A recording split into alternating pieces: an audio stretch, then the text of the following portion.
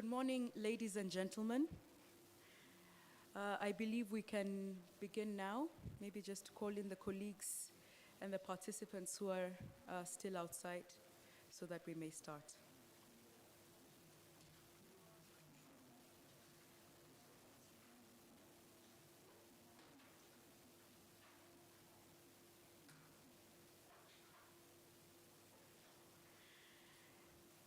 Great. Mr. Deputy Minister, Mr. John Jeffries, the head of the United Nations Office on Drugs and Crime, Global Human Trafficking and Migrant Smuggling Section, Mr. Elias Chatsis, distinguished prosecutors, all you who have made the time and the effort to come and join us here in Johannesburg, and the colleagues who are not able to make it to join us but are joining us virtually, to our esteemed development partners, representatives from the United States government, represented here by Melissa, and representatives of the European Union who are joining us virtually. Good morning. I stand here today really with sincere gratitude to you all. First, for the time and the effort, despite your busy schedules, to join us here today and tomorrow and Thursday. We really appreciate you taking the time, and we realize that there may have been some challenges for you at the airport and getting to the hotel, but you've been very gracious and we really appreciate you. Thank you very much. We also appreciate you for all your efforts in terms of having taken the time to assist us in development of this regional case digest and your significant contribution. We really appreciate you very much. The agenda today has changed significantly, but I'll be able to brief you shortly. Before that, I would like to just give it to our leadership to open this distinguished meeting, and then after that we can go into the other technicalities. So thank you so very much. I would like to call upon the Deputy Minister for Justice, Mr. John Jeffries. Thank you very much.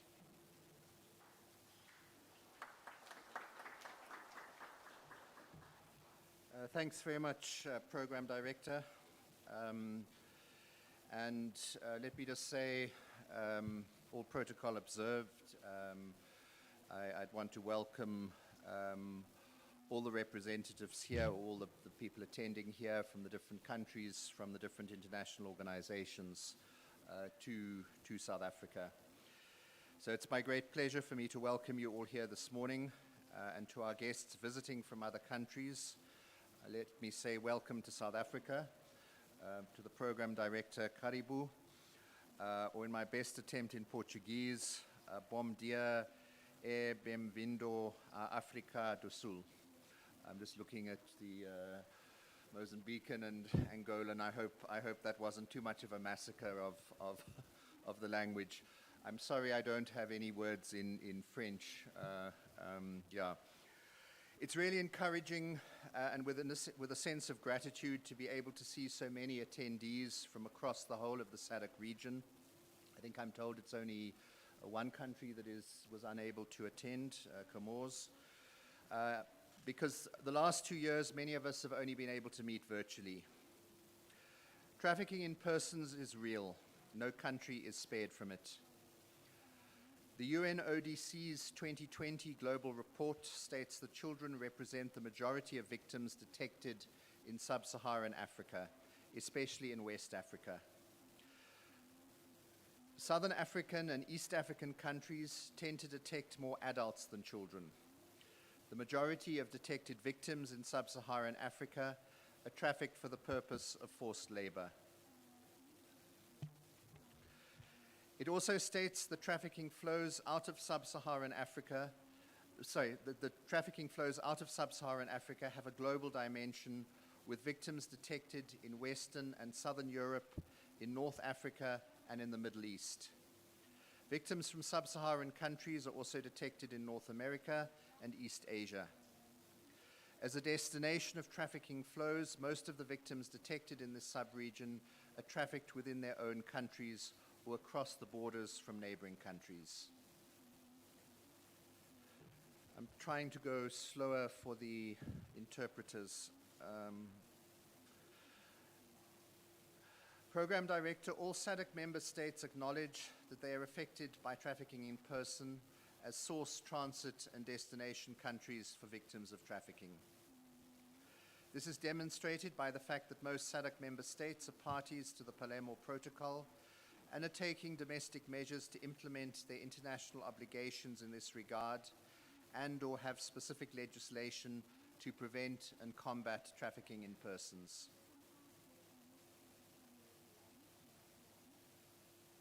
If one looks at the bigger picture of organized crime as a whole, it is also important to highlight the work done by Sadac on a comprehensive strategy to identify, understand, and combat transnational organized crime in the region, such as growing cross-border threats, including the smuggling of weapons, drugs, and wildlife, as well as human trafficking.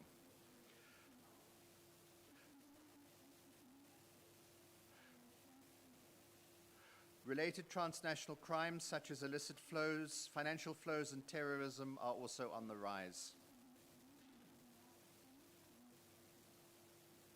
As the Institute for Security Studies mentions, given the link between these offenses and the role that organized crime networks play, a single wide-ranging strategy is needed. After an Interpol assessment of organized crime in Southern Africa in 2018, the Southern African Regional Police Chiefs Cooperation Organization recommended that the Sadac Secretariat and Interpol develop a regional crime combating plan.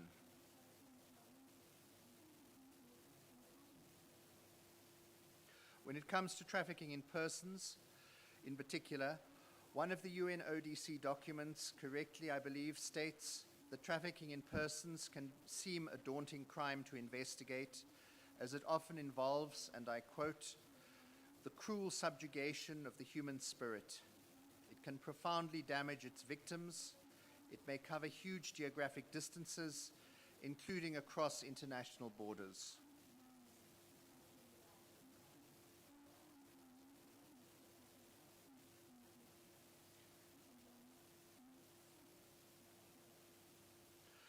We see this regularly, for example, in December last year, when 33 alleged Ethiopian human trafficking victims were rescued in Midrand, which is part of Gauteng, the province you're in, between Johannesburg and Pretoria. So not too far from here, by the Johannesburg Metro Police. According to reports earlier on the same day, about 65 victims had allegedly been sold to business owners for 17,000 rand per person before the police arrived. Because the victims had not eaten in days, the police officers put money together and bought them food.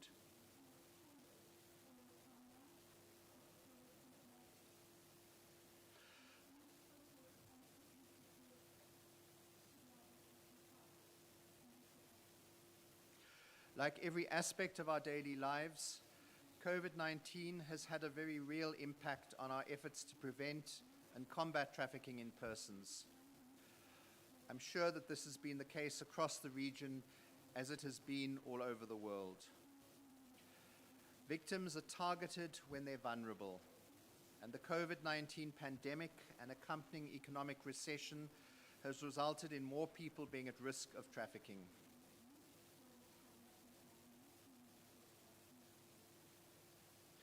South Africa has also experienced that as poverty increases, vulnerability and desperation increase.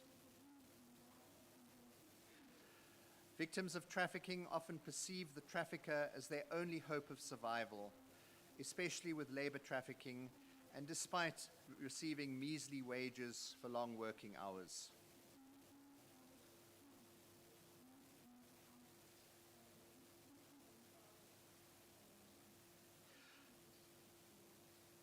The COVID-19 pandemic has created new risks and challenges to victims and survivors of trafficking.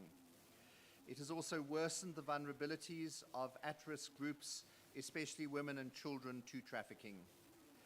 In many sex trafficking cases, the victims have substance abuse disorders, very often as a result of the actions of the trafficker.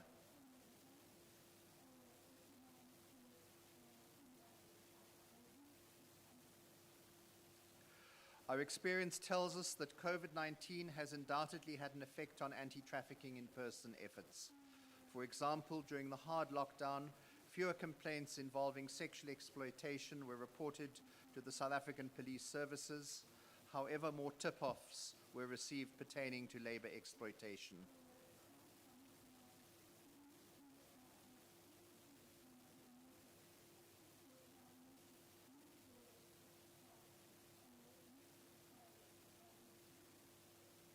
Just by way of background, anti-trafficking efforts and support to victims of trafficking are the responsibility of a number of different government departments in South Africa, with my department, the Department of Justice and Constitutional Development, being the one tasked with the overall coordination and monitoring thereof in terms of the trafficking in persons legislation.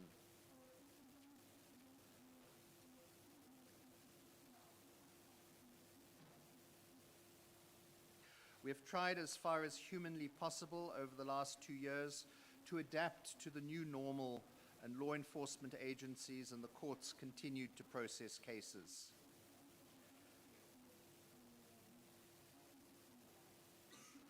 The increased use of audio-visual links to continue to hear cases in courts was emphasized. Appearances and hearings were, as far as possible, done through audio-visual links.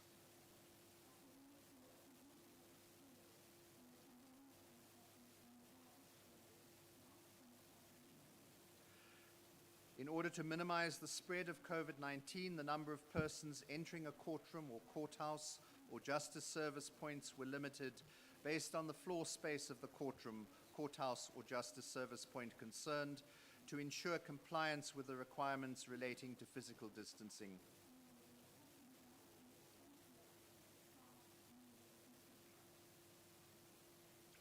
Court staff and other stakeholders, such as the National Prosecuting Authority's staff, were working on a rotational basis, depending on the particular alert level of South Africa at the time. In some instances, courtrooms and court buildings had to be closed for decontamination and cleaning purposes. PPE was also made available to officials and presiding officers in the courts and in the criminal justice chain. Matters were prioritized on the basis of the following considerations. Firstly, part-heard cases were prioritized.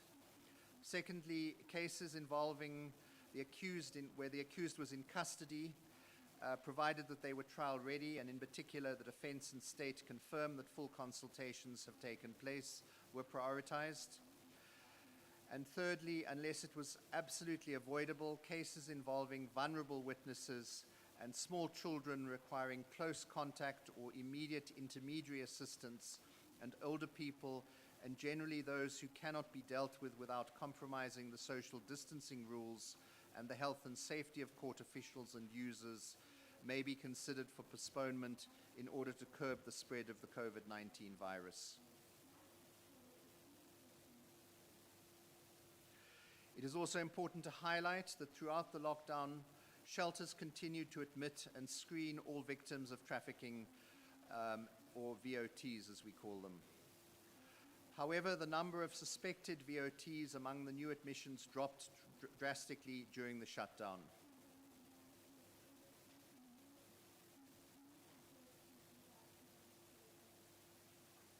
Our Department of Social Development set up a total of 163 shelters for the homeless from the start of the lockdown in March 2020.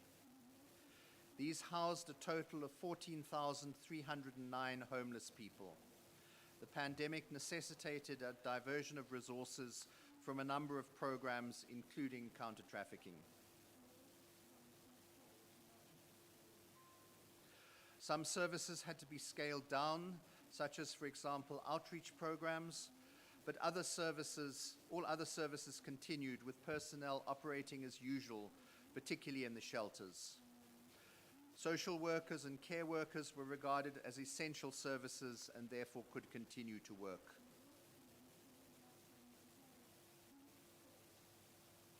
Twenty shelters were funded for the provision of accommodation and services to victims of gender-based violence, and these continued to receive support from the department, including 2 that are accredited for services to victims of human trafficking.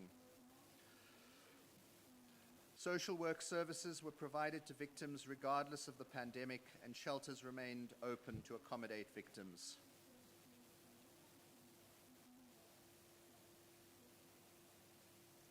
The newly established shelters for the homeless were also used to screen admissions, and some homeless people were reunited with their families. Virtual training sessions were held by the Institute of Migration, but these could only reach officials who had access to connectivity and the necessary equipment such as laptops, tablets, and iPads.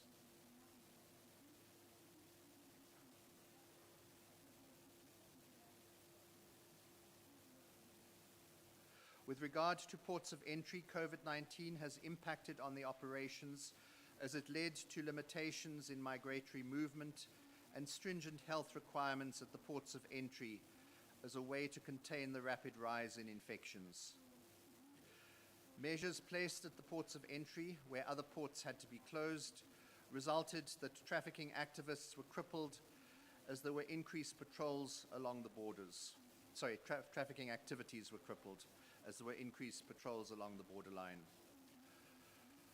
With regard to the workplace environment, our Department of Employment and Labor had joint operations with other stakeholders, focusing on, for example, the road freight sector, the farming and agricultural community, monitoring forced labor, and monitoring and preventing child labor, and ensuring compliance with our Basic Conditions of Employment Act. Focusing on the criminal justice system, the rights and needs of vulnerable victims of crime were advanced through initiatives such as the Tutuzela Care Centers and our court preparation program. The court preparation officers within the National Prosecuting Service play a pivotal role in the MPA adopting a more victim-centric approach. Apart from testimony, victims are provided the opportunity to contribute at sentencing through victim impact statements, and where appropriate to resolve a matter through alternative dispute resolution and mediation. Central to this approach are the court preparation officers who not only attend to the needs of crime victims, but also ensure that they are given a larger role in the process of achieving justice. The purpose of the National Prosecuting Authority's Ke Bona Lesedi court preparation component is to prepare victims, the witnesses and their family, for testimony. They work with vulnerable individuals, and the process is prosecutor-guided. Court support workers from the community must apply to the National Prosecuting Authority to be accredited in order to provide court preparation services for victims.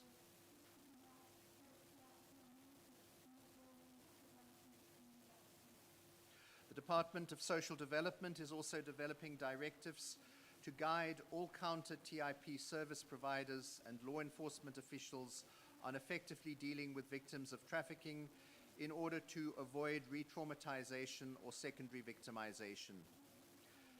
These guidelines for psychosocial service providers are centered around trauma-informed care. Anecdotal evidence shows that the majority of the adult victims of trafficking have had adverse childhood experiences, and trauma-informed care seems to be the most appropriate approach in addressing their trauma of being trafficked.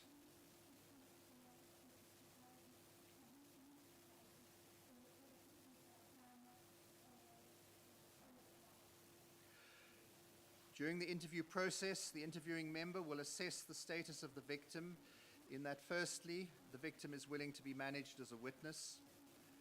Secondly, they want to give information to assist law enforcement with the purpose to address the alleged traffickers or accomplices, but not to be managed as a witness. Or thirdly, does not want to give information and does not want to be managed as a witness. Thus, a victim will be afforded the opportunity to choose whether or not to speak to law enforcement and or be referred to other government departments, such as social workers or from the Department of Social Development or an accredited NGO, members attached to their embassies, members attached to their embassies in the case of foreign nationals, or a faith-based organization of their choice.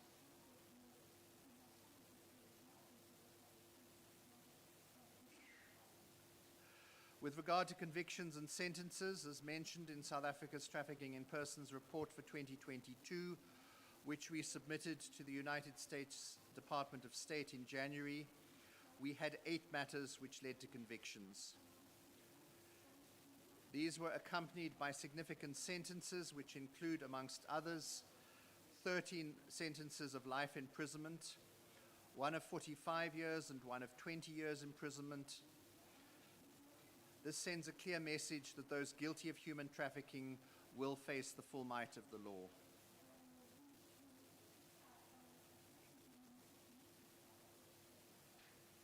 To conclude, I want to wish you all a very productive and informative 3 days.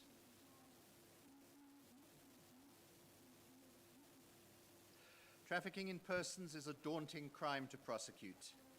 It is often a hidden crime and a crime which does not stop at the borders of a country. Interregional cooperation is vital when we deal with any form of transnational crime. If we want to eradicate human trafficking in our region and ensure that we provide much needed support to victims of trafficking, it is vital that we work together and share best practices and expertise. It is possible to make significant inroads in the fight against trafficking persons by working together. I thank you.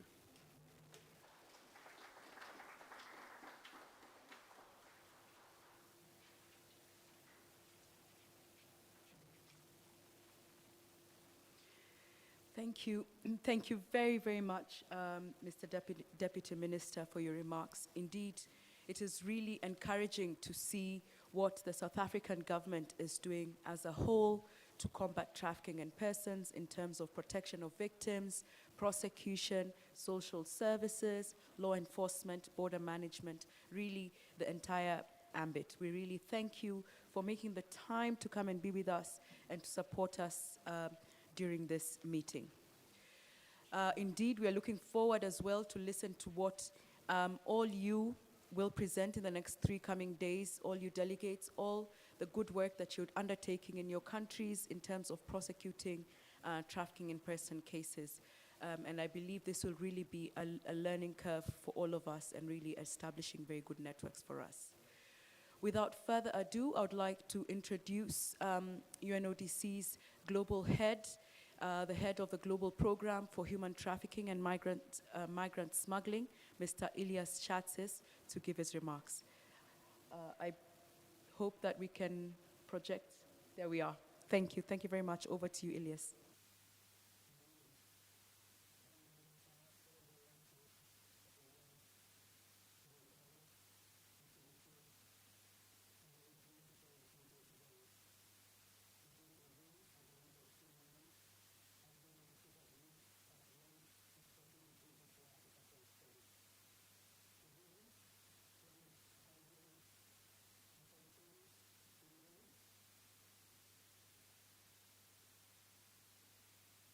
Yes, Ilyas, we can hear you.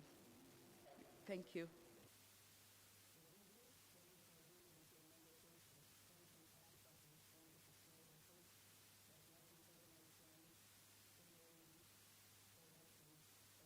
Financial flows to accelerate the continent's progress towards the 17 Sustainable Development and the aspiration of the African Union's Agenda 2063, the Africa we want. One of the 6 change enablers of UNODC's strategic vision is to forge strong partnerships. It is in this pretext that UNODC is convening the regional litigation seminar today. The aim for this meeting is to foster bilateral and cross-regional engagement, to facilitate discussion on litigation strategies, and to exchange views on evidential challenges in prosecuting human trafficking. We hope that these peer review exercises will go a long way in ensuring stronger cases. I'm also very pleased to announce that today we're also launching a regional case digest, a very comprehensive compendium of trafficking in person cases adjudicated by courts in the Southern African region and beyond. The digest relies upon over 80 court cases and has profited from the contribution of many national experts. Its development follows the pattern and modality of UNODC's Global Digest that proved to be a valuable analytical tool in the hands of investigators and prosecutors. The need for this digest emanates from the complexity of prosecuting trafficking. Not only does it require proof by means of a number of elements, but each of these elements requires a constellation of circumstances to prove it. These are some of the reasons the number of prosecutions remain globally consistently low compared to the extent of the crime. Many countries do not report cases for years.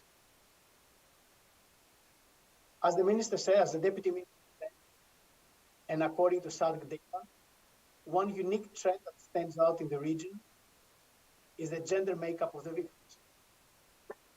More than 70% are adult males in the 18 to 34 age group. This contrasts with global figures where women and children constitute the majority of victims. At the same time, trafficking for forced labor is the most detected form of exploitation in the region, when globally the majority of cases are for forced prostitution. This is not unique. In every geographical region, trafficking manifests itself differently. What is common is the difficulty to investigate and prosecute these cases. Dear participants, COVID-19 has left our societies poorer and more fragile, deepening existing inequalities, both within and between countries and regions. Hard-fought and hard-won development progress has been reversed for the first time in decades. It is within this aim that UNODC, within this context, that UNODC continues to provide technical assistance to countries in the domestication of the Human Trafficking Protocol, as well as the relevant mandates from the General Assembly, the Security Council, and the Conference of the Parties. I'm hopeful that this meeting today and the new tool that we made available to you would help in this direction. Here, I would like to acknowledge the United States government, and in particular, the State Department Office to Monitor and Combat Trafficking in Persons, also known as JTIP, as well as the European Union, for the continued support to UNODC and its regional office for Southern Africa. More importantly, though, I would like to thank all of you for attending this meeting today and those that contributed to the development of the digest. It is through active engagement and strong partnerships that we can hope that someday we may be able to eradicate trafficking in persons. Thank you very much.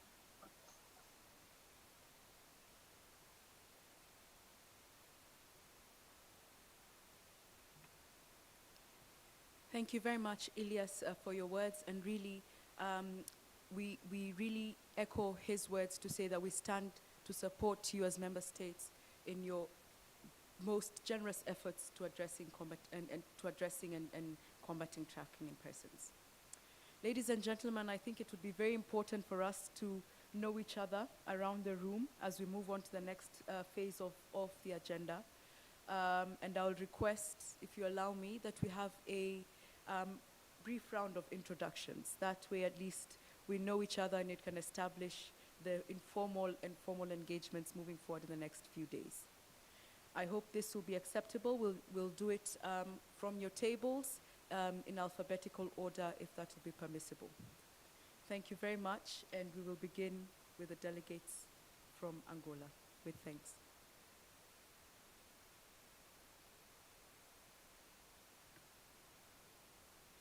Bom dia a todos. Eu chamo-me Adelino Walter Comboio, sou Procurador da República em Angola, colocado junto dos serviços de migração e estrangeiros. Obrigado.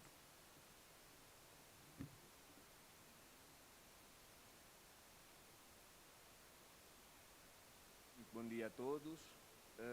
Eu chamo-me Fernando Miguel, sou Procurador da República em Angola, estou colocado junto do Serviço de Investigação Criminal.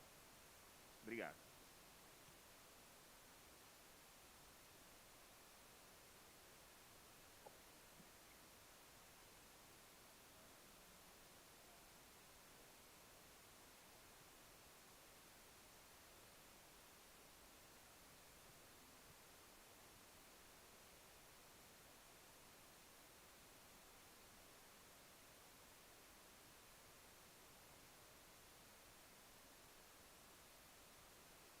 Good morning, everyone. I am Madume Khositsile. I am from Botswana. I work for the Directorate of Public Prosecutions as a prosecutor. Thank you. Thank you very much. We'll move over to the Democratic Republic of Congo because the colleagues from Comoros could not join us. Thank you.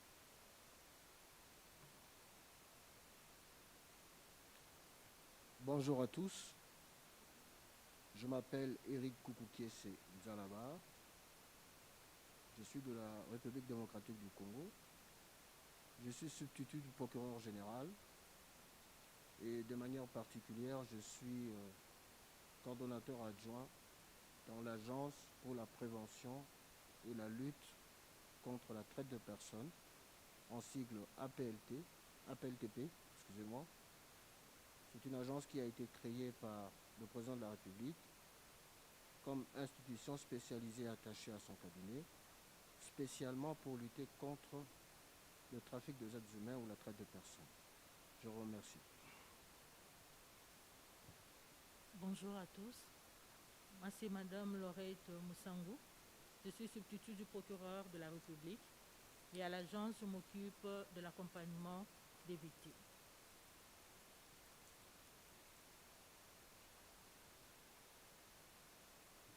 Thank you very much. Over to you, delegates from Eswatini. Good morning, everyone. My name is Futi Lushaba. I am a prosecutor in the Director of Public Prosecutions Office. I am under the Sexual Offences and Domestic Violence Unit, which also deals with human trafficking cases. Good morning. I'm Namsile Masugu from Eswatini. I'm a prosecuting counsel, and I'm also in the task force committee in the Human Trafficking Secretariat. Thank you. Thank you very much. Over to you, colleagues from Lesotho. Thank you. Morning, everyone. My name is Stephen Taba. I'm the public prosecutor in Lesotho within the office of the DPP. Thank you. Good morning, everybody. My name is Sintlega Tebe. I am from Lesotho. I work as a prosecutor in the office of the Director of Public Prosecutions. Thank you.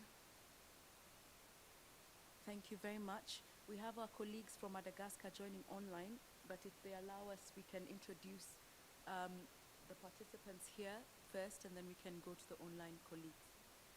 If they allow us, please. Thank you very much. So over to the delegation from Malawi. Good morning. My name is Mavi Karua. I'm Deputy Commissioner of Police. I'm the Service League Officer. Thank you. Good morning.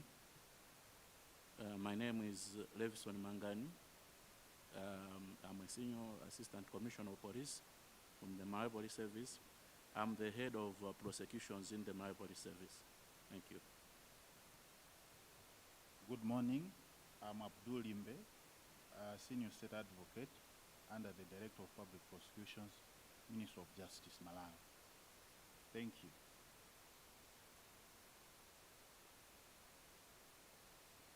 Thank you very much. Over to the delegate from Mauritius. Hello, everybody.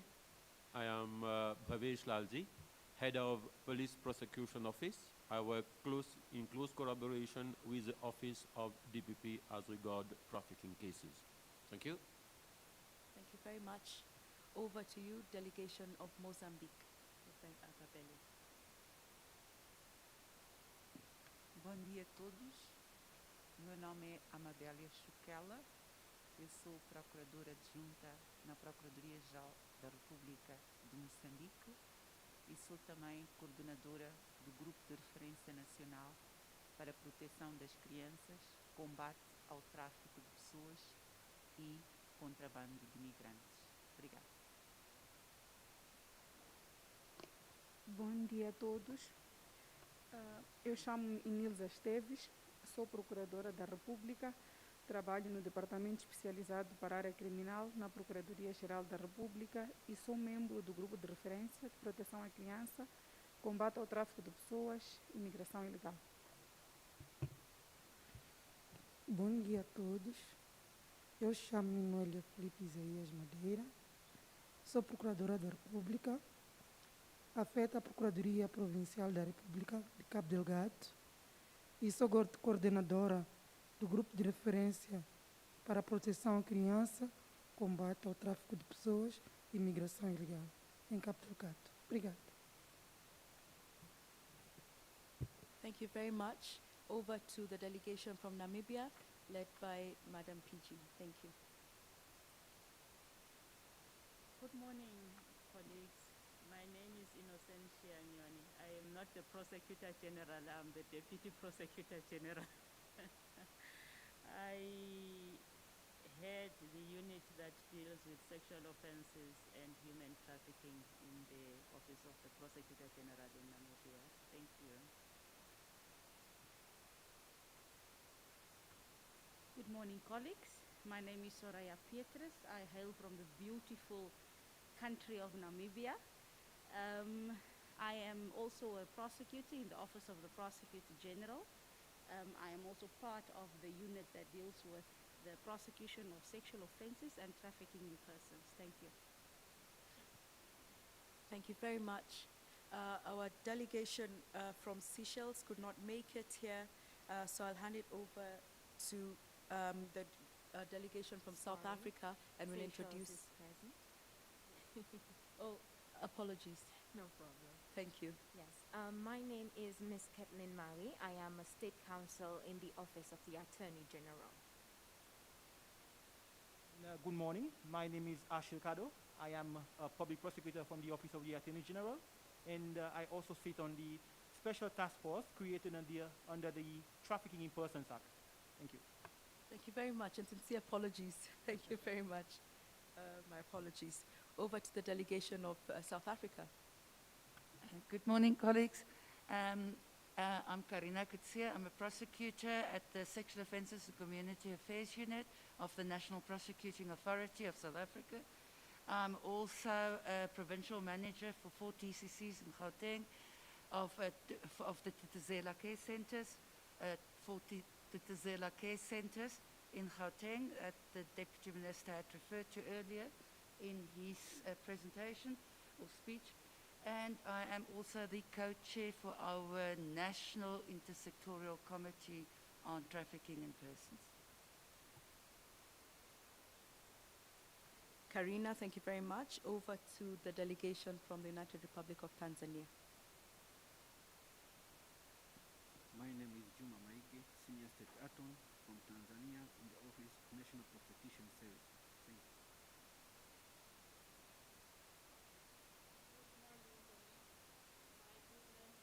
Rina Joshi, Senior State Attorney, working with the Office of the Director of Public Prosecution in the Directorate of International Cross-Border Crimes.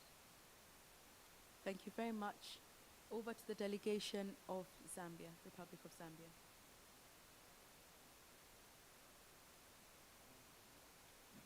My name is Mahapeli Wakeni.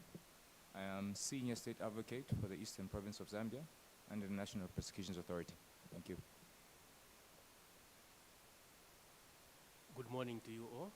My name is Mbao Dixon, State Advocate from Umchinga Province of the Republic of Zambia under the National Prosecution Authority. Thank you.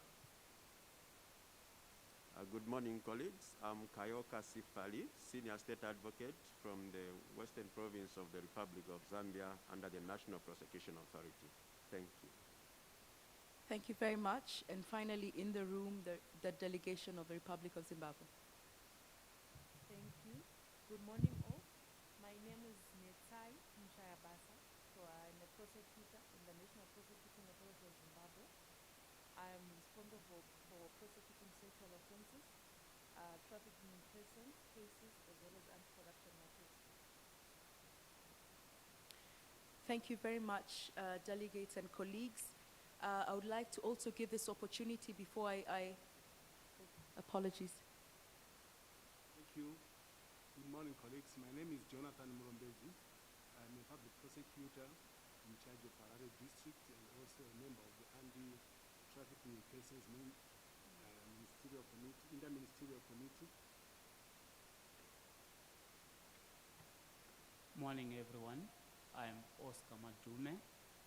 I'm a public prosecutor with the National Prosecuting Authority of Zimbabwe, mainly doing anti-corruption cases and trafficking in person cases. Thank you. Thank you very much, delegation of the Republic of Zimbabwe. My apologies, maybe I really need to get my glasses on now. I've been fighting it. My sincere apologies and thank you. Thank you very much, delegates in the room. Before we give the floor to the other participants and distinguished guests here, I would like to the other member states that are joining us virtually to introduce themselves. IT team, I don't know if we're able to switch the screens to the colleagues who are joining us virtually so that we may give them an opportunity to introduce themselves. Thank you very much. Please, sir, go ahead.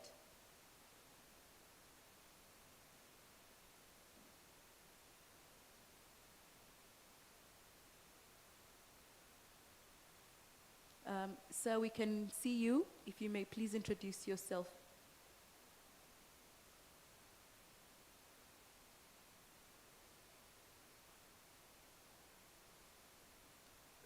Allô? Oui. Vous m'entendez?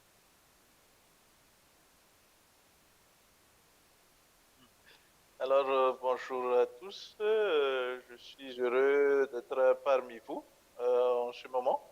Je me présente. Je m'appelle Ramanatsun Miranera Miamtsu. Je suis substitut du procureur de la République près le tribunal de première instance d'Antananarive, la capitale de Madagascar. Je suis aussi correspondant national concernant la lutte contre la traite des êtres humains à Madagascar et membre du bureau de la lutte contre la traite des êtres humains qui est rattaché à la primature à Madagascar. Merci. Thank you very much, sir. And we were really looking forward to having the delegation of Madagascar here. Unfortunately, there was some challenges with the flights, but we're very grateful that you're able to join us online. Perhaps if we can again project the screen that has the other participants joining us online.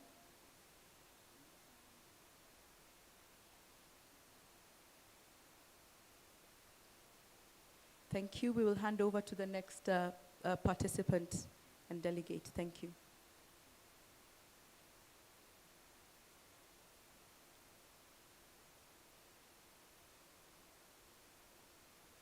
All right, it seems not, so I will hand over to the distinguished panel at the front. I know you've met Deputy Minister John Jeffries, but I will give the floor to Lady Justice Fiona Mwale to say a word. Thank you.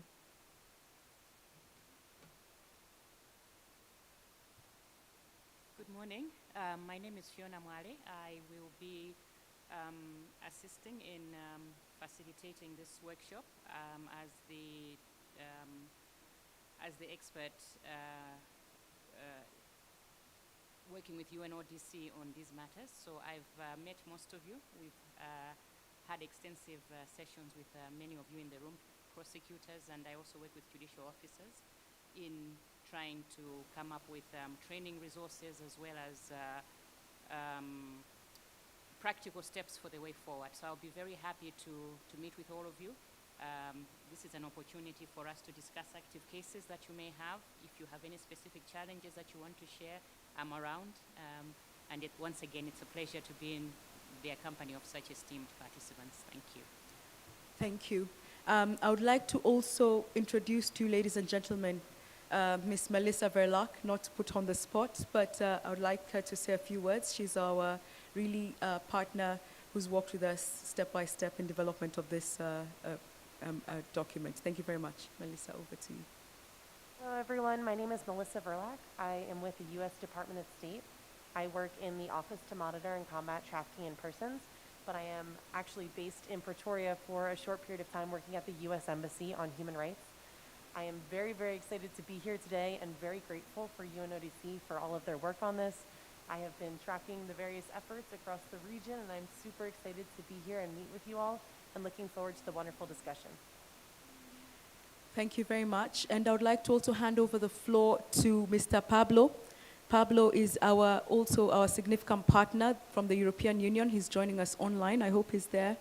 Not to put you on the spot, Pablo, but I hope you're there. You could say a few words virtually. The technical team, maybe you can switch the screens.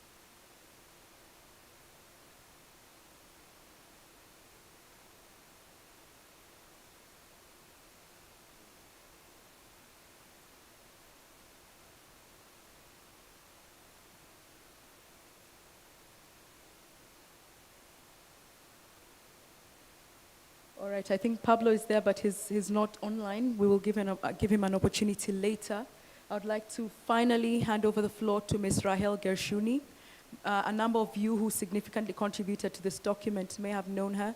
She was the pen holder. She contacted you a lot of you and your colleagues in the development of this document, and really this is a lot of her intellectual property based on what you developed. So I'll hand over the floor to Ms. Rahel to say a few words. Thank you. Okay. Do you hear me? Yes, Rahel, we can hear you. Perhaps the technical team can switch the screen. Fantastic, thank you. Okay, so I hope everybody hears me, because those on Zoom actually hear everything with an echo. So I hope you hear me. Okay, so this is actually a very happy day, because the drafting of the digest took over a year. And it's a cooperative venture between UNODC, the colleagues in the region, and myself, who drafted the digest. So many of you helped that I don't want to single out any one person. But since several of the people who helped us very much couldn't attend this event, I do want to mention them as examples. One is Gina Nyalugwe from Zambia, who sent us a number of very important cases and also answered numerous questions. Others are Lansinglu Rongme from Seychelles, Oli Ratrimosoa from Madagascar, and Anusha Devi Rawa from Mauritius. In effect, I feel that the drafting of this digest forged a community of cooperation. And I'm hoping actually that in itself, the digest will enhance this cooperation. Why a regional case? I can't, something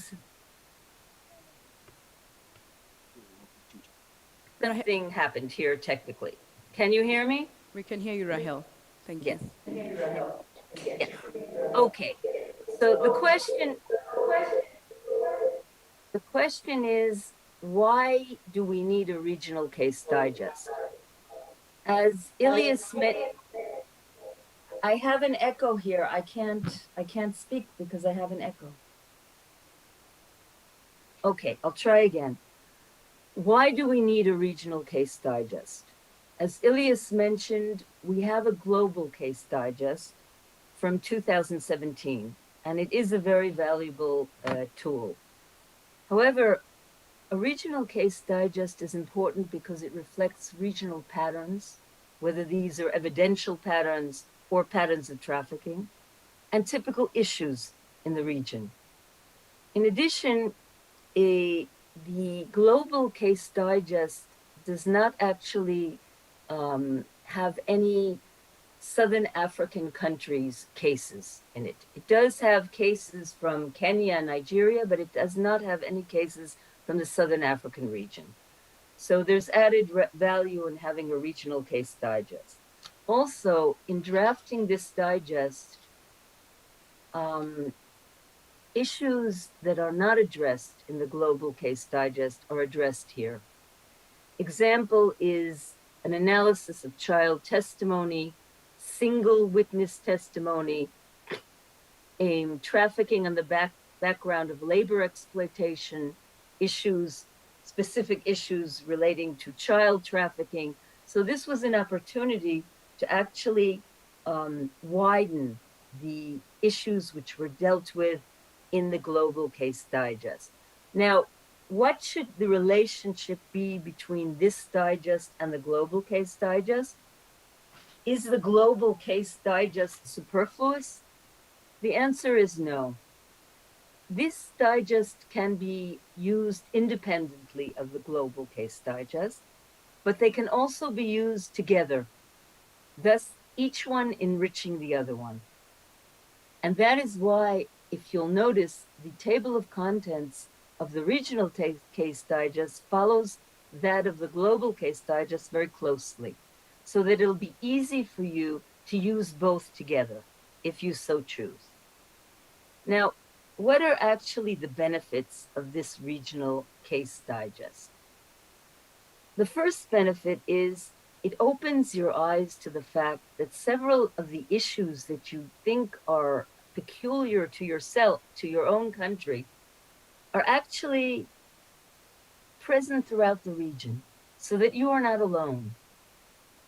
The second point is that it provides you with an arsenal of tools to decide how to approach certain issues.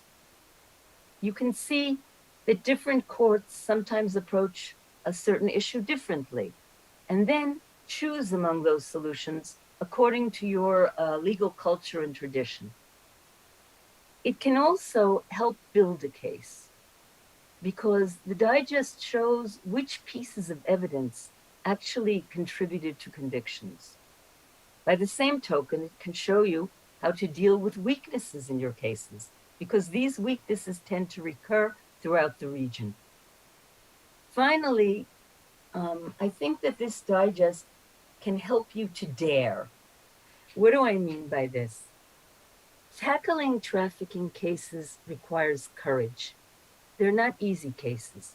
It's far easier to accuse somebody of grievous injury or kidnapping. Trafficking is a complex crime, so it requires courage. And this digest, by providing you with cases which dealt with issues in an innovative way, perhaps can give you the courage to follow in their footsteps and dare to deal with your cases in such an innovative way. Now, the question arises, probably in your mind, how can we use cases from other countries? They are not precedents. We can't use them as precedents. Well, the answer is that even though cases from other countries do not have precedential value, they can be a source of guidance. I was very surprised when I was drafting the digest to see that several of the cases actually used cases from other countries. Examples are the dragon case from Namibia, there was a Zimbabwe case, also Marudza, and there was an Eswatini case, Shangwe, all of which relied on South African cases. By the same token, a South African case, Mabuza, relied on a Zimbabwe case regarding evaluating child testimony. So you already have a tradition of cases from other countries providing guidance, even if they're not precedents. You may ask another question. How can we use trafficking cases from other countries when the laws are not the same as ours? Well, to this I answer that in drafting the digest, I went over all your legislation. I'm proud to say I even went over the Portuguese and the French by means of helpful translations. And I see that the legislations on the whole are similar.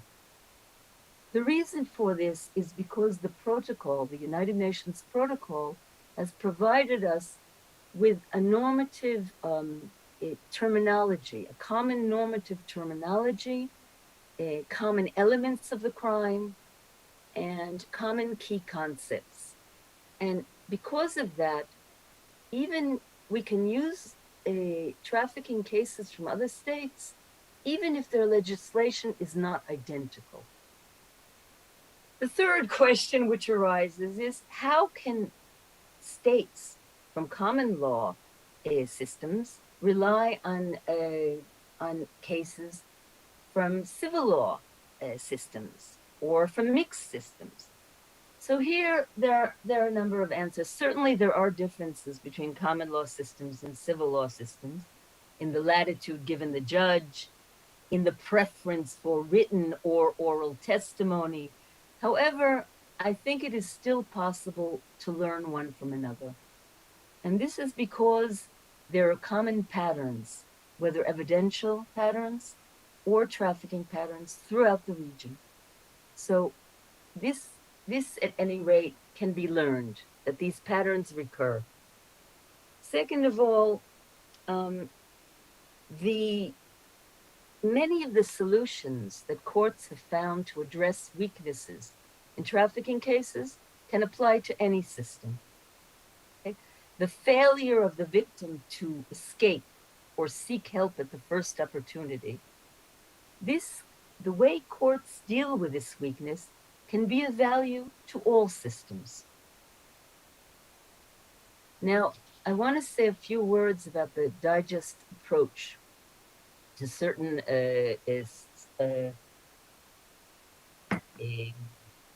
how do you say it, to certain questions and issues. Does the digest attempt to provide you with a categorical answer to questions? One solution? The answer is no. The digest intends to supply you with a number of different solutions that you can choose among. We see, as you will see if you read the digest, different courts have solved different issues in different ways. Moreover, sometimes courts of first instance and courts of appeals have solved the problem in different ways.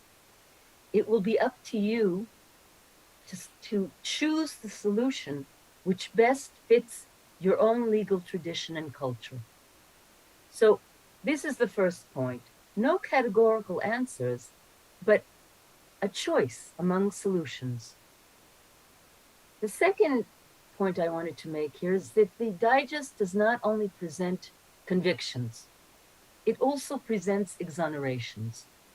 The reason is because in order to deal with cases before you, you need to know when the weaknesses in the case resulted in an exoneration and how to better prepare your case so that this does not happen. So that something can be learned also from exonerations.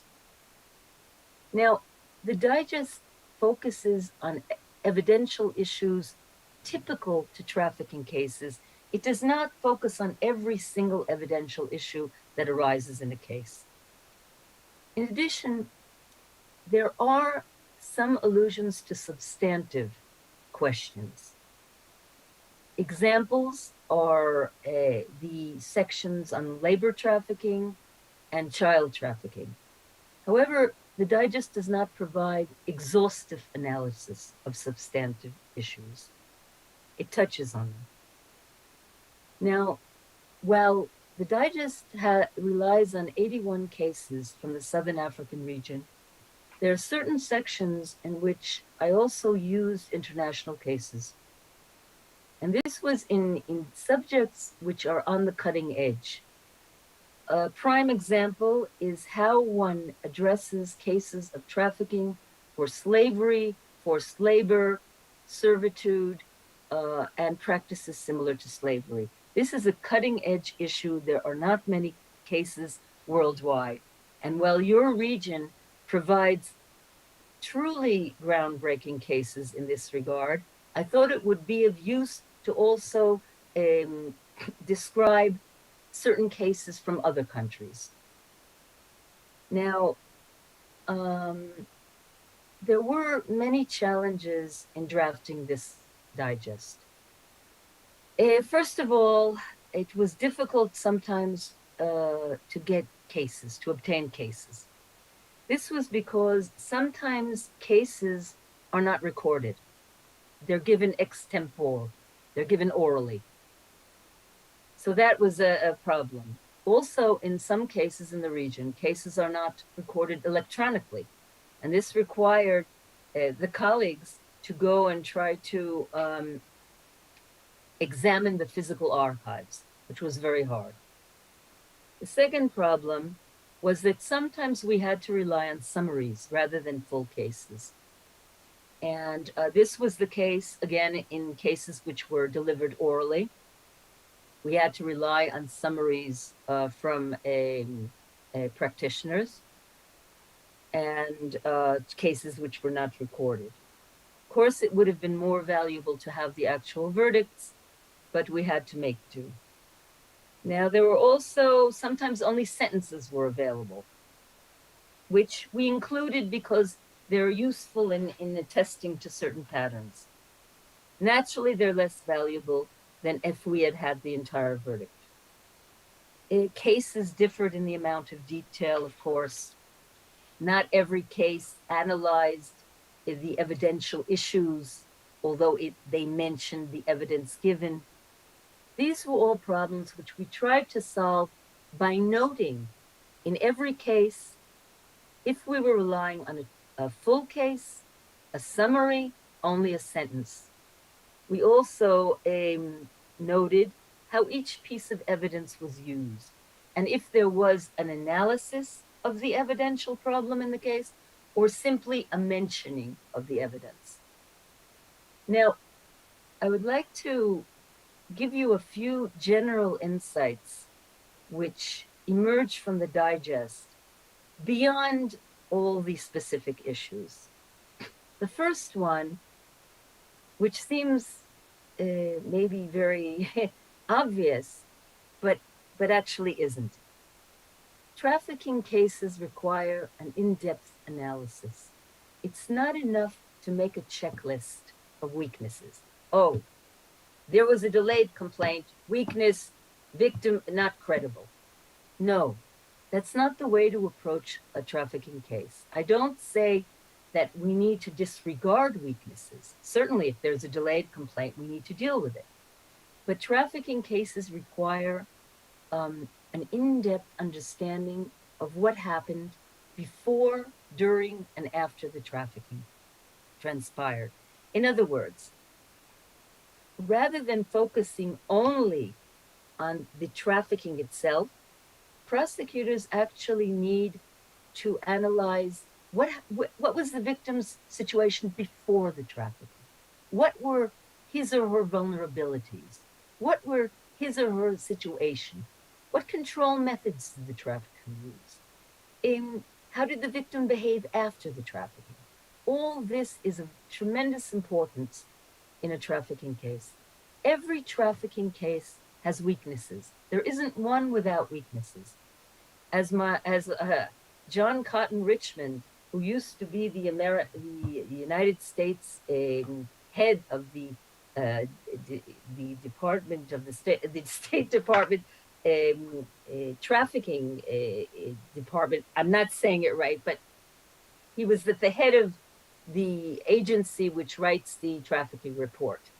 He always said to me that he has never seen a trafficking case without weaknesses. He has never seen a trafficking case without contradictions, inconsistencies, and outright falsehoods of the victim. So this is what you're dealing with. You will never get a case without weaknesses. And the challenge is to see the case as a whole, not to do a checklist of weaknesses. Now, another insight that we derive from the digest is that seeming weaknesses can actually be strengths. And I give you an example, which occurs in one of your cases. Contradictions among witnesses may prove that they did not fabricate the evidence. They were not coached. They didn't make it up. Because human beings naturally see things a bit differently. The failure of a victim to flee or seek help at the first opportunity may reflect the strength of the trafficker's control over her or him. The victim's seeming consent to his or her exploitation may show how vulnerable he or she is. Another insight is very interesting. Pieces of evidence may function differently in different cases. I'll give you an example from the Botswana Muje case. Okay? Usually we use the locked door as a piece of evidence which proves that the trafficker restricted the freedom of the victim. And that's an important evidential piece. However, in the Muje case from Botswana, there was no lock on the victim's door. And this actually made her more vulnerable to being sexually exploited because the exploiters could enter her room at will. So we see here a lock can be two-faced. The same goes for food. Sometimes traffickers withhold food as a form of control, but sometimes they use food to entice people to come with them. This occurs in 2 Namibian cases with children, that the children were given ice cream or I'm not sure if it was ice cream, but some sweets in order to entice them to the trafficker. Whereas in the other case,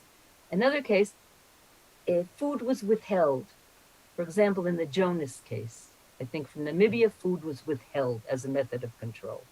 A cell phone, this is another example. A cell phone can be two-faced. Well, a cell phone could be a weakness in the case. If the victim has a cell phone, he could have contacted a support system and he could have escaped. However, in certain cases, the cell phone is actually given to the victim by the trafficker in order to supervise him and know what he is doing. So we see here that pieces of evidence can go many ways. And we need to open our minds in order to see, not say, oh, there's a cell phone, so this is a weakness in the case. Oh, she could have contacted. No. For what purpose was this cell phone given to her? How was it used? Okay. Another important insight from the digest is the importance of understanding victim behavior in terms of psychology. You will be hearing today about a number of cases. One of the cases you'll be hearing about is a South African case, Alima, in which the testimony of the clinical psychologist was terribly important in the conviction. Why? Because this girl's behavior, victim's behavior, made the story almost implausible. Only by understanding her psychological state, by means of the clinical psychologist, was the court able to convict. Without that evidence, the court would not have been able to convict. Okay, I don't know how many minutes I have left, but I want to get into the structure of the digest. And here, I don't see any of you, so I don't know what you're doing, but I'd like you to open your copies of the digest to the table of contents. Do you have the digest in front of you? Can somebody tell me? Yes, we do. Yes, Rahel, they're on the table, except I think for the colleagues from Mozambique and Well, Angola. I can only hope that you do. Okay. So section 1 of the digest is background. It includes some of the things I was talking about here, how different states can learn from other states, what the methodology was, what the connection with the global case digest is. Okay, section 2 addresses kinds of evidence. This is testimony, documents, objects, special investigative techniques, okay? And in each of these subchapters, issues are raised. One of the most important chapters in this section is 2.2.1, which is about the weaknesses in victim testimony. This is crucial for any prosecutor. Okay, so these are kinds of evidence. Section 3 analyzes the mosaic of evidence. The mosaic of evidence is the circumstances which form the content of the case, okay? Which circumstances have proved valuable in convictions, and which circumstances have been seen as weaknesses. Examples of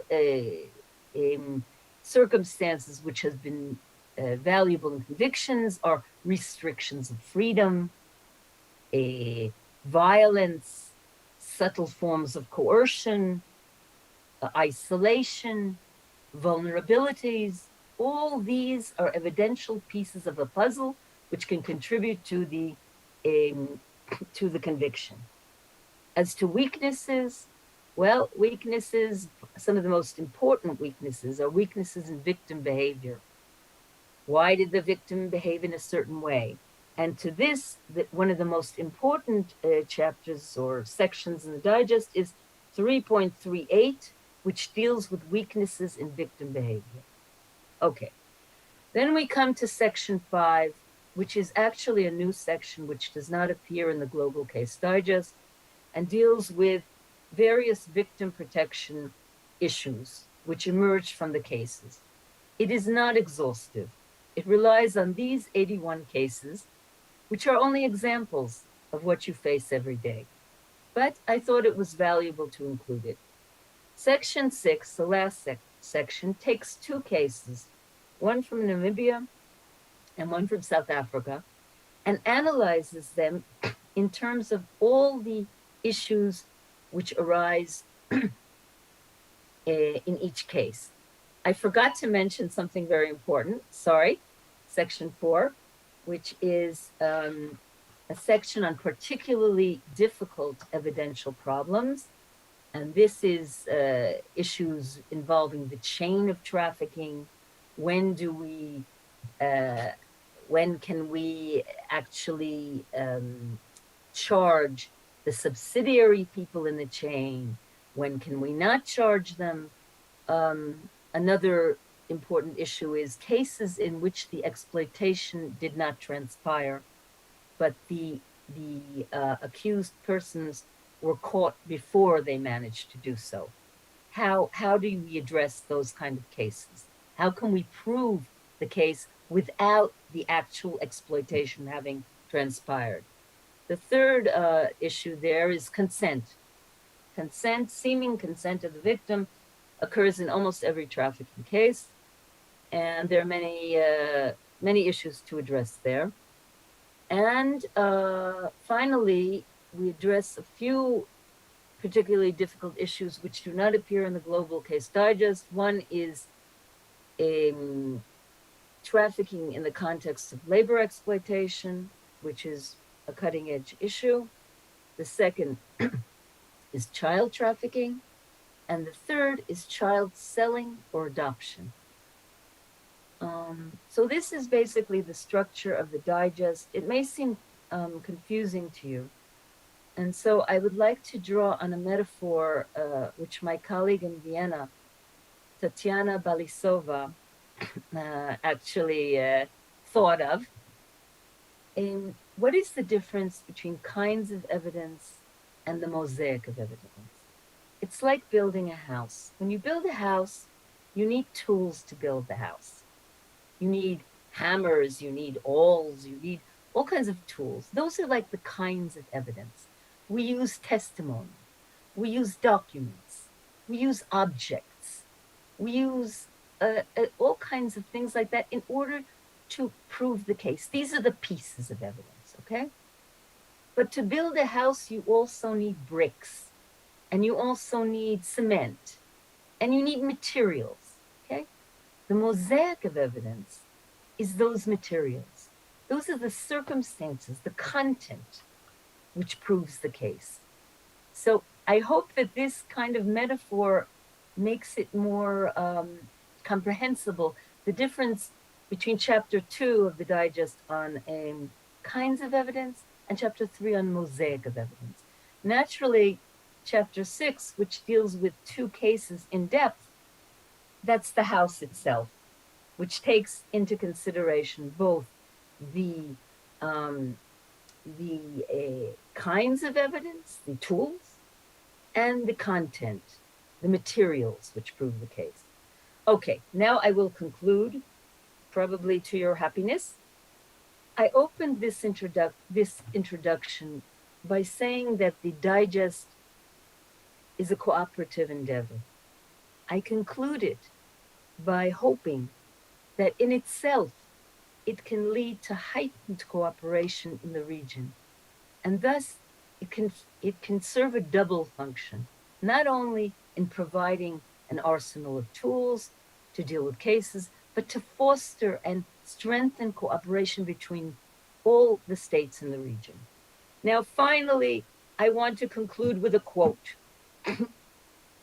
And this quote reminds us that evidential rules should serve the cause of justice, not impede it. And better than I can say it, it's said in the Mabuza case. This is a South African case.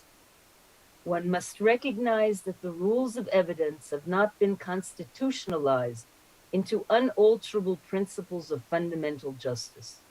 Neither should they be interpreted in a restrictive manner, which may essentially defeat their purpose of seeking truth and justice. So we conclude on a note of truth and justice.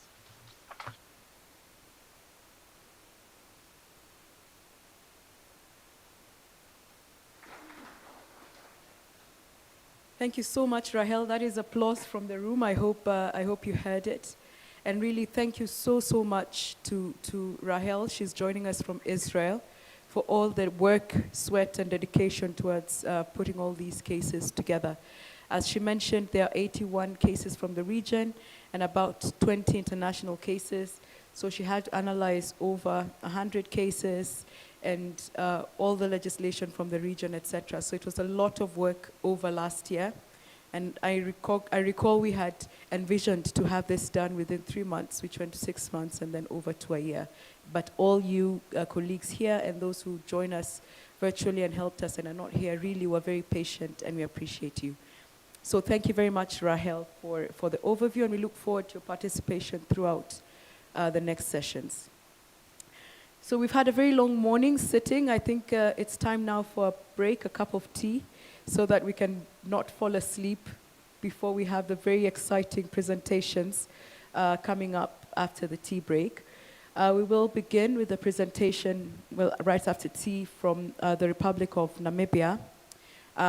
So we hope that we can break for about 30 minutes and be back in the room thereafter. But before we go for tea, I would like to seek your indulgence for 3 minutes to take a group picture so that we can all record that this happened. And I hope that you'll be able to join us. My colleagues will be outside to show us where the group picture will be.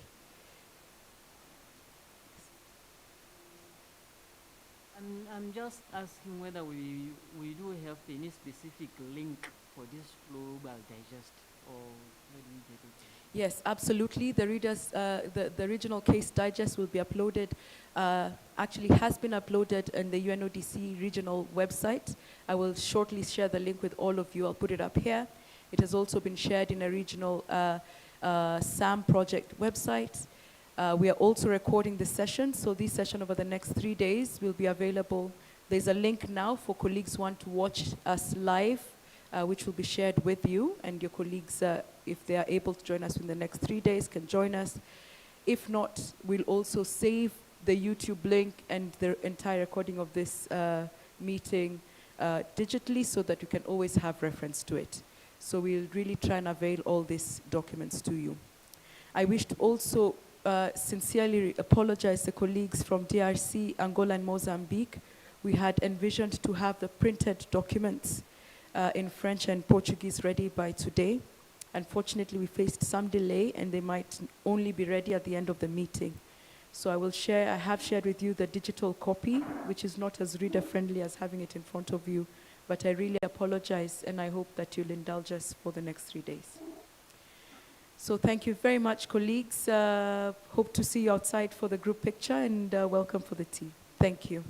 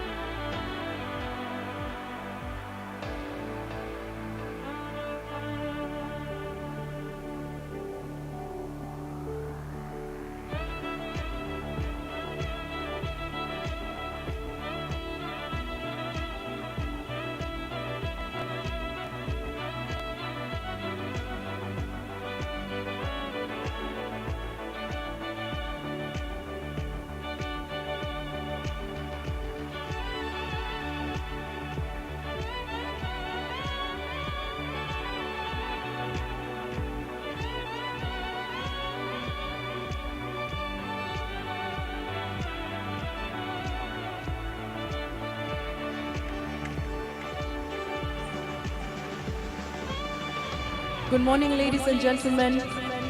Sorry, just to call you back into the room so that we can move on to the next session.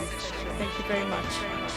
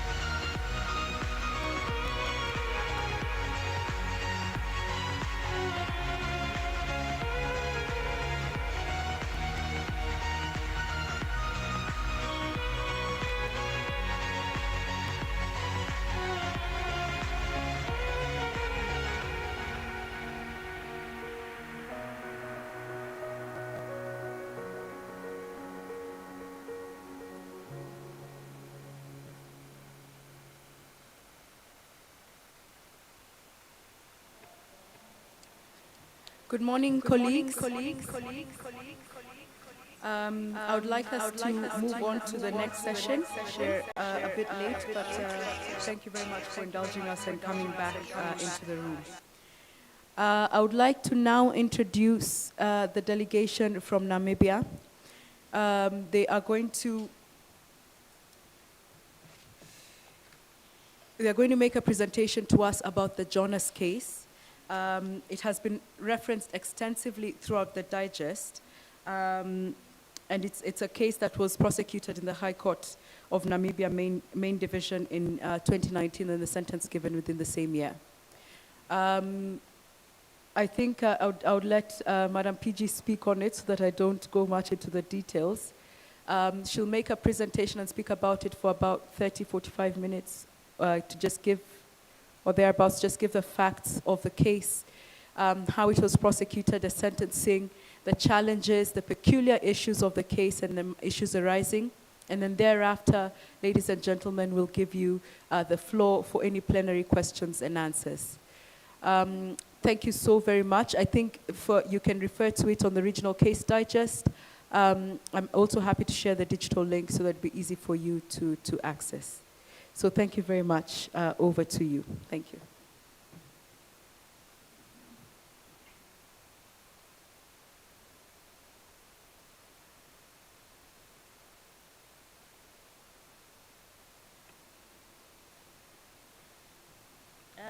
Good morning, colleagues. Is it still morning? Yes. Sorry, I find it very difficult to speak behind a mask. I hope you will excuse me for the few minutes that I'm talking. I am Innocentia Nyoni from Namibia, as I've already introduced myself. Okay, you can hear me.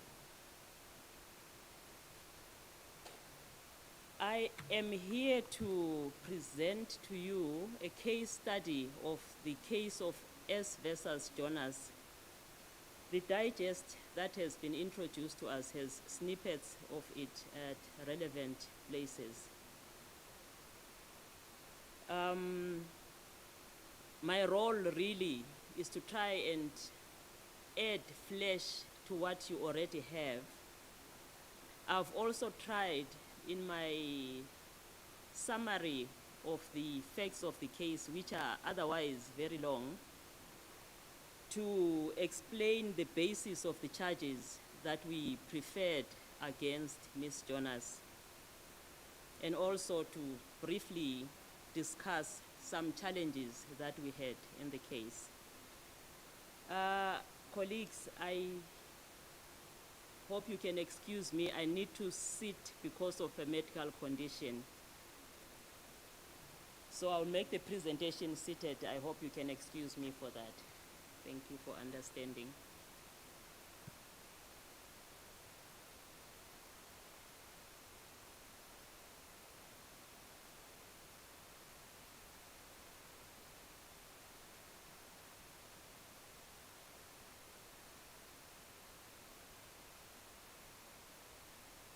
The case of S versus Jonas is a case from the High Court of Namibia, main division. The High Court of Namibia has two divisions, the main division and the northern local division. So this case is from the main division of the High Court of Namibia. I believe we have the citation of the case in the digest already, so there is no need for me to give the citation. The complainant in this case, I will call her Maria going forward because that is her name, was 18 years of age at the time that she was trafficked by the now convicted Ms. Jonas. We call her Ndawina. That is what she was called throughout the trial because that is her middle name. So Ndawina, the convict, resided in a small town which is in the outskirts of the capital city, Windhoek. But she originates from the same village where Maria, the complainant, lived. The village is called Okahenge. Ndawina traveled from her home village to visit her relatives. And while there, she approached Maria, who at the time was attending school.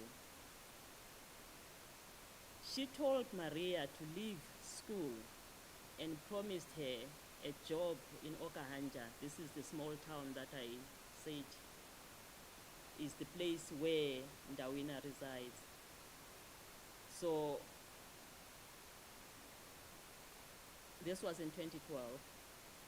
Before going back to Okahanja, Ndawina gave Maria 200 Namibian dollars, which is equivalent to 200 South African rands, for her transport to Okahanja.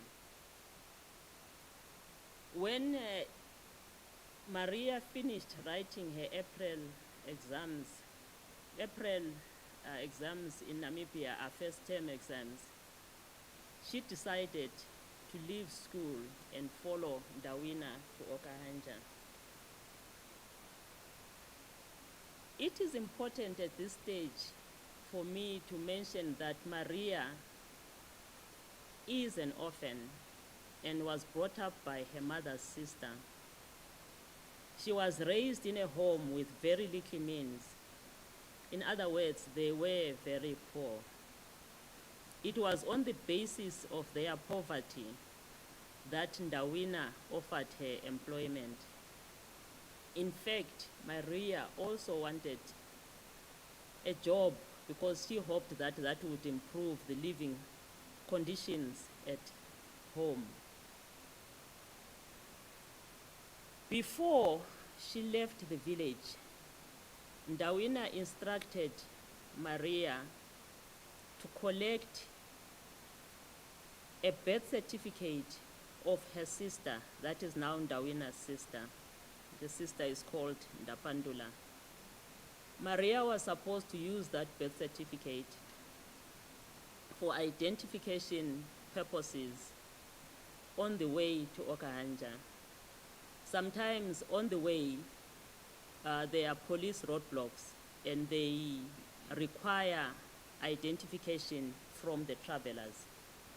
So she was supposed to use that birth certificate as a form of identification.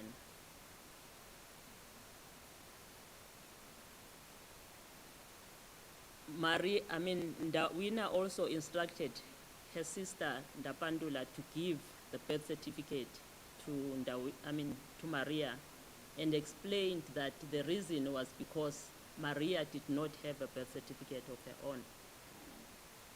Maria traveled to Okahanja in a taxi and was dropped off at a service station.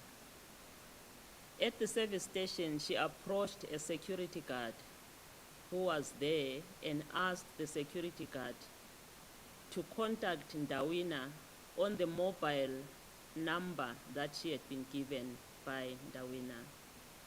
Ndawina then came to the service station and collected Maria. They spent that night, that is now Ndawina and Maria, in Okahanja, in a house owned by Ndawina's sister. On the following day,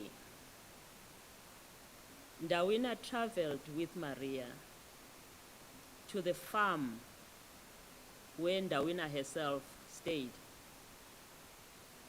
I know at the beginning I said she stayed in a small town called Okahanja, but it's in the outskirts also of the town, in the farming area, but still under Okahanja. So she traveled with Maria to the farm where she stayed.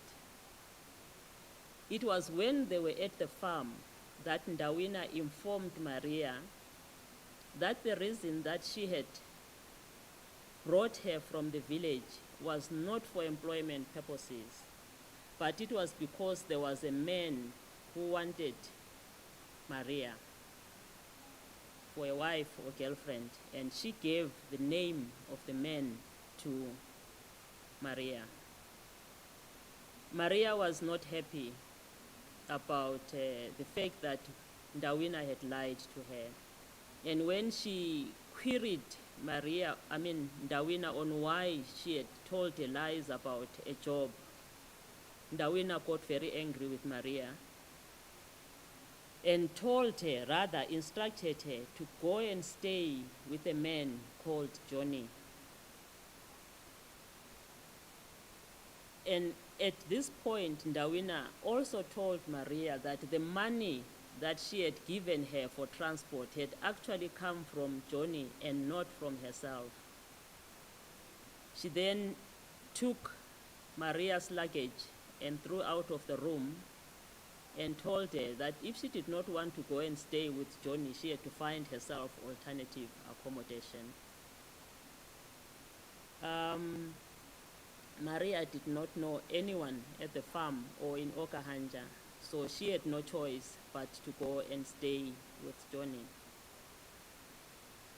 On the first night, Johnny tried to have sexual intercourse with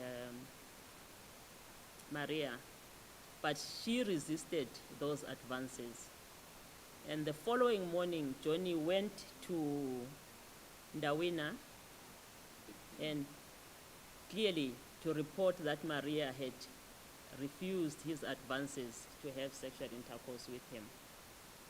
Because why I'm saying clearly is because after Johnny went to Ndawina's home, Ndawina then came and confronted Maria and demanded to know from her why she refused to have sexual intercourse with Johnny. She reminded Maria that it was Johnny who had paid for her transport from Okahanja. Ndawina then warned Maria to never again refuse the sexual intercourse with Johnny.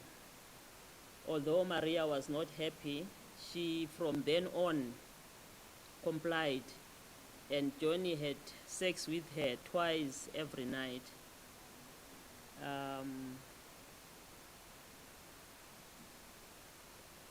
Maria did make a point to inform Johnny that she was not happy with what was happening, but was only going along because she had been instructed to do so by Ndawina.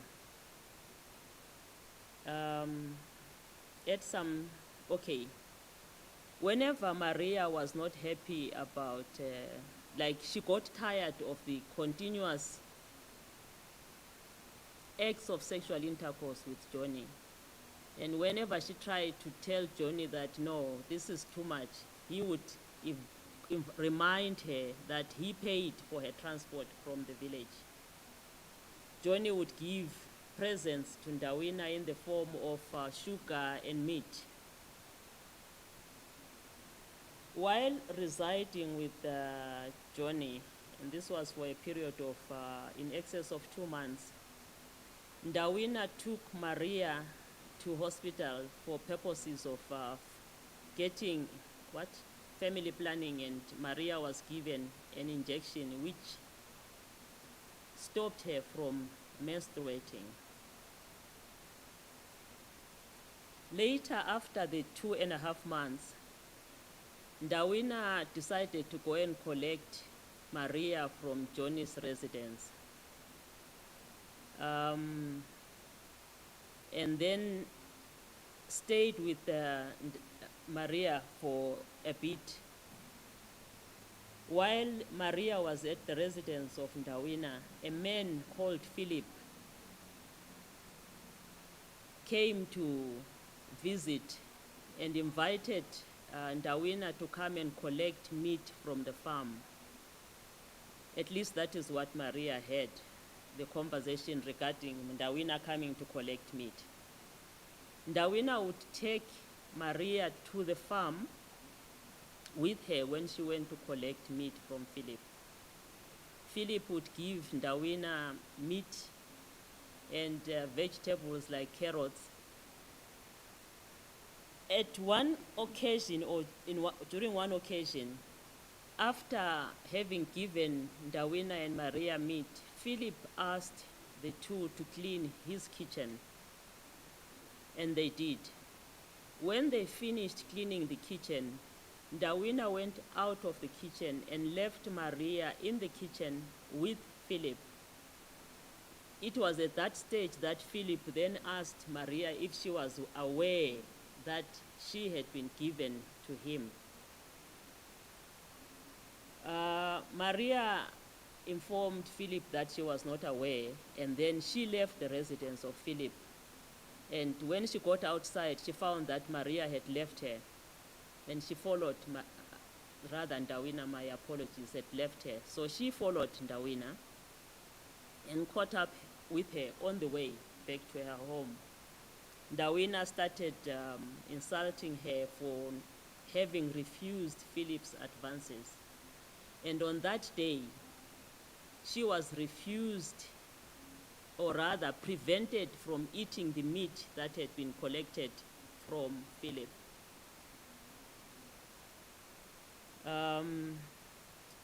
Ndawina then threw Maria out of her residence again and told her that she had been giving her men, and since Maria was not happy with the men that she was giving her, she needed to leave her residence.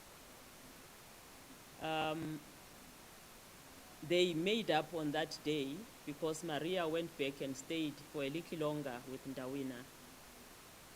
And on another occasion, when they went to collect meat, when Philip called to say that there was meat for them to collect, Ndawina informed Maria that she was busy and was not able to travel to Philip's farm to collect the meat. So she sent Maria to go and collect the meat. And while Maria was at the farm, Ndawina communicated with Philip, and Maria was supposed to have stayed with Philip because while Maria was waiting for Philip, Philip then came back undressed on the top part of his body. The bottom part, he was just wearing a boxer short, I don't know, is that a brief maybe, with his genitals from head description sticking out, and he already was wearing a condom.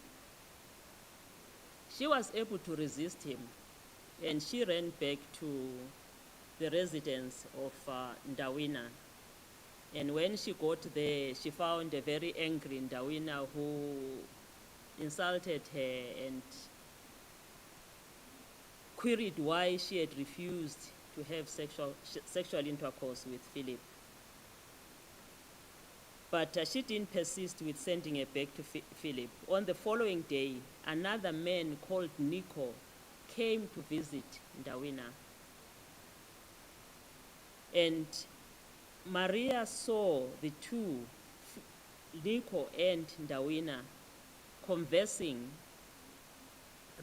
heard them also, but they were conversing in a language called Ocherero, which Maria did not understand very well.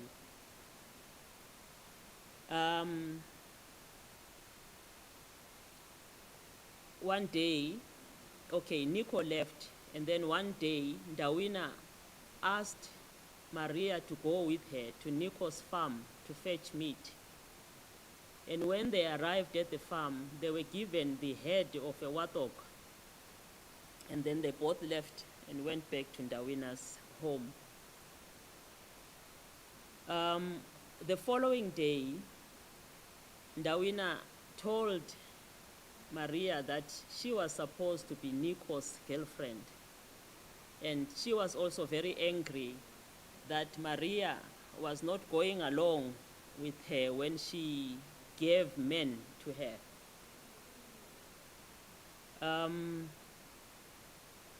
Ndawina then threw Maria's luggage out of her room again. Nico came by with someone else to Ndawina's home. I'm trying to briefly summarize, the facts are very long.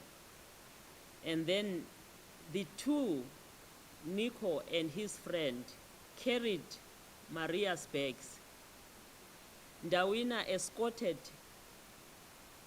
Nico and Maria back to Nico's farm. And at the farm, Nico started having sexual intercourse with Maria. Nico told Maria that she had become his wife, and instructed her that whenever she went to bed, she had to be naked. And if she forgot to take off her clothes before going to bed, Nico would assault her. Maria continued staying with Nico until at some stage she fell sick and started bleeding from her genitals profusely. Ndawina was informed by one of the workers at the farm that Maria was ill. And then she came by and took her to the hospital. It's not very clear why, but after Nico got his wages for that month, he disappeared from the farm. And Maria remained alone because after taking her to hospital, Ndawina took her back to the farm. She remained alone at the farm. And the farm owner then gave her a job as a domestic worker for a salary of 200 Namibian dollars, which I say it is equivalent to 200 rands.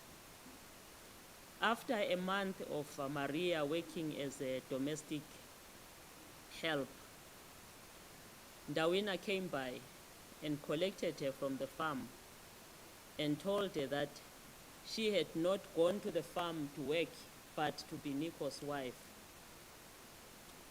So Maria then went with Ndawina and stayed with Ndawina for about a month and was again chased away from Ndawina's home.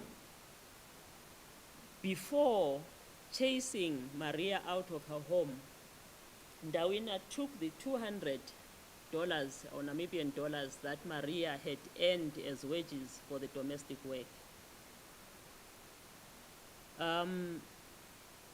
When Maria returned from the farm where she was made to stay with Nico, she found a lady from her home area called Helena. So when she was thrown out of Ndawina's home, she went and stayed with Helena. She was with Helena for 2 days when Ndawina fetched her from Helena's place and placed her in a bus back to her home village.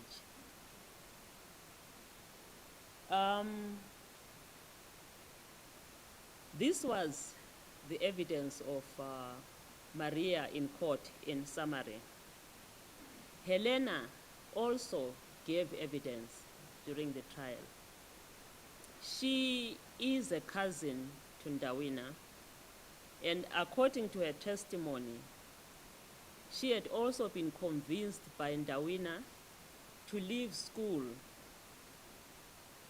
She was schooling in the village and go to Okahanja to live with a man. That was the first proposal by Ndawina to Helena. Helena declined that proposal by Ndawina.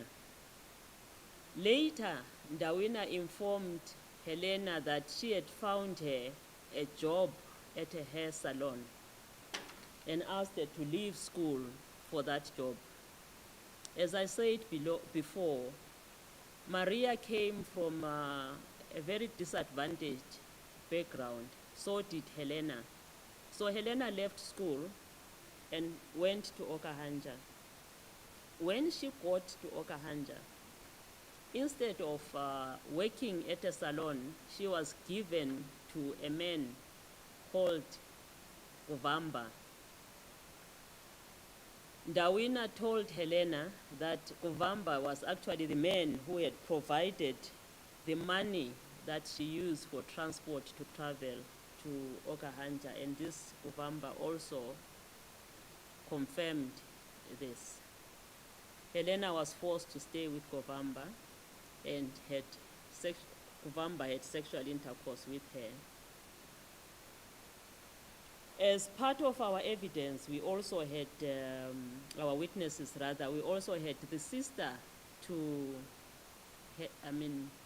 Ndawina, Ndapandula, the one who gave Maria the birth certificate. She informed court that Ndawina had called her and told her that she found employment for Maria, and Ndapandula had to give her birth certificate to Maria to use for purposes of identification in the event that the same was requested by the police at the roadblocks. Maria had informed her that, rather, Ndawina had informed her that Maria did not have a birth certificate. Ndawina's boyfriend also gave evidence.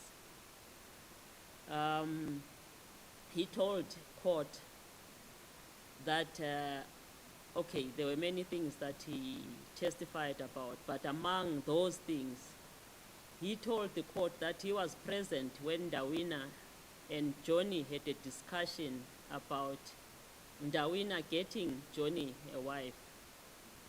He also testified that Ndawina gave Maria to Philip after she had separated with Johnny. And he also testified about how Maria went to stay with Nico. There were many other witnesses. Like I said, the facts are very long, but this, in brief, is what happened. We charged Ndawina with 3 counts of trafficking in persons in contravention of Section 15 of the Prevention of Organized Crime Act, now repealed. It's an act of this, only the Section 15 has been repealed. It's a 2004 law. That section basically criminalized trafficking in persons and provided a penalty for in the event of anyone being convicted of trafficking in persons.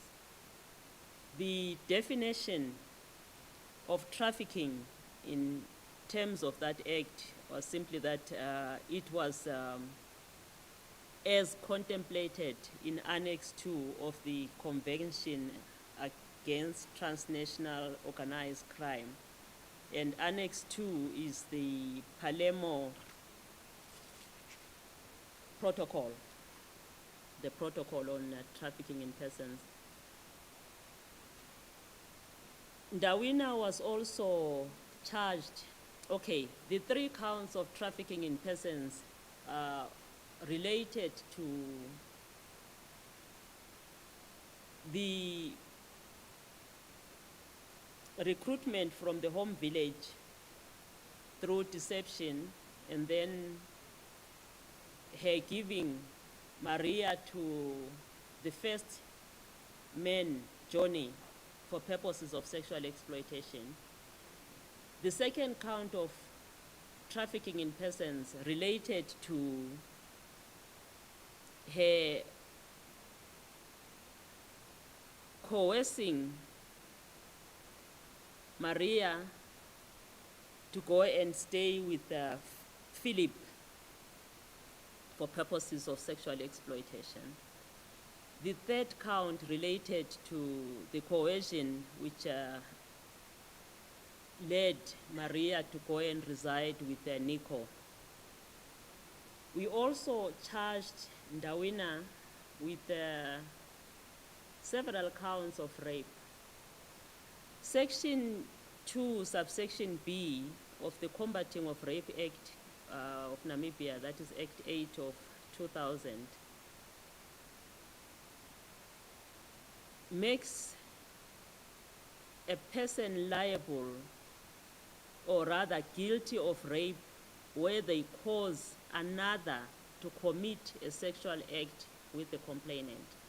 So that is the basis upon which we charged Ndawina with the offenses of rape in contravention of Section 2, subsection B of that act. Ndawina was convicted on all the trafficking charges, the 3 trafficking charges. she was also convicted on the rape charges, except for one where the court found that there was a duplication of, there would be a duplication of convictions because the evidence relating to that count was the same evidence for, I think it's count 7, was the same evidence that was used in count 8. She was also found not guilty on the count of attempted rape by Philip. Remember, the attempted rape by Philip related to the incident where Philip went to another room and dressed himself and wore a condom, but Maria was able to escape before anything happened. So the court found that there was not enough, or not enough had been done to constitute attempt. So he was she was acquitted on that basis. Although efforts were made to locate Johnny, Philip, and Nico, who had at that stage disappeared, unfortunately, we were not successful in those attempts. The mobile phones that they had been using while at the farms were no longer reachable, and no one could provide the police with information as to where they had disappeared to. It is for that reason that we were only able to proceed against Ndawina. When we read the statement of Helena, we were convinced that she had also been trafficked by Ndawina. Remember, I said from her evidence, she said that she had been recruited by Ndawina on the pretext that she was going to go and work at a salon in Okahanja. But when she arrived in Okahanja, she was given to this man, Kubamba, who then had sex with her. Unfortunately, at the time when the investigations were being done, Helena had been staying with this Kubamba for a very long time. And from her statement, she loved him because he had been good to her. She was also, at the time of investigations, pregnant with Kubamba's child, and she totally refused to cooperate with law enforcement regarding her case. There were no independent witnesses who could provide evidence in her case. And in the end, we were just grateful that she agreed to give evidence in the case involving Maria. Having been convicted, Ndawina was sentenced to 5 years on each count of trafficking in persons.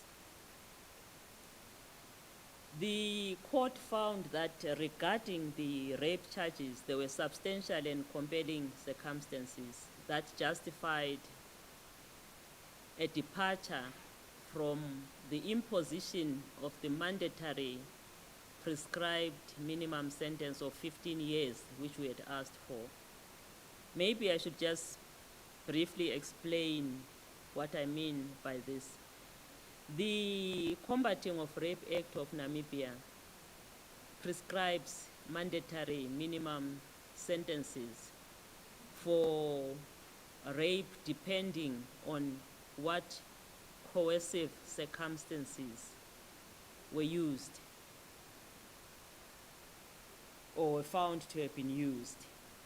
It only allows for a departure from the imposition of these mandatory minimum sentences if it is proved that there are substantial and compelling circumstances. Those are decided taking into account the aggravating factors of the case and also the mitigating factors, and then weighing those together, then the court decides whether there is a justification to depart from the prescribed mandatory minimum sentences. So the court, having found that there were substantial and compelling circumstances, imposed a sentence of 6 years imprisonment on each count of rape. Some of the sentences were ordered to run concurrently with others, leaving Ndawina with an effective sentence of 28 years imprisonment. Briefly, that is the case of S versus Jonas. Thank you for listening.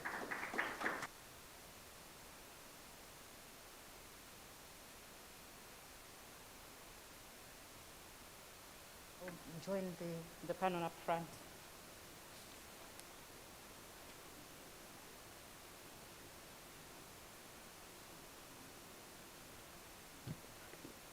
Thank you very much, Advocate Nyoni. We've all heard the facts of. I wonder if I should go and stand over there so I can take off my mask. I'm so close to you. But I have my own. It also helps me to stand. Advocate Nyoni and I have the same health problem. It's better for me to stand, but it's better for her to sit. So you will see me standing for most of the sessions. Please excuse me, it's a health challenge that I hope you can accommodate me for. So thank you very much, Advocate Nyoni. We've all heard the facts of the case. We're now going to move on into plenary, but I just wanted to pull out a few salient features from this case as we deliberate on it.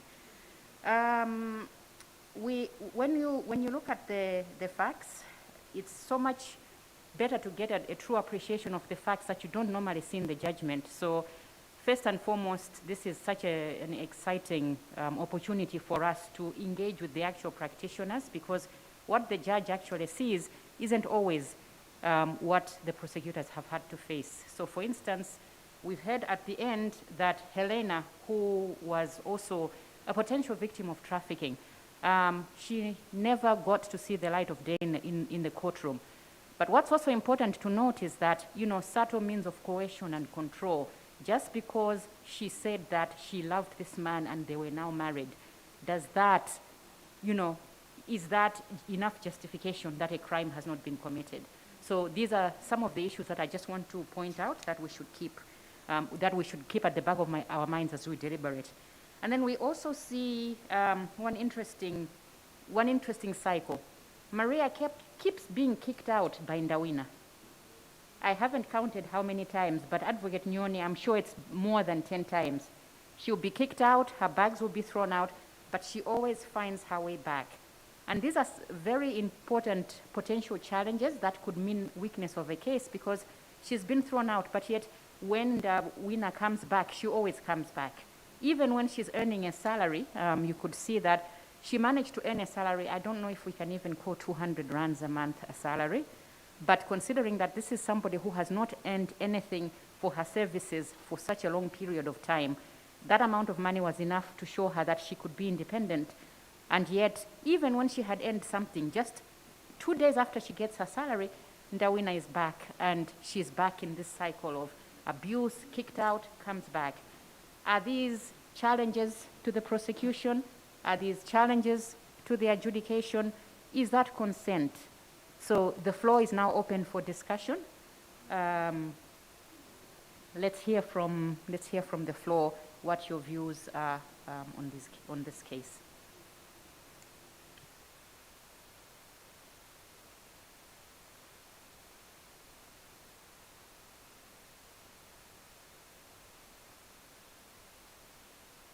We have a hand up from Malawi. Go ahead.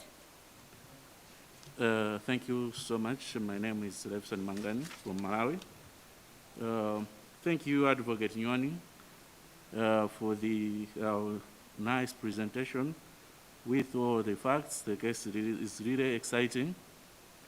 I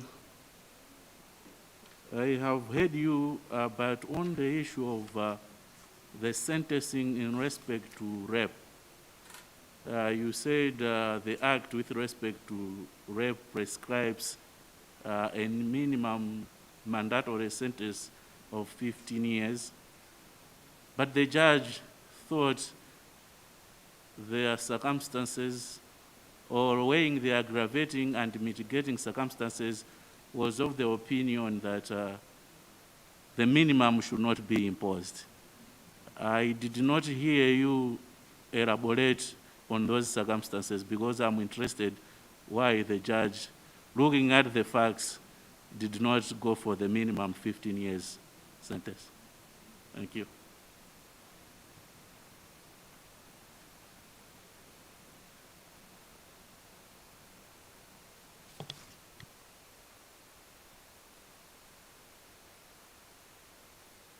Thank you very much. We'll take maybe 2 or 3 questions. Zimbabwe, please go ahead. Thank you very much for the presentation. I would like to know whether the trial managed to establish what were the benefits or the incentives which the accused person got from these men, besides the meat, and what was her prior relationship to those men. Thank you.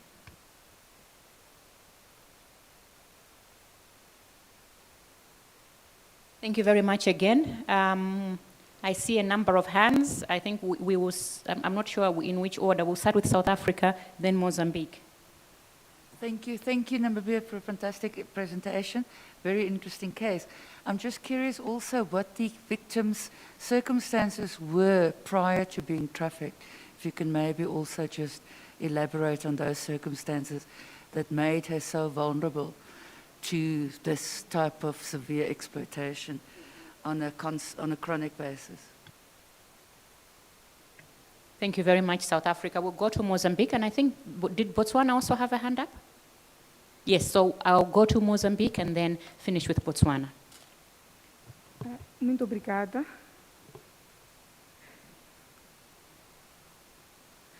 Eu gostaria de felicitar Namíbia pela apresentação.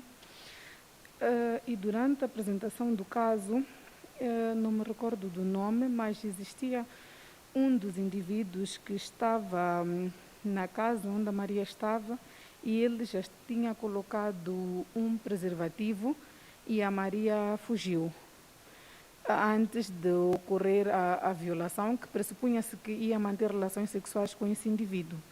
Entretanto, o juiz, na sua decisão, absolveu do crime de tentativa de violação porque a vítima teria fugido. Então, gostaria de perceber como é que funciona este instituto da tentativa no Código Penal ou na legislação da Namíbia. Obrigada.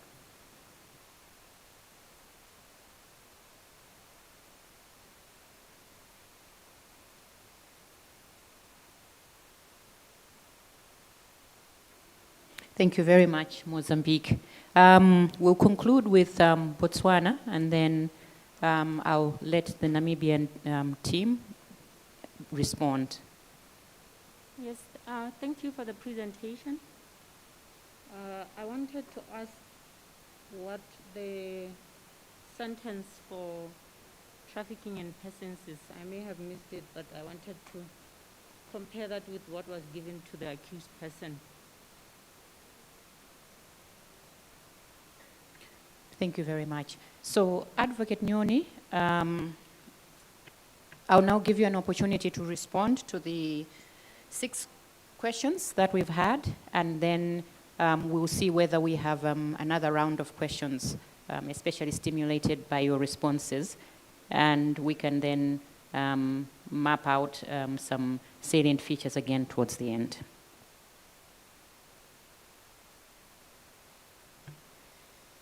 Thank you. Unfortunately, I'm fumbling through my papers for the first question.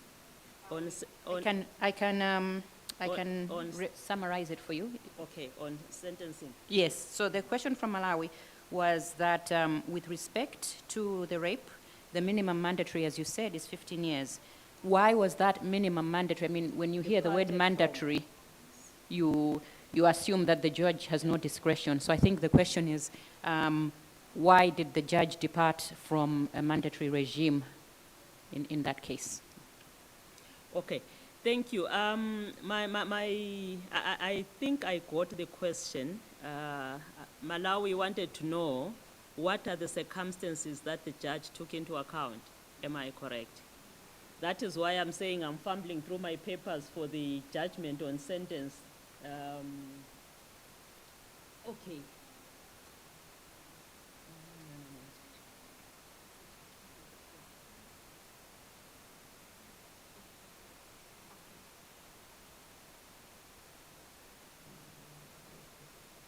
My apologies. That's the advantage of having the actual advocate, in that, we know you are looking for the facts and you're in front of us to ask you more questions. The judge seems to have taken into account that the convict was the first offender, and she had been in custody for a considerable period of time awaiting the finalization of the case, and took that in her favor to weigh together with the with the aggravating circumstances, and found that cumulatively that should justify a departure from the imposition of the mandatory minimum sentences. I don't know if I'm explaining myself properly, but she looked at those circumstances. And I know there was also another circumstance that the judge took into account. The Ndawina gave birth to a baby while in custody. So there were all those factors that the judge weighed together with the aggravating circumstances. Whether that was justified is something else, but that is the judgment of the court.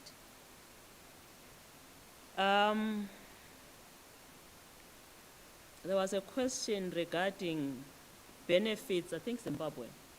What other benefits the accused was getting besides meat? From the evidence, it looked like there were times when Ndawina got money from the perpetrators, Johnny, Philip, and Nico. But predominantly, it looks like she used to be given foodstuffs, meat, sugar, mealie meal, vegetables. I don't know whether that was incentive enough, but yeah, those were the benefits that she seemed to be getting. Maybe some she got without Maria being aware, because she could only testify to what she was aware of.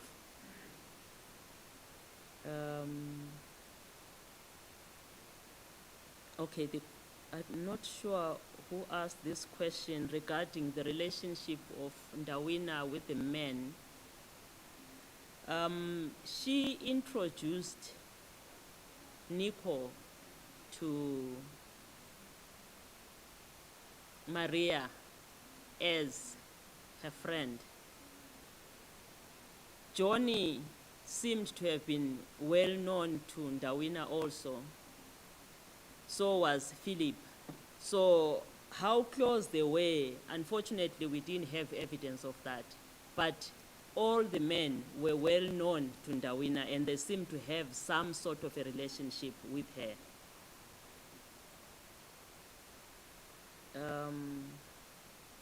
There was a question, I hope I captured it correctly, regarding the circumstances of the victim before she was trafficked, which made her more vulnerable to being trafficked. Did I capture that one correctly? Okay. Like I highlighted in the summary, Maria is an orphan. She was brought up by her mother's sister. She came from a home where they had very little or no means. In other words, she came from a poor family. The other thing that we noticed, but only during the trial and after the trial, was that there seemed to be this fear of Ndawina and her family. There seemed to be a belief by both Maria and Helena that Ndawina had some powers. I don't know, you know, these our African powers. Because even after the trial, the two of them were afraid to go back to their home village. And we had to assist them with the help of IOM to relocate and stay somewhere else. So it was the circumstances of, the disadvantages that she grew up in, the poverty at home, the fact that she is an orphan, and also the belief that Ndawina has these powers. And this must actually also explain why she kept being trafficked over and over and not leaving, because she didn't believe she could go anywhere, because Ndawina has those, they believe she has those powers back home. Unfortunately, there was a question by Angola. Mozambique, was it? Thank you.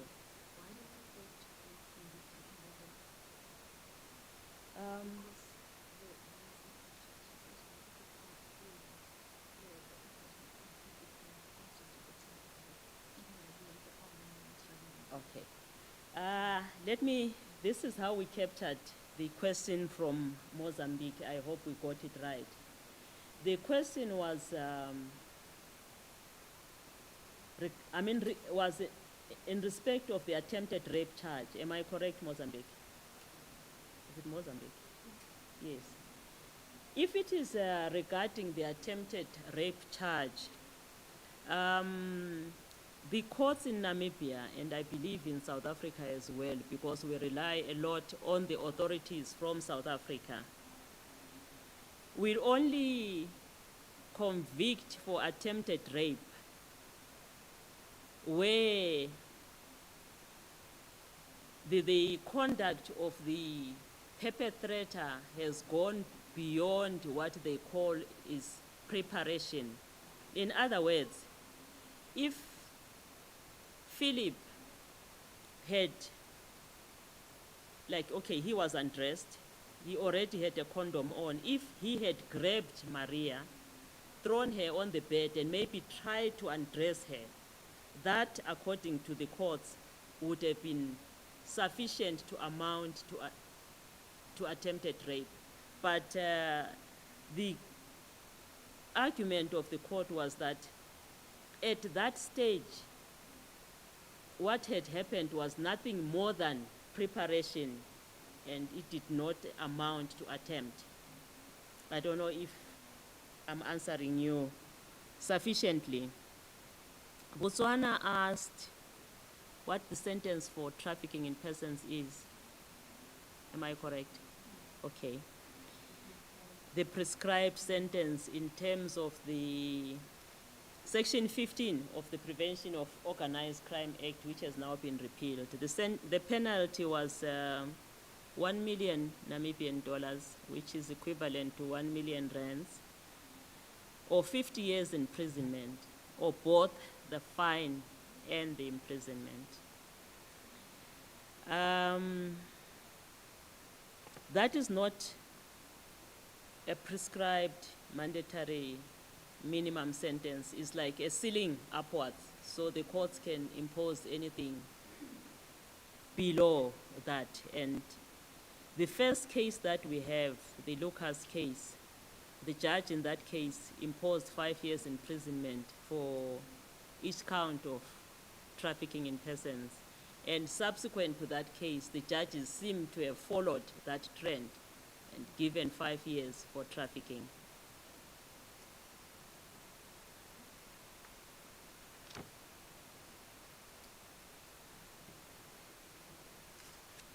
I I believe those are all the Yes, thank you questions very that much, have been Advocate Nyoni. Those are the first set of questions that we had, adequately and ably answered.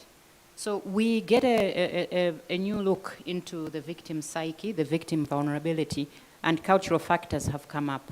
One of the distinctive features about our regional case digest is that cultural factors play a very big role, as we will see over the next few days, especially as South Africa also comes to give their presentations about the role of expert witnesses, clinical psychologists and the like. So these are issues that are salient, and we will see common features as we go along and receive presentations from others.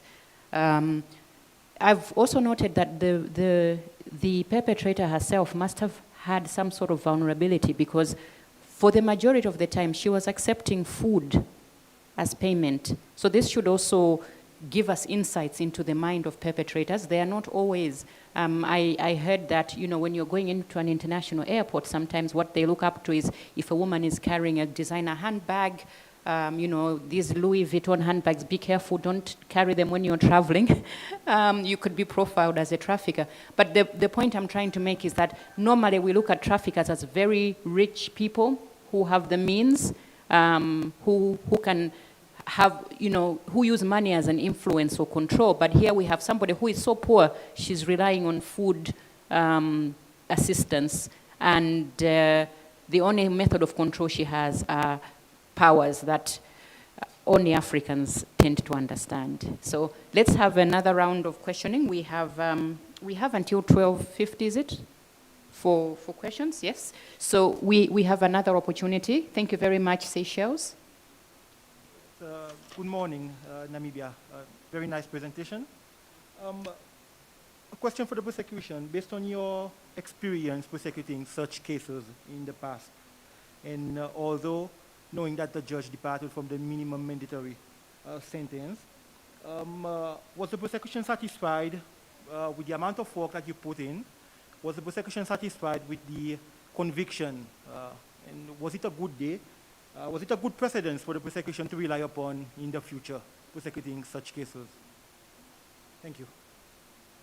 Thank you very much. A practical question there. We always tend to ask questions about the facts, but this is a good indicator of the feelings that we have as prosecutors. So, yes, we'll go Zambia next, and then Zimbabwe after Zambia.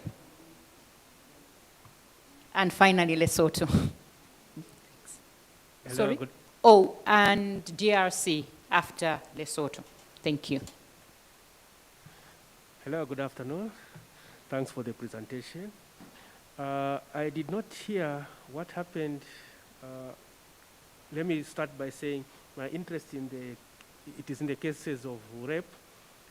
Maybe what happened to the perpetrators, the men especially, was we've just heard about the lady who was convicted. Thank you. Thank you very much, Zambia. Next, I believe, was Zimbabwe. Okay, thank you very much, Advocate Nyoni, for the good presentation. My question is on the issue of Maria's age. How was it determined by the court? Considering in your presentation, you indicated that she was using Napandula's birth certificate for identification purposes. And you also mentioned that she was an orphan.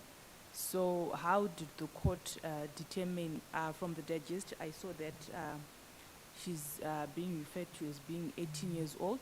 How did the court get to determine her age, or rather the prosecution maybe?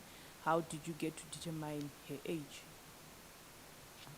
Thank you very much. I've forgotten the order. Who was next? Lesotho. Thank you, Fiona. Thank you, Advocate, for that elaborate facts. I'm just following up on the attempted rape. I'm a little bit concerned as to if you didn't have any other law whereby maybe you could charge the culprit with sexual offense or other law that he can be convicted. How far are you in considering to make another law or to just to amend your laws? That's my concern. Sorry, I don't think I quite get the question. My apologies. You told us that you charged the attempt. Who was attempting? I mean the attempted one. I mean the attempted rape. The judge acquitted the culprit. And I know in some other country we have a Sexual Offences Act, which I think could be an alternative charge, whereby the meaning of, the acts of the sexual acts includes exposure of genital organs to someone. I'm just asking myself if you didn't have such, are you considering to make any amendments so that at least such acts are included and criminalized?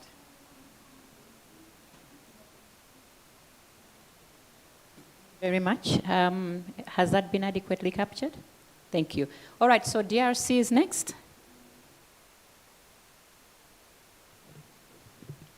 Merci pour la parole. Je me nomme Eric Coucou. Ma question sera focalisée sur la victime. Vous avez parlé de la condamnation pour viol. Vous avez indiqué également les peines qui ont été prononcées dans l'arrêt. Mais ce qui nous intéresse, c'est de savoir comment la victime avait été prise en charge pendant le procès. Donc, comment elle a été prise en charge pendant le procès. Et à la fin du procès, nous avons entendu parler des condamnations pénales. Autant de peines d'emprisonnement et j'ai entendu également d'amende. Mais en ce qui concerne la réparation des préjudices, des dommages psychologiques et physiques qui ont été causés à la victime, est-ce qu'au niveau de l'arrêt, est-ce que le juge ont également condamné les auteurs ou l'auteur à réparer les dommages causés à la victime? Et s'il y a eu condamnation, cette réparation se situe à quel niveau? Au niveau tout simplement de dommages physiques, ou bien on a tenu également compte de dommages ou de traumatismes psychologiques? Donc c'est plus le côté prise en charge qui nous intéresse. Et je profite également pour, comme les autres intervenants ont fait, pour remercier la Namibie pour le brillant exposé concernant ce cas de Dawila. Merci beaucoup.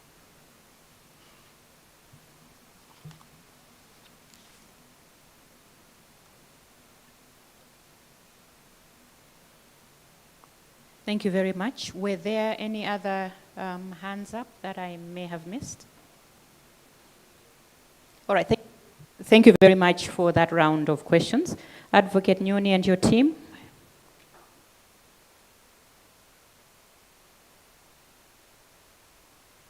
Thank you. The Seychelles asked whether we were satisfied with the work that we put in. The easiest answer is yes. We got a conviction, and it wasn't easy to get to there. The investigations were a challenge.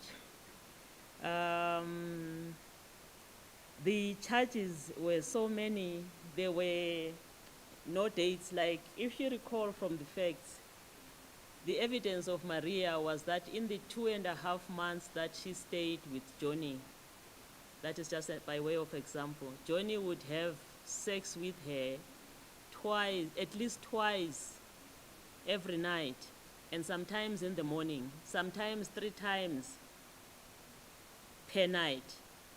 when it came to preferring charges, it was actually, we would have loved to charge him for every, charge Ndawina rather, because we didn't get Johnny, for every act of sexual intercourse that happened with Maria. But we had nothing to go by. So we had to find solace in charging rape on diverse occasions in terms of Section 94 of the Criminal Procedure Act. The complainant herself, Maria, was not in a very good condition when she came, or rather when she was first of all approached by the police, and also when we came on board. She was severely traumatized, so to get anything out of her was not easy. So for us to have been able to build a case from what we had up to a stage where we got a conviction, that is why I'm saying the simple answer is yes. Fine, we had asked for a higher sentence for the rape charges and also for the trafficking charges, but we didn't get that. But we did get a conviction, and we did get Ndawina to at least pay something for the crimes that she had committed against this girl. 28 years is not a short period of time in prison. Zambia, I hope I got the question correctly, asked what happened to the men, because you hear that about the charges against the lady and the conviction of the lady. I did say during the time I was giving a brief overview of the facts that at the time that the investigations started, the men had disappeared from the farms. They were farm workers. Nico, at some stage, got his wages and disappeared from that farm. The mobile numbers that they were using were no longer reachable. Nobody seemed to know where they originated from. So we got to a stage where we felt that instead of waiting indefinitely for this case to start, because we were still trying to locate the men, we had enough evidence to go after the person that we considered to be the main perpetrator, Ndawina, and that we did proceed against her. If in future we do get these men, we will still be able to proceed against them.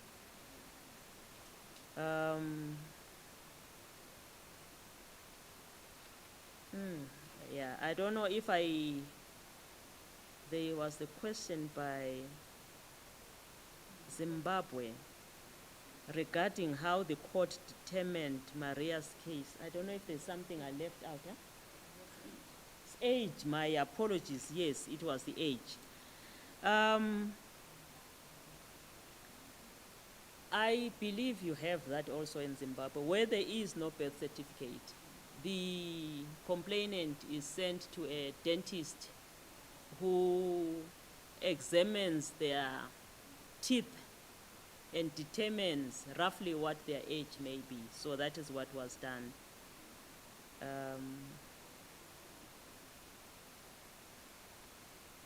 Lesotho asked a question regarding whether there was no alternative charge that we could have preferred to the one of attempted rape. I look at that charge with hindsight, and I agree that what we should have done was to charge attempted rape, and we could actually have, in the alternative, charged other offenses like indecent assault, indecent exposure in terms of the common law. But that was an omission on our part, I should agree. We do not have, a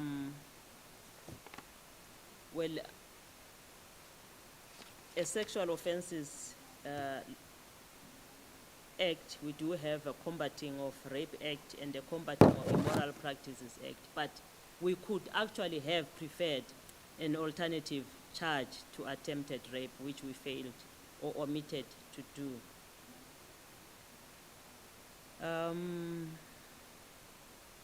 DRC asked a question regarding the care given to the victims, or to the victim. There was only one, much as we know that Helena was also a victim. We respected her election not to have anything to do with the case involving her.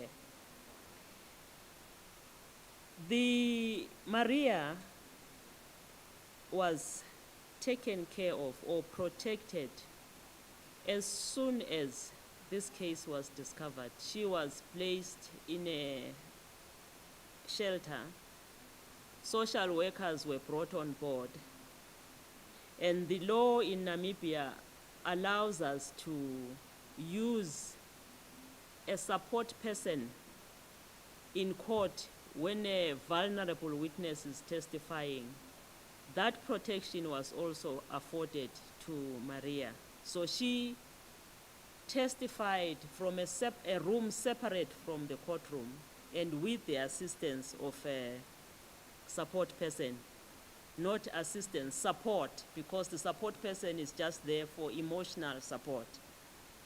After the case, she again was supported. And fortunately, at that stage, we were able to get the assistance of the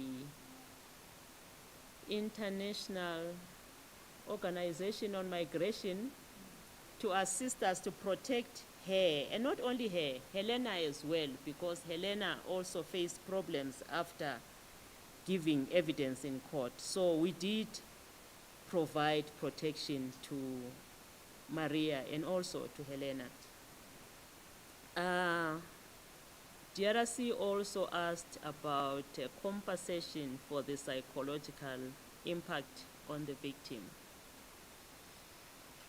That issue, in fact, I'm glad it's been raised. Hopefully we can learn from colleagues here about, regarding how you do it, because our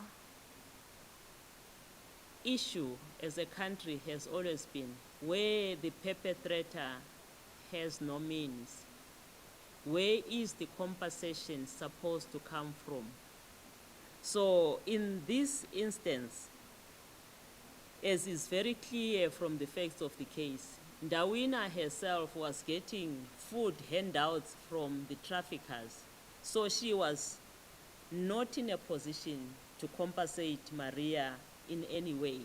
So there was no order for compensation, because that compensation was not going to come even if there had been an order, because it's clear she has no means. So if we can learn from other countries how victims are being compensated, we will appreciate it. I believe these are the questions that were asked, and hopefully I have sufficiently answered them. Thank you once again, Advocate Nyoni, well articulated on the, in your responses. We still have a couple of minutes to go before we can round up with a summary of what we've encountered. Are there any more questions from the floor? Yes, thank you, Jepton. Thank you, Lady Justice. I believe there's interventions by colleagues who are virtually joining us. If our tech colleagues can just go back to the screen. I think Rahel had wanted to make a comment, and I believe there's a few others. Thank you very much. Thank you. So tech support, can we see the participants on the screen, please?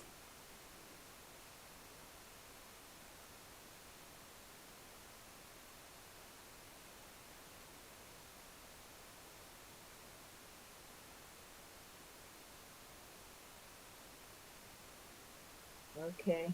Can you hear me? Yes, Rahel, go ahead, please. Okay, so first of all, I read the case many times, but hearing your presentation, there were so many new things that I didn't know. I had no idea about the powers. I didn't see that in the case, nor did I know about the victim protection steps. And of course, why Helena uh,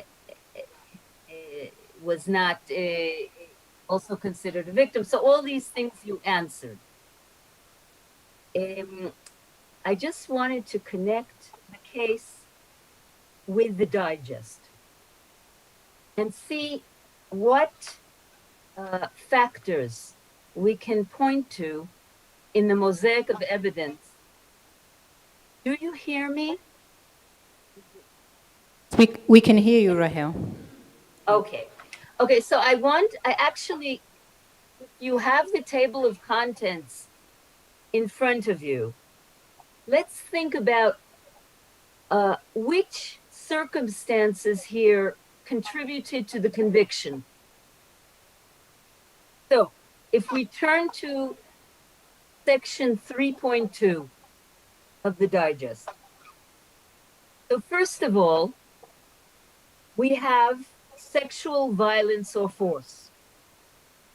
Second of all, we have threats because each time the accused threw the luggage out of her residence, and each time she told the victim that she was dependent upon her financially, this can be considered a threat. There was also deception because the accused promised the victim that she would get a job. Now, as far as subtle means of coercion, the accused kept reminding the victim of her financial dependence. She also constantly verbally abused her and talked to her angrily. If we go on, we see the victim was definitely vulnerable in many ways. She was young, she was isolated, she was an orphan. The trafficker, actually, I read that the trafficker was her mother's half sister, thus creating some emotional vulnerability. In addition, we have isolation. The girl was transported to a place which was distant from her original village, in which she knew no one except the accused until she discovered Helena. So, in that sense, she really had nowhere to go.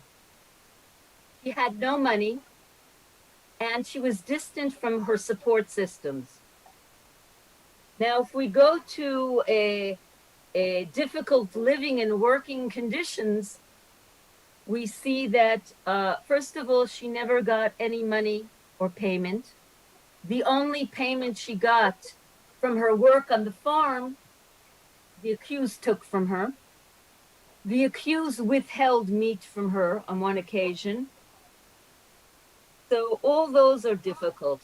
In addition, we have ownership, signs of ownership. Why? First of all, the girl was sold to a succession of men. Second of all, one of the men referred to her as belonging to him. Third of all, when she was taken to the clinic to get the injection against pregnancy, she was not informed what she was being injected for. All this means she was objectified. She was not told things. She was viewed as merchandise. Now, one of the weaknesses, Justice Mawali mentioned consent, and a few of you mentioned it, that there might have been seeming consent in this case. because at certain points she went with the accused seemingly willingly. However, there's also another sign of seeming consent, which was not mentioned, and that was when the victim first met the accused approached several girls and said that she was looking for girlfriends or men in the place that she lived. Subsequently, she approached the victim on another occasion and said she had a good job. Now, the other girls who were approached twice did not go with the accused because they suspected her, because they knew that at the first meeting she had told them that she was that she wanted girlfriends. However, the victim did go with her despite this. So this is another weakness in the case, which can denote consent. However, I think that the vulnerabilities of the victim and the subsequent situation where she really had nowhere to go negate this. In addition, in the case itself, the judge cited the Namibian law on consent that it is irrelevant if means have been employed. And in this case, deception was employed. Anyway, this is all, I just wanted to connect it in an analytical way to the digest. Thank you very much, Rahel. Very insightful contribution there. Could we have some more questions from those joining us virtually?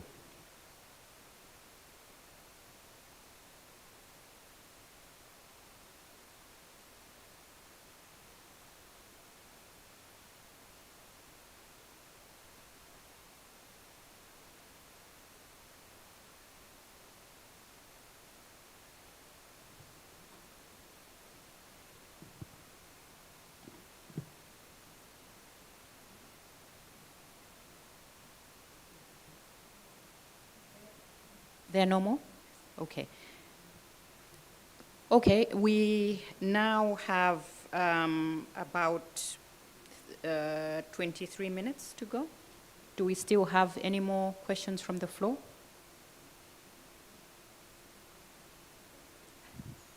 Okay, so as we wrap up, I just wanted to also just contribute a little. Oh, is there's somebody on the, oh, okay, sorry. Oh, DRC, did you have a hand up? All right, let's just hear from DRC and you can respond, and then I can also respond to some of the questions that Namibia asked for help on. Merci pour la parole.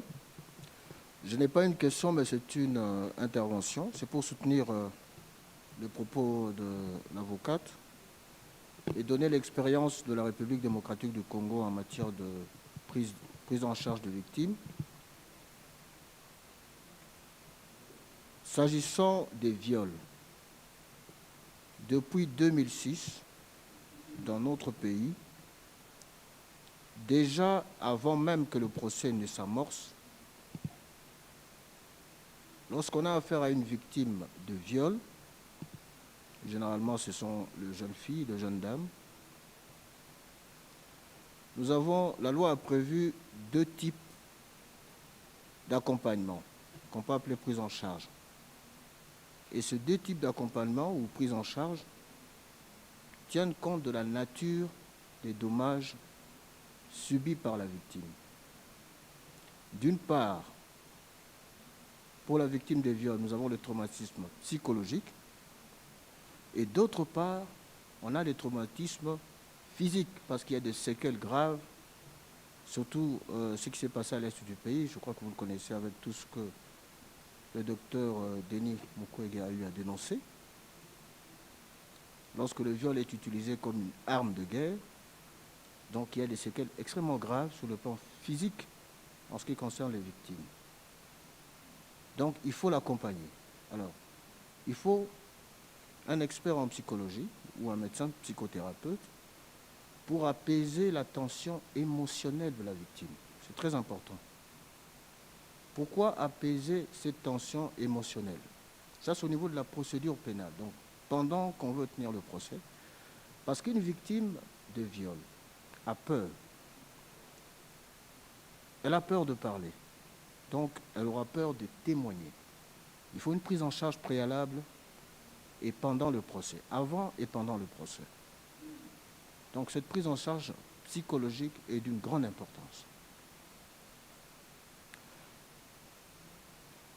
Pour l'aider à s'exprimer, donc à donner les faits de viol pour lesquels elle est elle-même victime.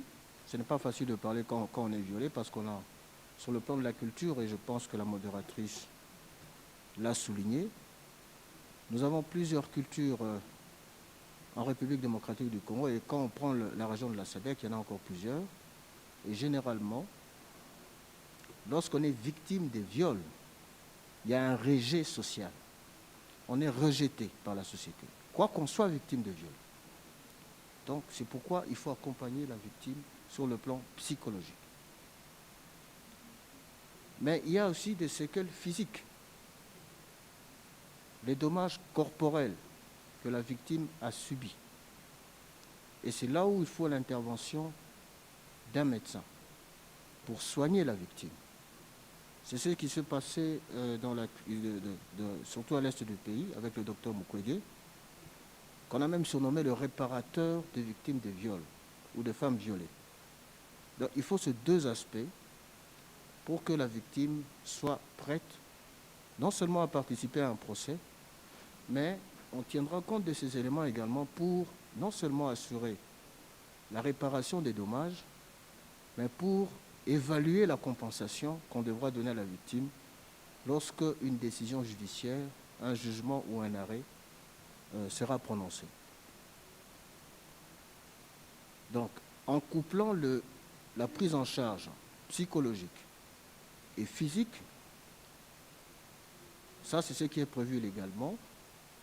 Au niveau de la société civile, on tient également à accompagner la victime. Quand je vois la société civile, donc je vois les avocats, accompagner la victime par un soutien judiciaire, donc une défense gratuite, prodéo, devant les instances judiciaires. Donc en réalité, lorsque la loi a prévu cette prise en charge double, psychologique et physique, elle a entraîné également ce qu'on appelle le soutien judiciaire par une défense gratuite assurée par le barreau.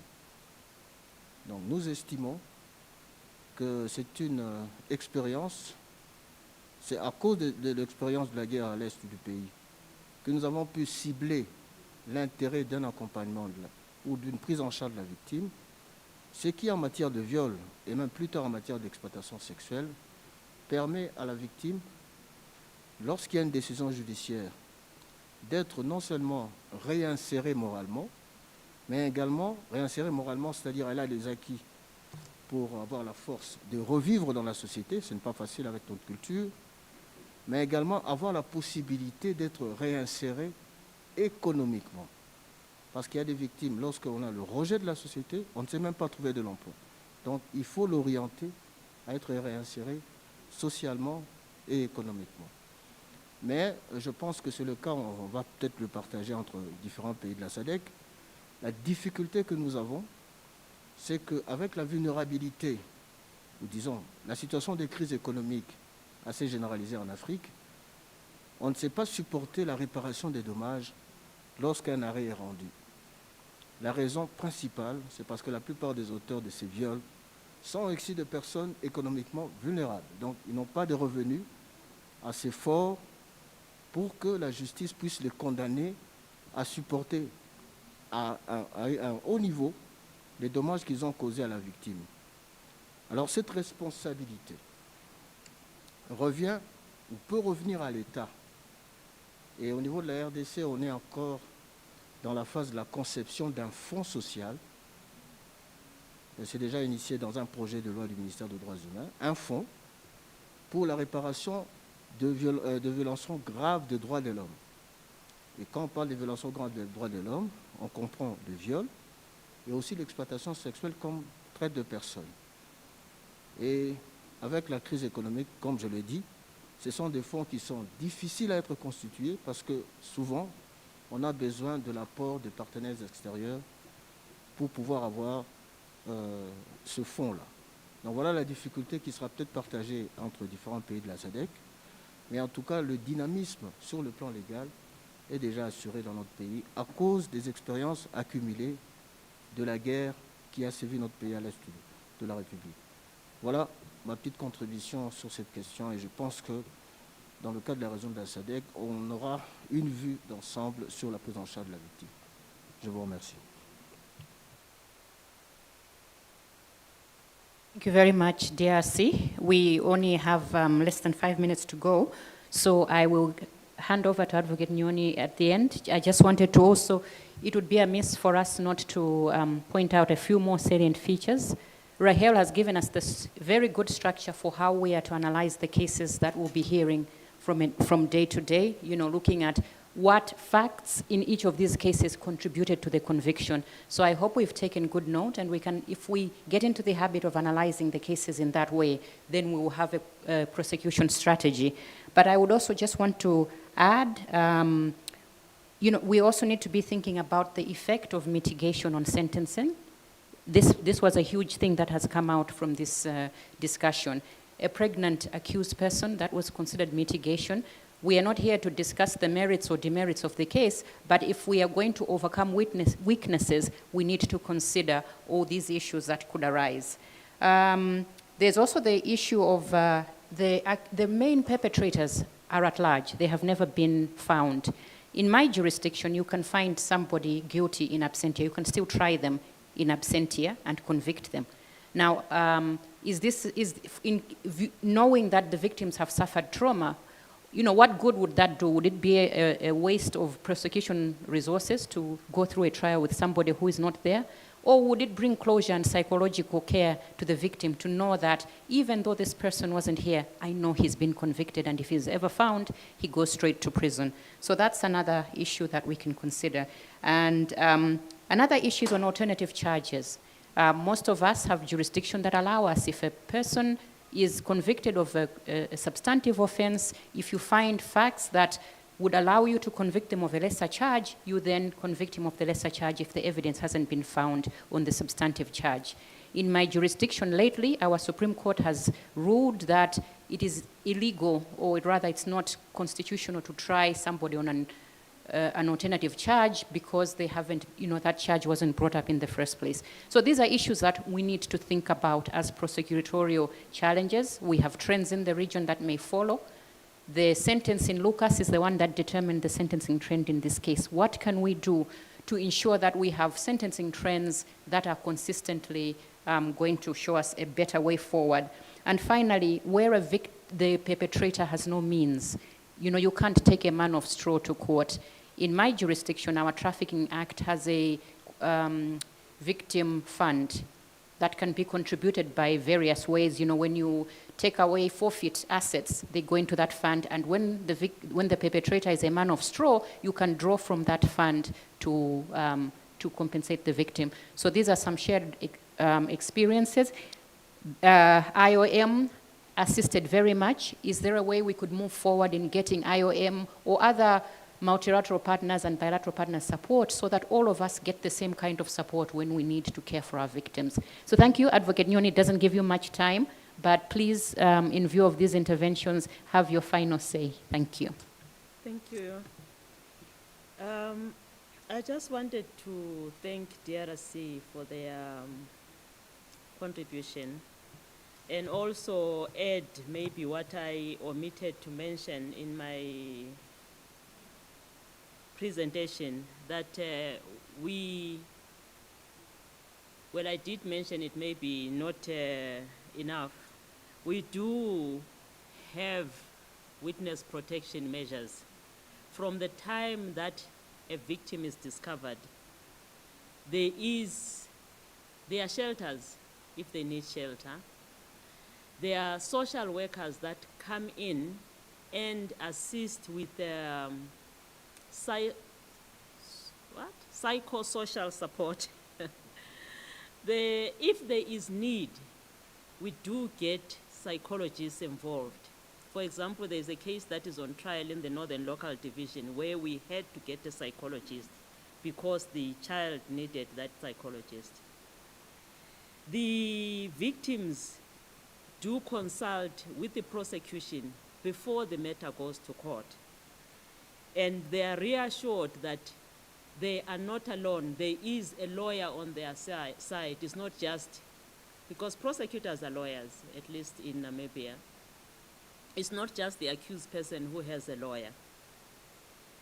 The testimony of the victim is often heard from a separate room behind, what is it called? A closed circuit television. The court is able to observe the victim. You know, we need to see demeanor, we need to see whether the victim is distressed, but the victim herself or himself does not see what is happening in court. All they hear are voices, because we do not want them to see the perpetrator. When they give their evidence, there is a support person who is usually a social worker or a trained support person sitting with them to provide emotional support and to inform the court if they are in distress. So there are some measures, but I just wanted to say thank you for your contribution. You also mentioned a victim being accompanied by a legal support. Like I said, in Namibia, the prosecutor is a lawyer, and that is the lawyer for the victim, and that is what we tell them. Much as the accused has a lawyer, we are your lawyer, we are in your corner, and we always make sure we are in their corner. Victims who can afford can hire a private counsel, but all that they can do is to have a watching brief. They really cannot contribute towards how the prosecution will be run, because that is the prerogative of the prosecution. That is briefly what I wanted to say. Thank you. Thank you very, very much, Advocate Nyoni. I think Namibia deserves a very big round of applause. And thank you to all the participants that have been with us virtually.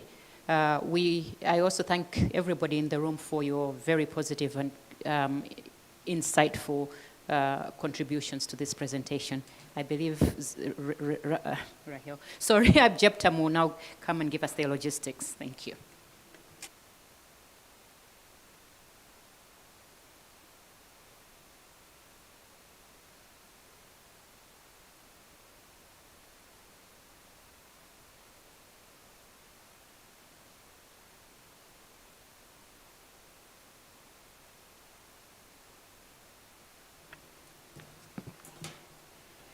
Thank you again, really, Advocate Nyoni and the delegation from Namibia. What a very interesting case. We've had a very long morning as well. I'll invite us all to have lunch. We have about 1 hour lunch break. The lunch will be served at Galleria Room, which is right outside here to the right. And I think that will give us good energy for the afternoon session, because we have South Africa coming up. Looking forward to hearing about the Alima case, and the delegation from Zambia to discuss the Mbo case this afternoon. So I think we can break now, colleagues. The room will be safe, we will lock it, and then we will have it open just before 2. But I think you can carry your smaller valuables, your handbags and your phones. Computers can stay on, and we will lock the room. So thank you very much, and see you. It's 12:55 now. Hopefully we can aim to be back here by 2 p.m. Great, thank you. See you then.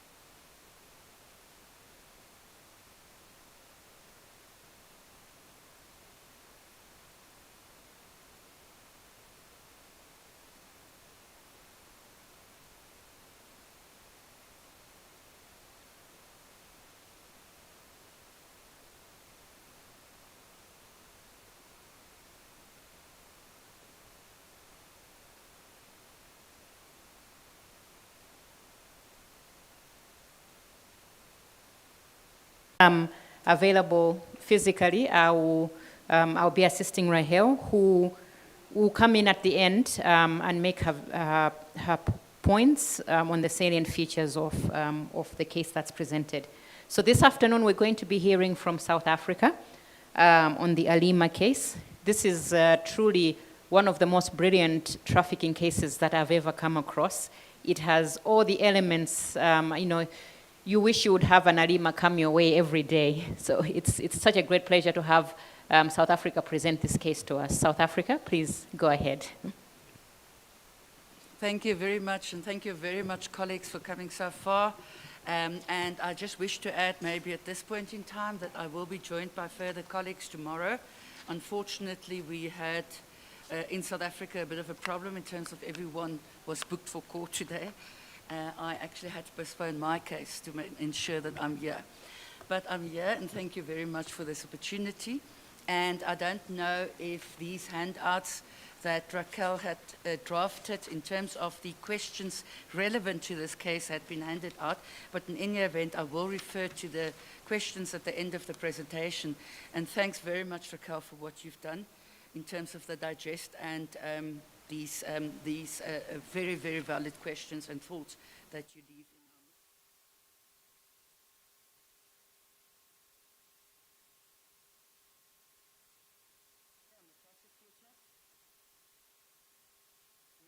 Gender-based violence offences in relation to gender-based violence, sexual offences, and baby murders, non-accidental baby deaths. I am, for the last 10 years, also specialising in trafficking in persons and have prosecuted one of the cases that was also mentioned in the digest, the State versus Glabi and other cases. The State versus Alima. I'm going to refer you to the summary of the evidence. I've read through the court record, so I'm well aware of what everyone had said during the evidence. Where's the presentation? The summary. The summary of the evidence. As I said, I've only referred to the aspects of the evidence that's really that became relevant in the case. I see this, the digest indicate the complainant was, or the victim was 15 years old. However, during testimony, she testified that she was 15 years old at the time of her kidnapping. She was drugged, kidnapped, and taken to a place very different and very far from where she resided. The digest indicate that it was 280 kilometers. She was taken from a very rural town in KZN and taken to the biggest city in KZN called Durban. It was a place very unfamiliar to her. It was also in dispute how the complainant or how the victim was drugged. Sorry if I refer to complainant, but in sexual offences we refer to the victim as the complainant. But in any event, how the victim was drugged for her initial kidnapping. The victim indicated that she stepped over a bottle of juice and that made her to become dizzy and lose consciousness. The court, however, all the experts that testified seriously doubt that that is indeed what had happened, but the court, as you will see later in my summary, found that that was actually irrelevant. How she was drugged, the mere fact is the court found her to be credible in the fact that she was drugged. The accused, after she was kidnapped and when she regained consciousness, every time that she regained consciousness, she was at a different place, but at a place with a lot of people around her. At one stage, she woke up clearly, or she regained consciousness clearly in a place where there were a lot of taxis, which is important that throughout that ordeal, when she was kidnapped and taken to Durban, she was surrounded by other people, and yet she made absolutely no report to them or asked for any assistance. Once they arrived at her place of captivity, the accused, which is Alima, which was a Burundian national and a female, and she immediately told the victim that she, the accused, was her mother. She further inflict the maximum trauma that she possibly could on this victim by arranging for the victim to be raped by three different men on that very same day. Now, I don't know in your countries how violent your crime is, but in South Africa, one thing that we've realized, with armed robberies, and specifically armed robberies at shopping centers. And that is specifically how the modus operandi of the robbers work. They move into the shopping center, they create as much trauma. In other words, they walk in, they shoot 2 or 3 people dead. Promise you, after they've done that, no one see anything, no one hear anything. You can have 40 witnesses that watch that robbery, and none of them will be able to give you any viable or reliable evidence. And that is what trauma does. It's incredible how people's heads, they would say to you, my head started ringing, and I really couldn't see. I couldn't see what happened because of the trauma. And of course, everyone just ran for cover, and so you can commit a robbery in the presence of 40 people. That also happens at taxi ranks. If they want to commit a murder at the taxi rank, they shoot 2 or 3 people dead quickly. And that means no one sees or hear anything. And that is exactly what they've done to this victim. So even if Alima might not be a clinical psychologist, she understands trauma and she understands torture. And this is really torture. This is what you would do to a war criminal if you want to really torture them. So see this child's captivity or her treatment in captivity is really torture. Torture to achieve what what this victim's perpetrators wanted to achieve. The fact that this victim ended up with psychologically where she did. So just keep that in mind. She was raped the very first day 3 times by 3 different men. She was then given to a man unknown to her, adult man unknown to her, who was called Bila. She didn't know whether that was his name or his surname. And she was told that she was his wife. She didn't know how long she actually stayed with Bila, but she ended up back with the accused, who immediately gave her another name, this time Amanda Smith, which is the previous name that the perpetrator or that Alima, the accused, gave her, was also a Setswana name and a Zulu surname. In other words, immediately you can see just through the name giving, the perpetrator tried to remove her as far away from her known environment as possible. Then the second name that the perpetrator gave her, or that the accused gave her, was Amanda Smith. Again, a name culturally extremely different from the culture where she comes from. Again, to completely disrupt her sense of self, her sense of trust and her sense of comfort.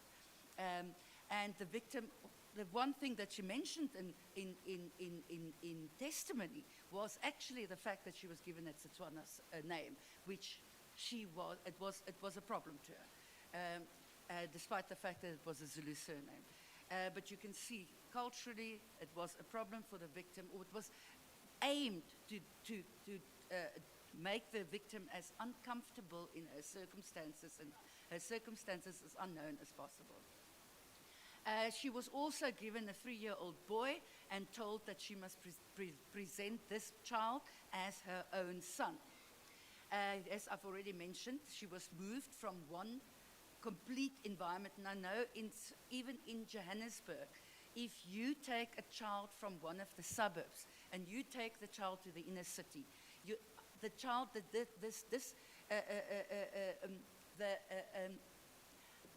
this orientation that would cause the child will impose so much trauma on that child, and we can all imagine it.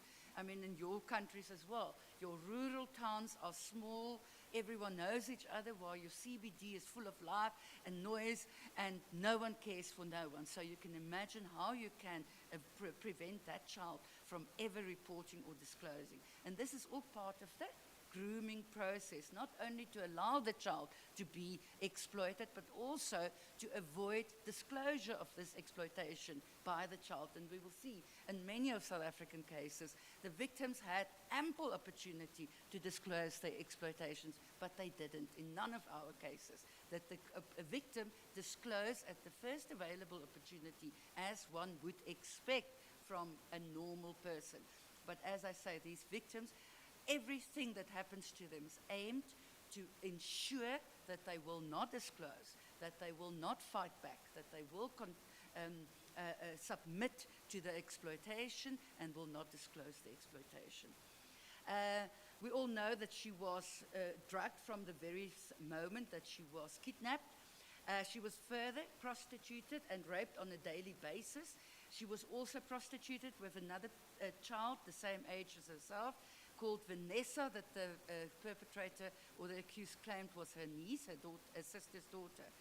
And all the people that had sex with the victim had paid the accused before such sexual interaction had taken place.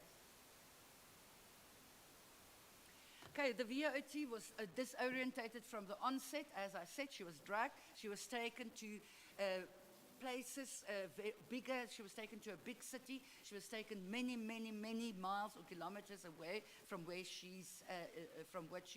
from where she belonged. And to the point, the trauma was inflicted to the point where she completely forgot her previous life, including her real name. The victim was kidnapped in May and she was rescued in September. So this all happened in a period of 4 months to a 15-year-old child. We're not talking a toddler. We're not talking an infant. We're not talking a baby. We're talking a 15-year-old child that was within 4 months, she was so exploited and so abused and so violated that she actually completely forgot her own identity. But the court found that, and as she stated, that she jumped over a bottle that the accused had placed on the floor, on the ground in front of her. The court found that it's highly unlikely that that was indeed the manner in which she was drugged to initially rape her, but the court found that it was irrelevant, as the court regarded her evidence as credible, that she lost consciousness after meeting the accused. So the manner in which they drugged her was irrelevant. The fact is, they drugged her, she lost consciousness, and she was kidnapped. That is what the court ruled, on the basis of what she testified. When she was identified some months later, as I said, 4 months later, and called by her real name, she denied that it was her, despite her aunt showing her a photo of herself as the person whose name that was. She only eventually remembered her real life when she returned home with her mother and father. And on her first greeting with her mother and father, she testified that she felt her mother was her real mother, but she wasn't 100% sure. And remember, again, that was only 4 months later. I've said that the two men that had raped her were not arrested as Bila and another man, as they were in Zimbabwe at the time of the accused Alima's arrest, and they have not been traced and arrested or prosecuted since. The victim conceded during cross-examination that the accused gave her a cell phone that was in her possession when she was rescued and that she used to phone the accused. Remember what Raquel said this morning is very often these cell phones means nothing. And as Raquel has also pointed out, I have in all the cases that I've dealt with where the victims was exploited as prostitutes, where they were exploited in brothels, all of them were given cell phones. And the reason for that was, as Raquel pointed out this morning, was to keep a track on them. And trust me, none of these victims, the ones in brothels, they don't know where they are. They get blindfolded when they're taken from where the brothel where they live is not the brothel where they get exploited. And they get blindfolded to go from one brothel to another. I've done a case where, I read the investigation of a case where the victim had to, from the phone that she was provided to by the accused, in order to track her, she made a call on that phone from the brothel so that she can find where the brothel was as she was running away. And that was the only way, because we tracked where the phone call was made, the only way that we actually found the brothel that she was exploited for. I think she was exploited for 9 months there. Okay, she also, the clinical psychologist testified that the victim suffered from post-traumatic stress disorder that caused flashbacks and of the accused and the exploitation, as well as lacking energy. The victim complained that she lacks energy. The victim also had blunted emotions. The Psychologists didn't testify about blunted emotions, but if you read the evidence of the victim, you can clearly see there is absolutely no emotions in her evidence. I would often do rape trials where the victim would say, I want this man to go to prison for the rest of his life. The man is a devil, or they would have some emotional expression to describe the ordeal. This victim, absolutely nothing. She was found with a 3-year-old boy that she had to pretend was her son. She said nothing about the boy. It's just strange how there was absolutely her evidence contained no emotion. So you can clearly see that that trauma had caused, and that is also how blunted emotion would reflect as a person that lacks energy. In other words, they just basically sit there. And that I found probably the scariest part of this victim's testimony, is that absolute no emotion that she displayed during her testimony, which indicates, and that's what psychologists also said, this is long-term counseling to get her to heal from this trauma. And the interesting thing is, it wasn't only the victim. And I think we sometimes misunderstand that it's not only in any rape case, in any trafficking case, or in any armed robbery case, it's not only the people that had the primary victims, in other words, the people that had experienced the offense, it's also their families. And I've done a rape case where the whole family fell apart after mum was raped. Literally, the whole family fell apart. Mum was raped by policemen, and that caused her so much trauma that eventually she couldn't keep her. Her husband lost her job. Her children left her because she went absolutely berserk. And her son once said to her he wanted to become a policeman, and his mum almost killed him. And that was how she was traumatized. Whereas she was a nurse, full-time, a very loving, caring mother, a full-time nurse, until she was raped, and that caused the disruption in her family.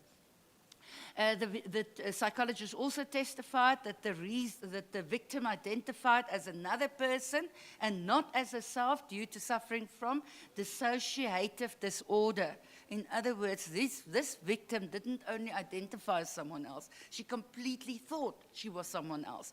We also can see that very often in Stockholm syndrome or trauma bonding, where the victim knows that the only way of survival is to ensure that the perpetrator is being made happy. And you would see tomorrow we're discussing one of the other cases.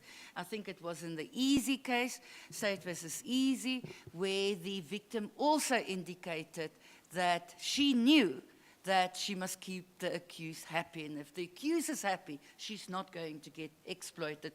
Though, of course, her whole life was one of exploitation, but at least she won't get beaten up. Dissociative, the psychologist testified, dissociative disorder can only be caused by severe and chronic trauma. Chronic trauma means repeated trauma. And a completely disruptive environment, we can see how the accused disrupted this child's environment from a rural town to a city. She completely, she kept her drugged for the first few days. The victim just gained consciousness every now and again, and completely telling the victim, I'm your mother, this is your son, this is your name.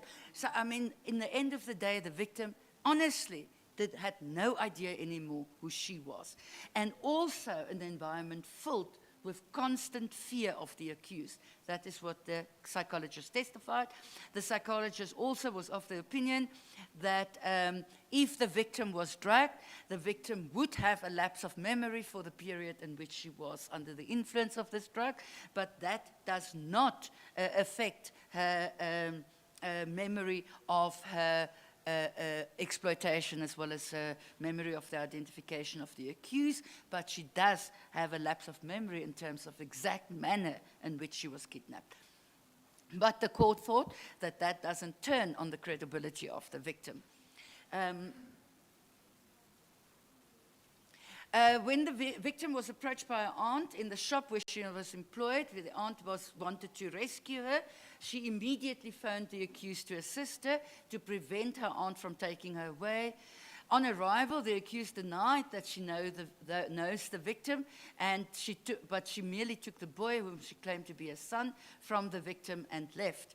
The victim later pointed the residence of and the accused out to the police.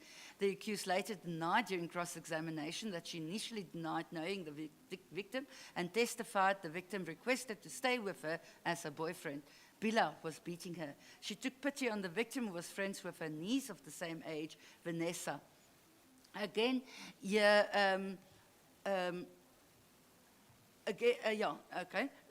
maybe I'll add just now. The defense submitted evidence from a landlord of the building where the victim was exploited and the unknown man Bila, to whom she was given as a wife, and testified that the victim stayed willingly with Bila after she lost her parents and was without a place to live. Here, the landlord allowed her to stay on condition that she pays rental. So if you can see initially in the first paragraph that the accused initially denied knowing the victim, was very good for the state's case, because that was a lie that the accused couldn't persist with. Obviously not there. The victim had her telephone number. The victim phoned her. She had the accused son in her care. So that was simply not a lie that the accused could further. And again, if you look at the evidence of the landlord, the evidence of the landlord actually implicates him in the trafficking, if you look at what he said. In other words, he wanted to benefit from the labor of the victim, and the benefit he would have derived would have been in the form of rental. Again, he referred to a man, Charles, that was apparently the victim's boyfriend at the time, and luckily, again, that was a contradiction with the evidence of the victim as well as the evidence of the accused, because both of them denied ever knowing a Charles. So there was another contradiction that that was in favor of this state's case, that led to the strengthening of the credibility of the victim. Okay, so in summary of the evidence, what is very important in terms of evidence is common cause evidence, because very often common cause evidence is part of the circumstances that's strengthening the state's case. In this case, the common cause evidence was that the accused and the victim lived together. There were other people that the victim referred to, namely a 3-year-old boy as well as a teenager called Vanessa, also staying there, as the victim indicated. That was both the defense version as well as the victim's version. The state's version is that at one stage she was given to Bila as his girlfriend, and the defense conceded that she indeed did stay with Bila for a while as his girlfriend. The victim identified with another name completely different to her own. There was a 3-year-old boy that the accused claimed to be her son in her care when she was rescued. None of the children, neither her nor the Vanessa nor the 3-year-old boy, attended school or any of the other children that lived there. The victim did not know anyone in the city where she resided with the accused and or Bila. That is an important aspect because the victim was then already, according to the defense version, willingly and voluntarily living in Durban for 4 months.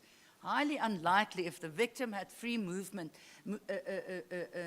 that she would not have met anyone other than the accused, Vanessa and Bila. In other words, other than the people known to the accused. The accused also, it became important that the accused had provided the victim with a cell phone.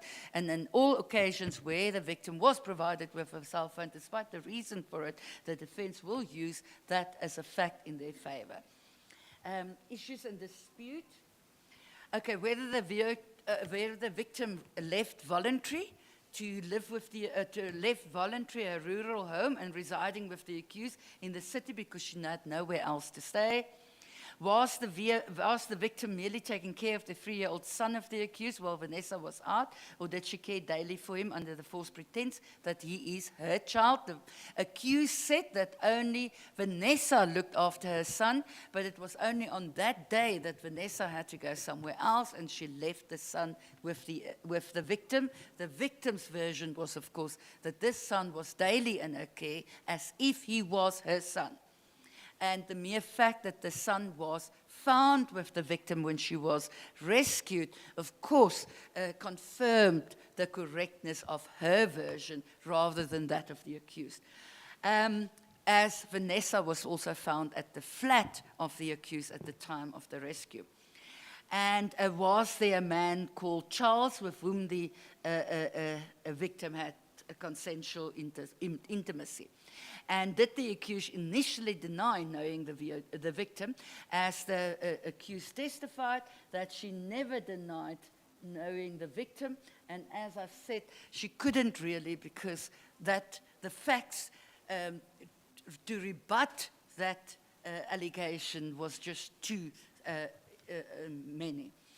A relevant aspect, the court ruled that the memory loss regarding to how she was drugged before her kidnapping does not affect her reliability of her memory in other respects. The court ruled further that her lack of consciousness or not remembering peripheral details due to being drugged also does not affect the reliability of her memory regarding her exploitation and identity of her exploiters. There was ample corroboration for her evidence in terms of similar facts. The lies of the accused is another similar fact that corroborates the version of the accused and strengthens her credibility and her reliability. I don't know if how the jurisprudence is in your country, but in our country, the lies of the accused is a circumstantial fact that the court will take into account when the court evaluates the evidence. Relevant aspects for this case, the accused provided the victim with a functional cell phone and airtime because she phoned the accused. The victim went with Vanessa to clubs where she was exploited by others, and she never reported the exploitation or kidnapping. She was employed at a shop for a few days, and she did not report this kidnapping or exploitation, and she initially resisted being rescued, and she called the accused to come and help her to avoid her rescue. The victim testified that she often blacked out before she was raped. She displayed blunted emotions during testimony. That was my observation, I have to admit. The court didn't necessarily say so, but I did notice that she mentioned absolutely no emotional aspects. The victim also complained about, reported a lack of energy. Evaluation of evidence, the legal position in South Africa, the two aspects that you would have to take into account in terms of South African law is because this was a child, she was under the age of 18, and because she was a single witness, we would have to apply the cautionary rule to her evidence. And normally, there is no case law that says a single witness's evidence must always be corroborated. But normally the court would expect corroboration for a single witness. But we know corroboration can be found in many, many facts, or many places in terms of common cause facts is corroboration. The psychosocial expert evidence is corroboration. It's corroboration for the victim's evidence. The victim said, I suffered this and this trauma. The psychologists come and give evidence. The victim can only have this psychosocial or psychological disorder if she suffered this and this trauma, which corroborates the evidence that she had given. And then, of course, circumstantial evidence can form corroboration.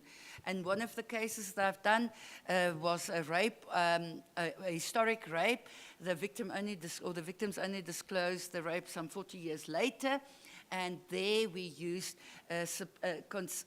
similar facts as corroboration for the victims. In other words, they were raped 10 years apart by the same perpetrator, and they all were, the modus operandi in all those 3 rapes were exactly the same. And the court found that that was corroboration for them, that this offense indeed did happen. The cautionary rule applied in South Africa. I just want to refer you to State versus Sauls. There is the citation. I'm very happy to hear.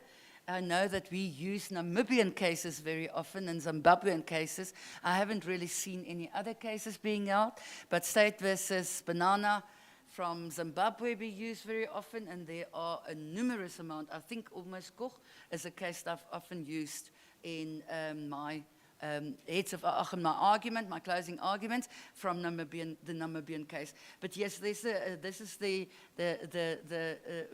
case that set the rule in terms of the cautionary approach that indicate it has been said more than once that the exercise of caution must not allow to displace the exercise of common sense.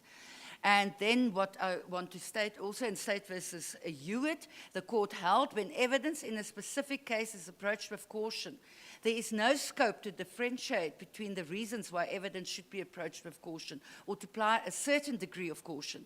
Once evidence is approached with caution, it means exactly that. In other words, you can't say just because it's a single just because it's a single witness or a child, that you must approach the evidence with double caution. That's not what our law says. Our law says once you approach it with caution, it's exactly that. And caution must not displace common sense. That is actually very important. And we need to argue very strongly on that. Otherwise, our courts will not take that to mind. Circumstantial evidence is fantastic, and non-accidental baby deaths, that's all I ever deal with, and I can promise you, I normally prove my case it's much easier to prove that case on circumstantial evidence than a direct evidence, viva voce evidence of a primary victim that suffers severe trauma that very often relate to unreliable. And we all know when you do deal with victims that's very traumatized, especially the ones that suffers from PTSD. PTSD causes helplessness, forgetfulness, as I said, lack of energy, blunted emotions, that can come across as a victim that did not really experience what the victim testifies. So that's why I say circumstantial evidence can sometimes be of more value than direct evidence. In State versus Mogale, the court held circumstantial evidence is sometimes described as a network of facts around the accused. It may come to nothing. On the other hand, it may be absolutely convincing. The law does not demand that one should act upon certainties only. In our lives, in our acts, in our thoughts, we do not deal with certainties. We ought to act upon just and reasonable convictions founded upon just and reasonable grounds. The law asks for no more, and the law demands no less.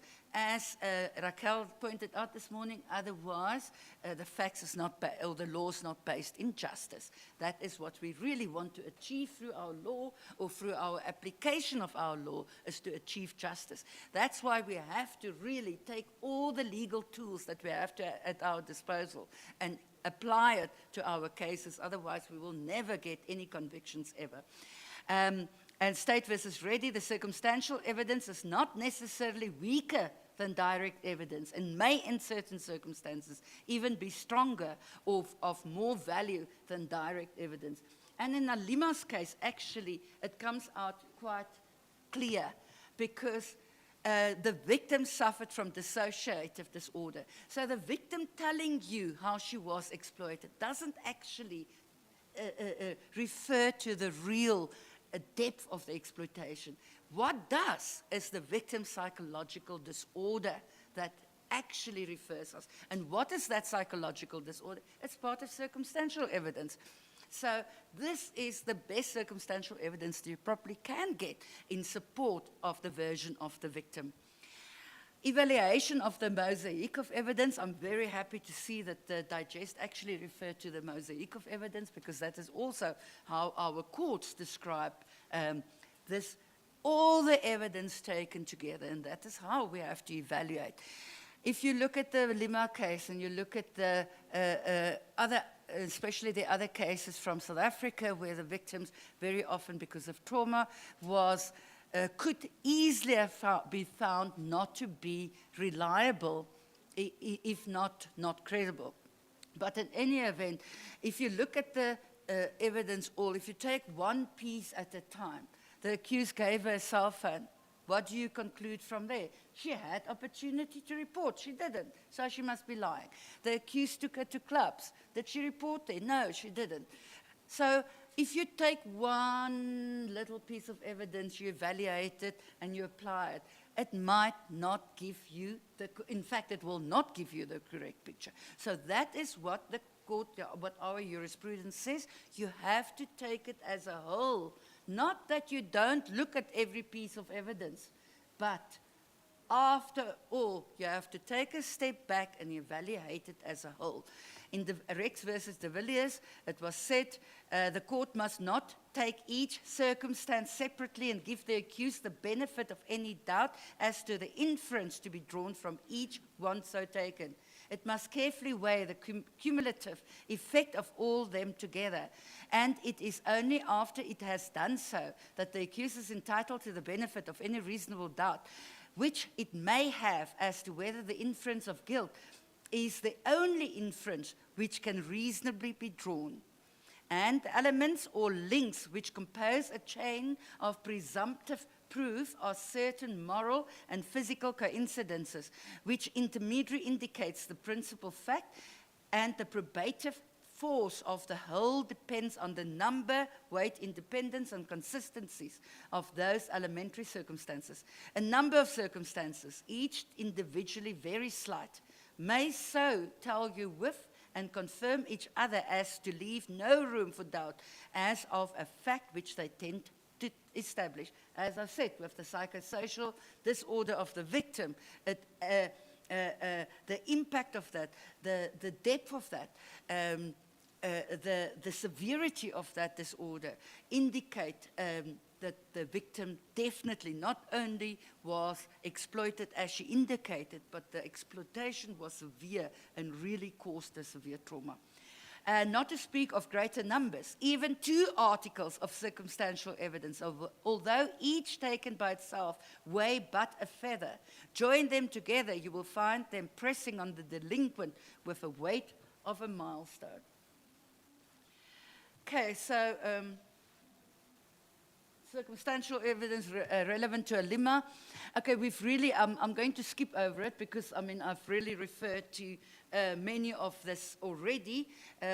Maybe the mere fact what really counted to the benefit of the state in this case is the fact that she suffered from dissociative disorder and what it takes to inflict a dissociative disorder on someone. The fact that she was, that she traveled from a small rural town to a city without any clothes. That was the evidence. She was taken without any clothes. When the police rescued her, she had no clothes at the accused's place either. She had only the clothes still that she had came with on the day that she was kidnapped. There was also, she had also absolutely no experiences of the city and knew no one in the city, which was also confirmed by the accused, who said the victim was living on the streets until she took pity on her. Now, what child would she had both her parents living in a house and then go live in the streets in a city that she knows even no one. I can imagine if she wanted to elope with a boyfriend, but she didn't. She actually left on her own to a place where she knew no one, ended up on the street. Instead of going back home, she ended up with the accused. The accused testified that she only met the victim in August. So if you look at the objective evidence, you take the victim's evidence away. Victim's parents testified she disappeared in May. accused said she only met the victim in August. So that means May, June, July, the victim must have lived on the streets in Durban. That is just so improbable that it can't reasonably possibly be true. And that is definitely what counted also as a circumstantial fact in the favor of the state.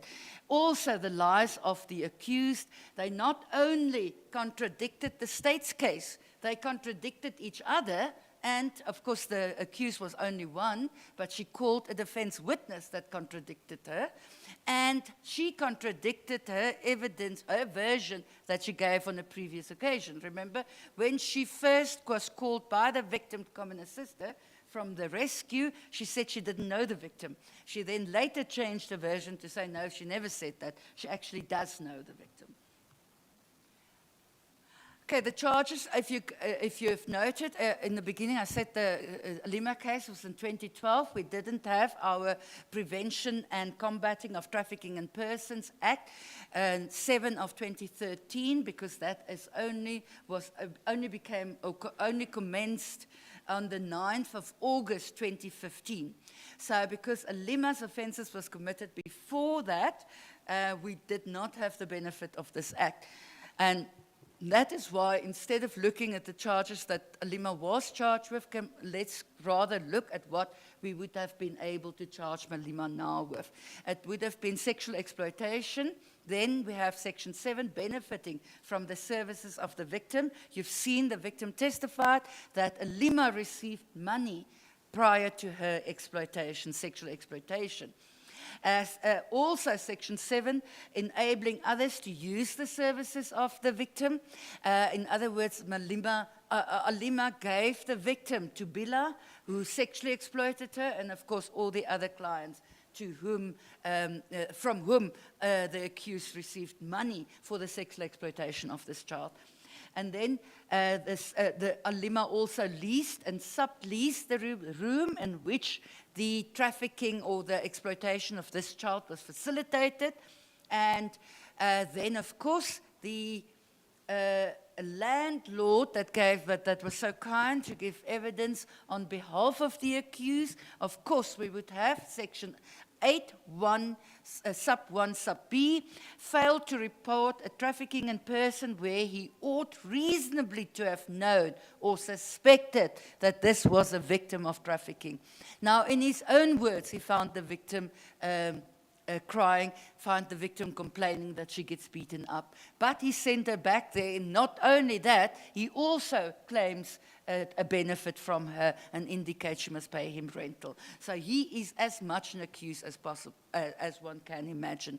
Another aspect that I wish to bring under your attention in our act, in terms of our mens rea, I think you all know, culpa and dolus. Now, our dolus in terms of the TIP Act is defined very similar to culpa.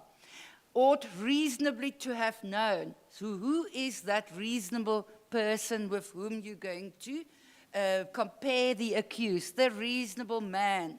The minute you deal with reasonable man, what do you deal with? You deal with culpa. In other words, on the burden of proof of culpa, we can prove dolus in terms of the Trafficking Act, which is fantastic. And another tool that we really need to use to our advantage. Another aspect that in South African law, we have something that you call accomplice. In other words, I don't have to be the actual perpetrator, but if I assist the actual perpetrator to the extent that the perpetrator cannot commit the offense without my assistance, it's called an accomplice. And the accomplice can be convicted and can be sentenced as if the accomplice is the perpetrator. And here, without this accused assistance, none of those men would have been able to rape the victim. So if I was the prosecutor, I would have charged Lima for rape in each and every one of these rapes that these men had raped her. And therefore, there she could have also gotten life imprisonment. Kidnapping, of course, and then, of course, in terms of the Sexual Offences Act that deals with brothels and prostitution. I didn't add that because I didn't think it was relevant for this workshop. Sentencing, I just quickly want to, we have also, in terms of our legislation, wasn't applicable with Lima, but now, in terms of our TIP Act, we have certain aggravating factors that the court must take into account during sentencing, namely the significance of the role played by the convicted person, previous convictions, whether the victim was drugged, and developed a substance abuse disorder, the conditions and period of captivity, whether the victim was abused and what the impact of the abuse was, whether it was part of an organized crime syndicate, whether the victim was a child or a person with physical disabilities, the nature of relationship between the victim and the convicted person, and of course the state of the victim's mental health. In this instance, of course, we have a few, in Alima's case, a few of these aggravating factors are present. Okay, here we have, if you will see, section 4 sub 1, offences that falls within Schedule 2, Part 1, in other words, life imprisonment. That was also indeed what the sentence of Alima was. She was sentenced to life in prison. Just look here, here's how our sentencing clauses refer to, and you can see a minimum of 15 or a minimum of 10 years. The 100 million rand, in other words, the fine, that is a fine that we normally impose on companies when they are convicted. Individual, a person will not be given a fine, they will be sent to prison. Just look at the schedules.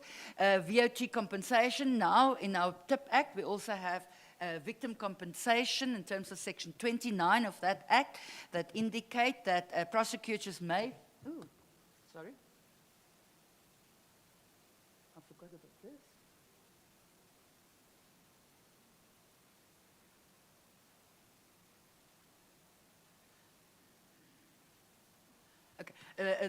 Prosecutors may, in addition to any sentence the court impose, apply for an appropriate compensation order for the damages suffered by the victim, which is actually fantastic that we have this compensation clause, because in criminal law it's very difficult to establish the quantum of damages and establish a claim and able to prove a claim. And our law has, this section refers to a quantum of damages to be determined by the loss, destruction of property, income, and support. I've read also in the case digest, there are certain cases where the victims actually sold property to be able to afford their travel to the country where they were exploited. Those are all damages that we can claim for. Physical, psychological, or other injuries suffered by the victim, or the infection of the victim with a life-threatening disease. We also have directives for prosecutors indicating that these applications must be made.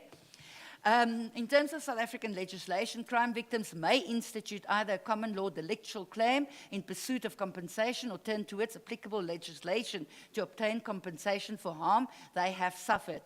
Victims may only institute claims for compensation against the perpetrator of a crime if they can prove the necessary elements of delictual liability, such as harm, conduct, causation, wrongfulness, and fault. In other words, in our law, even with our TIP Act and the compensation clause in terms of section 29, it can only be, compensation can only be imposed if after conviction, and the state has to prove that there's a causation between the harm that the victim had suffered and the actus reus of the perpetrator.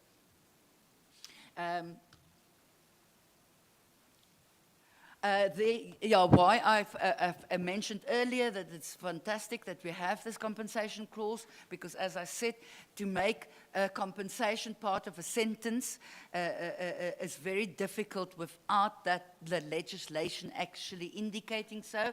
We do have section 300, but that is the maximum of 300,000 rand. So if you want compensation for more than 300,000 rand, prior to Section 929 of the TIP Act, you would have had that you have to claim with a delictual claim, civil claim to our courts.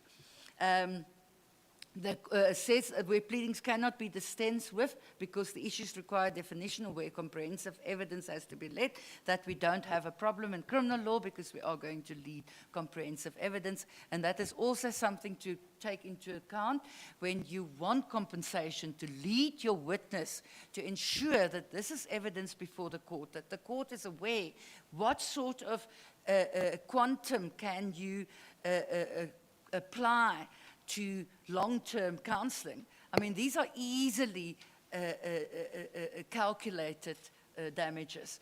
And in a Lima case, of course, it's not only counseling, damages for counseling for the victim, but also for her parents who suffered severe trauma and long-term trauma and really need assistance to overcome the trauma that the accused had subjected to them to. If you look at State versus Lombard, Himstra J, as he was then, observed that a criminal court is not the appropriate forum for the resolution of complicated damages issues. The suggestion is that compensation, whether in terms of Section 300 or by means of suspended condition, should be limited to cases where the determination of damages is simple, uncontested, and relatively clear. In other words, even despite this compensation clause in terms of Section 29, the state cannot just stand up and say, my lord, the victim feels that R1 million will be compensating her for the trauma. You have to prove that the damages she had suffered will be a quantum of R1 million before you can make this application. And State versus Sefu, it was held that the criminal court is not an ideal forum to resolve potential complications brought about by private law and civil procedure. It is then encouraged to rather make use of the option provided by Section 297 or Section 29 of the TIP Act, namely to impose compensation as part of the punishment as a supplementary condition to the sentence. As Namibia has already pointed out, the problem with this compensation clause also is very often, once you've sent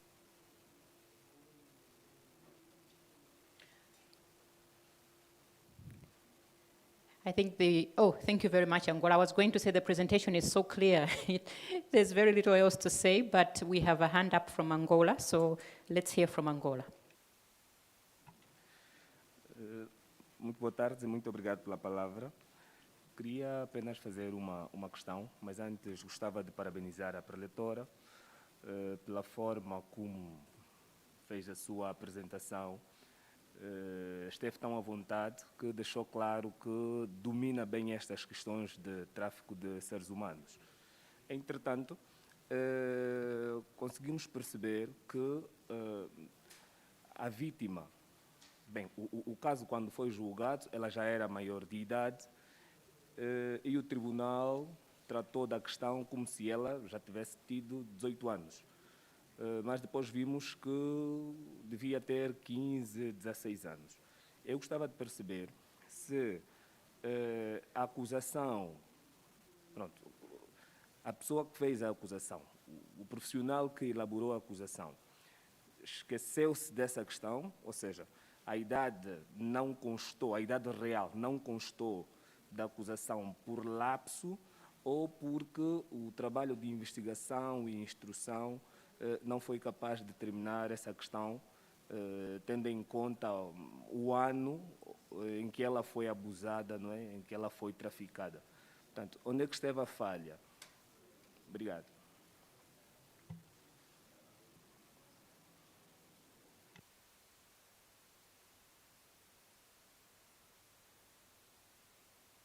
Thank you very much. Thank you very much, Angola. Is there any other question? Thank you, Mauritius. Go ahead. Yes, I would like to know whether there was any challenges as regards the psychologists, the psychological evidence from the defense. Because it's about opinion, if I'm not wrong, and to counter whether there was any challenge from the defense as regards the psychological aspect. Thank you. First, I'll go to DRC first, and Jeptum, you can be last.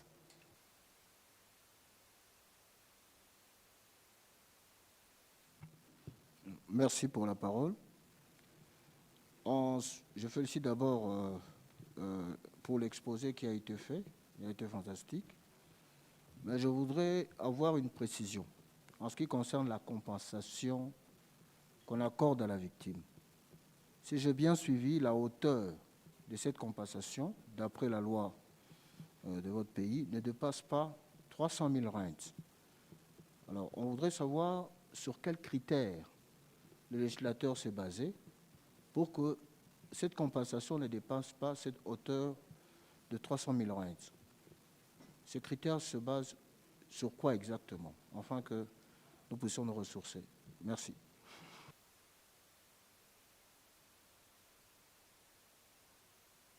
Thank you very much, Jeptum. Thank you very much, Karina, for that. I just would like to find out to what extent did the court rely on expert evidence of, say, psychologists or others who would, try and decipher or give expert evidence to help the case in terms of particularly the health of the victim. Thank you. Any more hands? Yes, Mozambique. Muito obrigada. Queria também felicitar a apresentação que foi feita.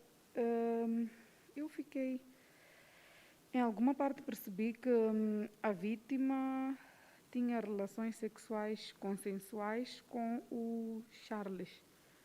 E a vítima, pelo que eu percebi, é menor de 16 anos. E eu queria perceber se estas relações sexuais consensuais com este Charles foram consideradas violação ou não, porque na nossa lei penal em Moçambique nós iríamos considerar que sim, houve violação, porque sendo uma menor de 16 anos de idade não tem capacidade de discernimento suficiente para poder decidir se pode ou não manter relações sexuais, consideramos ela menor. Então, queria saber se neste caso o tribunal aqui na África do Sul considerou este facto ou o Charles não foi condenado por este crime de violação. Outro aspecto importante era a respeito da compensação das vítimas. Também fiquei assim com uma dúvida acerca de que critérios é que são utilizados para determinar a compensação das vítimas. Nós em Moçambique estamos a fazer a revisão da nossa lei de tráfico e incluímos um dispositivo sobre compensação de vítimas, porque as nossas vítimas, ainda que não se encontre o perpetrador, ainda que que seja julgado, por exemplo, a revelia ou processo, depois acabam saindo e ficando assim só. Então, nós estamos a tentar introduzir na revisão da nossa lei um aspecto relativo à compensação das vítimas. E gostaria também de perceber que critérios é que são utilizados por África do Sul para poder determinar a compensação destas vítimas. Obrigada.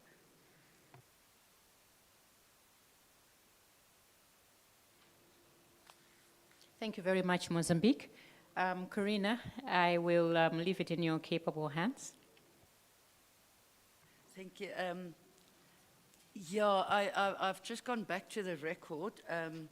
It seems like we do have protective measures through which victims can testify. We have Section 158, which provides CC through video link to testify if a person is under the age of 18 or a person with mental disabilities. Currently, our legislation has changed to include any vulnerable person can make use of Section 158 or testify through an intermediary in terms of Section 170 capital A. I see the victim didn't testify through an intermediary. It wasn't something that I immediately noticed, but you're right, it is odd. She should have. I do, however, she was 17 when she testified, so she was still within the age group where she could have used the intermediary. But that said, I have to say that I've done a case where a 17-year-old was hijacked and raped. She was kept for 5 hours with the rapist. In fact, they thought she died. And she did not want to testify through audiovisual link. She wanted to testify in court in front of them. And her explanation to me was, she was alone the day that they raped her. She never wants to be alone when they are in the...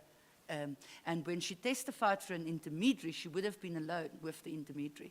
And that she didn't want. So what she did is she stuffed that whole court. She invited everyone that she knew. Her friends from school was there. Her family came from all over South Africa. They really packed that court full. So how the courts work is the gallery would be there, then the accused would be there, and then, of course, the stage and the witnesses and the court on the one end. And she packed the gallery so that when she looked at the accused, she saw all the people that supported her behind them. And that is how she wanted, and that was the only way that she could possibly cope with giving her evidence.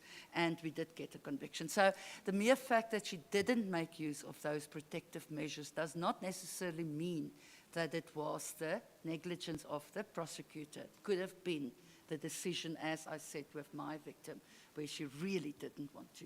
In fact, she felt very, very strong about it, that she wanted it the way that I've just explained. Then the psychologist, I see now, I'm trying to, going through what, the psychologist was basically by the defense more challenged in terms of how the victim was drugged before she was kidnapped. The defense certainly challenged the perception that you can actually get drugged by just climbing over a bottle.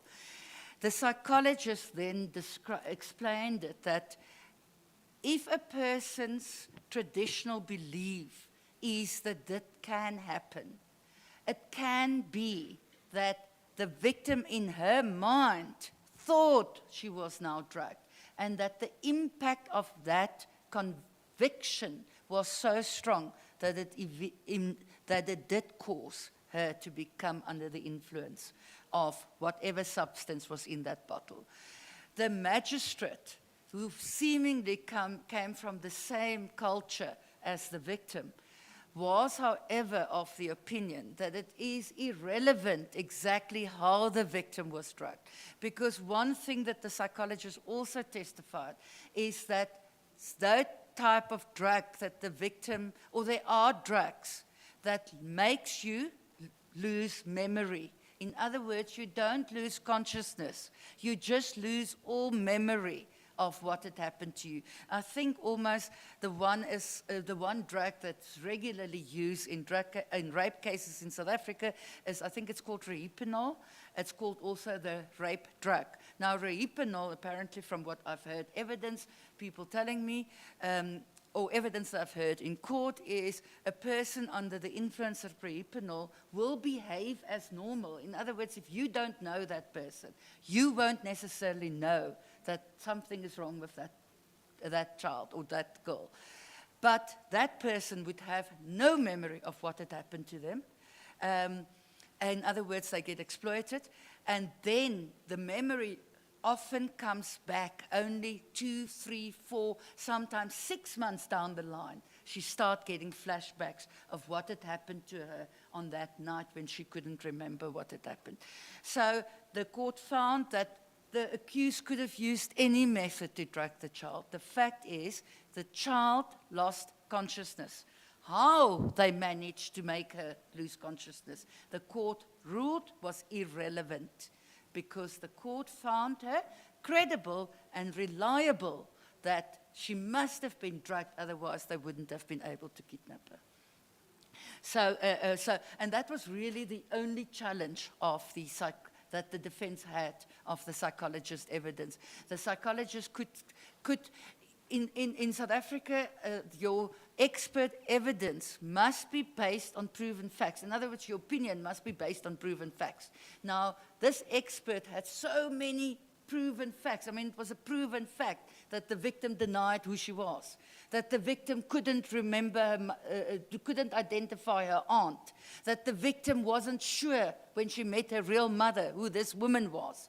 So that evidence was just so strong to corroborate the opinion or to support the opinion of the psychologist that the victim suffered from dissociative disorder. And I have to admit, it's very difficult for legal professionals to really challenge a psychosocial expert's evidence. We just don't have the right knowledge and enough skills to do that. And that is also why we use expert evidence. Why do you call an expert? You call an expert to assist the court in facts or in a field where the court does not have knowledge and experience in. In other words, you're never going to call a legal expert to tell the court how to interpret the law. But you will call a psychologist to interpret a psychological disorder or psychological behavior, to interpret certain behaviors. And that is what the psychologist did extremely well. What is also important is in terms of what remember, not every psychologist would be an expert. Remember, in criminal trials, you can't just call a psychologist as an expert. You have to prove that this is an expert in the field that you want the expert to testify. So I cannot call a forensic pathologist to tell me to come and give evidence on a gynecological examination. It might be a doctor, but it's a doctor that specializes in a completely different field. So just remember, and you have to prove that this is an expert. And that is why you will always see the expert will tell you how many years. And that is really, really important. And I have done it. I've done cases where, and I always say, if the state calls 2 experts, the defense is going to call 3 experts. And for me, it's always very important how long experience is. And when I argue in my closing argument, I will tell the court, all my experts combinedly has 109 years of experience in child trauma. Therefore, their opinion is valid, and the court can rely on their opinion. And that is important. So you have to prove that this is an expert. As I said, the expert could very clearly, on the facts that was proven during the case, could clearly come to an opinion that she could justify having on the basis of that opinion. And the child's mental health was the reason why she came to the conclusion that this child suffers from dissociative disorder. Sorry, Karina, before you continue, I think maybe you could also add on the element, which I think I saw coming through the question, that what if there's a contrary expert? You may have, experts can sometimes differ. So I think the issue was, did the defense not give you a contrary expert? And if that happened, what would happen? Yeah, you see, as I said, in most of my cases, as I say, if I call 2 experts, the defense is going to call 3. If I call 1, the defense is going to call 2. What really is required then of you is to go sit down with your expert and ensure that you can cross-examine, that you can thoroughly interrogate that expert. And I tell you, psychologists are definitely, even medical doctors, they come as hired guns. So very often you find a psychologist, and I find them sometimes you would find one psychologist will testify for the defense in different cases. So they come as a hired gun, but those psychologists very often don't have the proven facts to rely on for justification for their opinion. But you need to cross-examine it. Don't feel overwhelmed. Don't feel overwhelmed because this defense expert comes and tells you, I'm Professor so-and-so. I remember 2 or 3 years back, I had a case, non-accidental baby death, where the defense wanted to call a guy from Cape Town called Professor Kashula. I decided, because the professor talked, he wrote a report on the death of this baby, but he taught absolute nonsense. So I decided I'm going to call him Professor first, and then Doctor, and then Sir, because they get really annoyed with you if you call them Sir. But then he talked so much nonsense that I almost started with Sir. And I irritated that old man so much, but he couldn't really think straight. He stopped thinking the minute he heard Sir. Yes, sir, so tell me, because he's professor.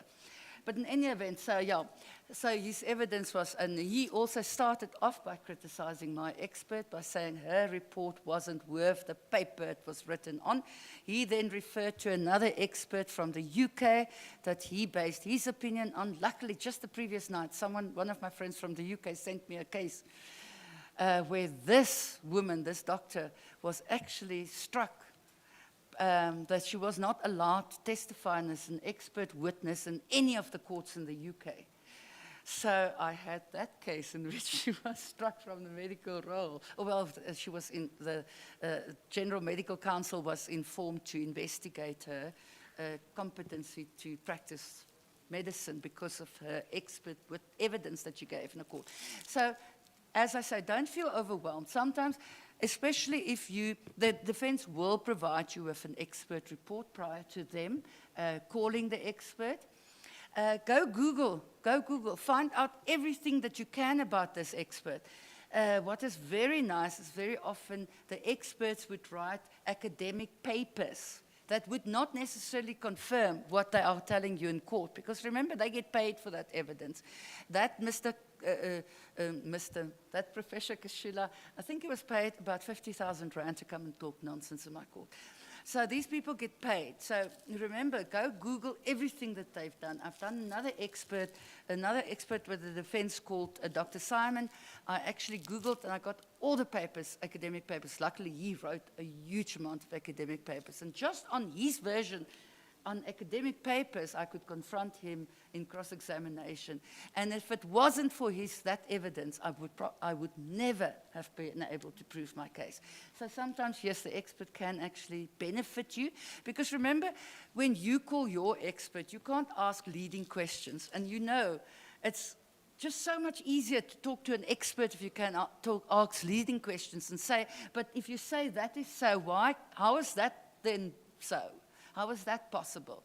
But you can't ask your own expert, and it's very difficult to drag these as general questions out of them. But the minute the defense calls an expert, then you can ask direct questions, and you can say, oh, directly, but this indicates that. How can you say this and this and this? So it's actually benefit me a lot if the defense calls expert evidence. But unfortunately, the defense doesn't often. In Alima case, the defense didn't. Okay, sex consensual. You see, in the Alima case, it was only the landlord that referred to Charles. None of the other witnesses, as well as the accused, knew of Charles. So Charles was a fictional character fabricated by the landlord to assist Alima. I have no doubt that this landlord was part and parcel of this whole prostitution ring by Alima, and that he benefited from the prostitution done on the apartments that he rented out. But a person is legally allowed to consent to sexual intercourse from the age of 16. Under the age of 16, it's only allowed, sexual intercourse is only allowed between people whose age difference are 2 years or less. But if it's a bigger age difference, then the consensual sexual intercourse cannot happen between under 16 years old. So in this instance, the victim indicated that she never consented. So in all these cases, all the sexual intercourse that anyone has had with this victim was rape. And then compensation in terms of the 300,000, our section 300 only provides for a maximum of 300,000 if you want to fine a convicted person. But as I say, that is wholly insufficient. That is why we rely not only on Section 300 when we want to make compensation as part of the sentence. We rely on Section 29 that allows us far higher amounts of compensation that we can provide. So this is a legislative ceiling basically set on the ability to fine a convicted person in the lower courts. That's in the lower courts. Is there any other questions that? So I don't know if there are any questions online from our online participants. We're running out of time, so let's give them an opportunity before I ask Rahel to make her observations. Nothing online? Thank you very much. Okay, let me ask Rahel to comment on the salient issues that have arisen. Okay, so if you could open your case digest, Fiona, could you tell them to open their case digest to Yes. the table of contents? Sorry about that. Could you have the case yes, everybody, if you could pull out the table of contents, please. I should have mentioned this at the beginning before we started. To save time, I'm sorry I forgot to do that. But if we could go to the table of contents so that we can follow with Rahel as she makes her comments. Okay, so the first thing I wanted to say was, you see that in this case, the testimony of the clinical psychologist was crucial. Okay, and this is very interesting because for anyone who knows the global case digest, there's a big disagreement between practitioners as to if it is valuable to bring psychological testimony. John Cotton Richmond, whom I mentioned in my first introduction, actually thinks there's no value in it because of what Karina said. If you bring one psychological expert, the defense will bring two. Okay. However, this case actually shows the crucial nature of psychological testimony. Why? Because the case is full of weaknesses. If you turn to your table of contents, you see it subsection 2212, memory gaps and distortions. Now, this case, the girl forgot her identity. In addition, he had secondary losses of memory where she would wake up naked, not knowing what happened. In addition, she has time distortions. She says at one point, I don't know how many days I spent there because I didn't even know the days, if it's Monday or Tuesday. So here you have a tremendous weakness. Without the testimony of the clinical psychologist about the dissociation of the victim and the trauma of the victim, I don't think that the court could have convicted.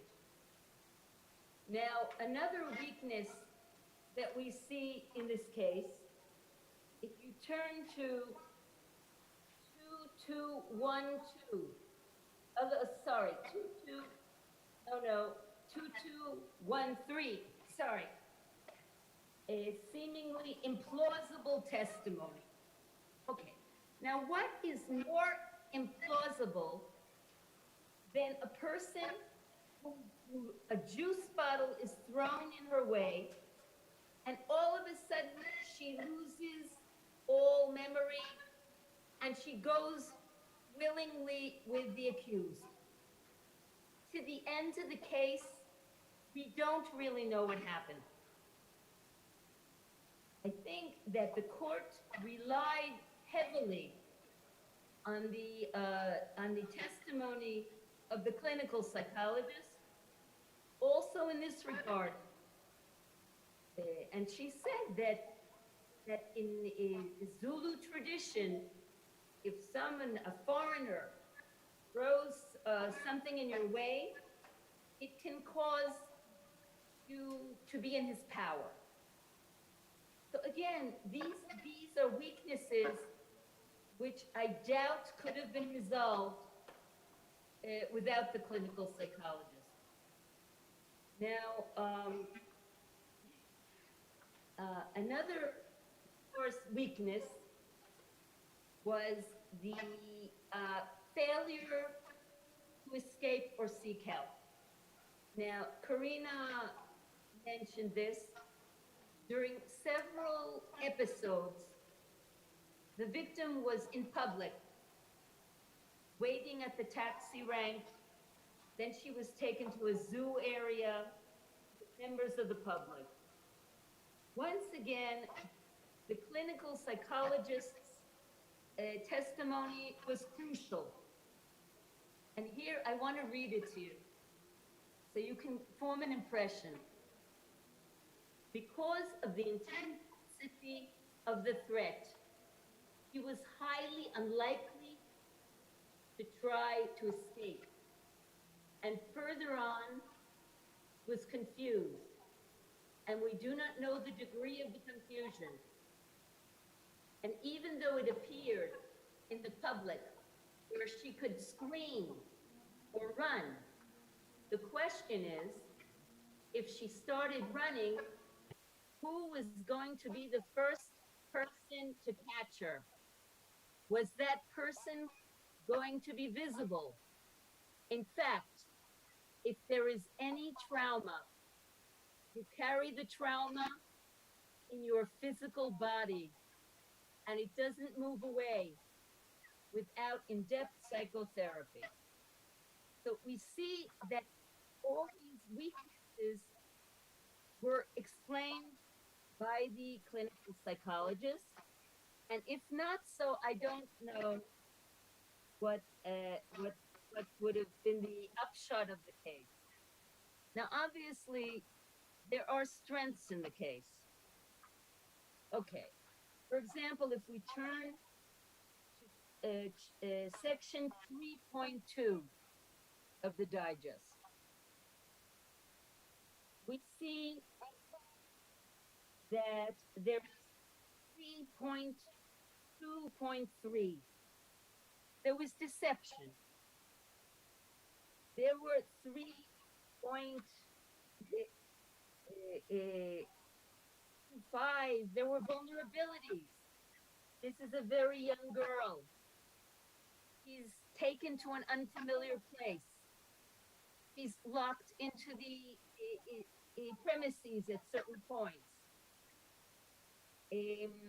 She's in difficult conditions. On one occasion, she's not given food. As Karina mentioned, she's never bought any clothes. Going around in the same clothes, actually has to borrow clothes. So we have here deception, we have violence or force, which is sexual violence. We have restrictions of freedom. We have isolation, because she's isolated from all support systems.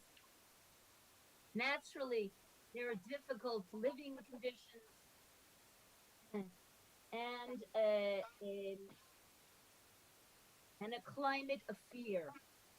Look at section 3.2.13. Now, an interesting question arises in regard to the duration of the abuse. This girl, as Karina mentioned, was abducted, and between the abduction and the rescue, 4 months passed. Okay. Now, should this make it more difficult to convict? So here I would like to refer you to that section. And substantially, it doesn't matter. Even trafficking for intended exploitation is still a crime. However, the longer the duration, the easier to convict. And yet, in this case, the abuse was so extreme that the duration of 4 months was enough. This is not dealt with in the case, but I raise it just so you're aware of this issue. The last comment I want to make is about the victim protection. There was something quite interesting in this case. After the victim testified, and she underwent an ordeal testifying under grueling cross-examination, the defense requested that she be brought back to testify following the accused testimony. This was in the light of a new witness that they had discovered, the landlord. The court allowed this in the interest of fairness to the accused. But it limited the questions to ones addressing only the new information and ordered that the testimony be heard in camera. Interestingly, in its final ruling, the court expressed doubts as to its decision to recall the victim, commenting that the request should not have been made, nor should the court have granted it. Very interesting also that only at this late stage of the proceedings did the court order that the testimony be heard in camera. The last comment that I have is because of the importance of psychological understanding of victims' behavior. In this case digest, unlike the global case digest, I bring also psychological sources by psychiatrists or psychologists who have written about victim behavior. Okay, that's it.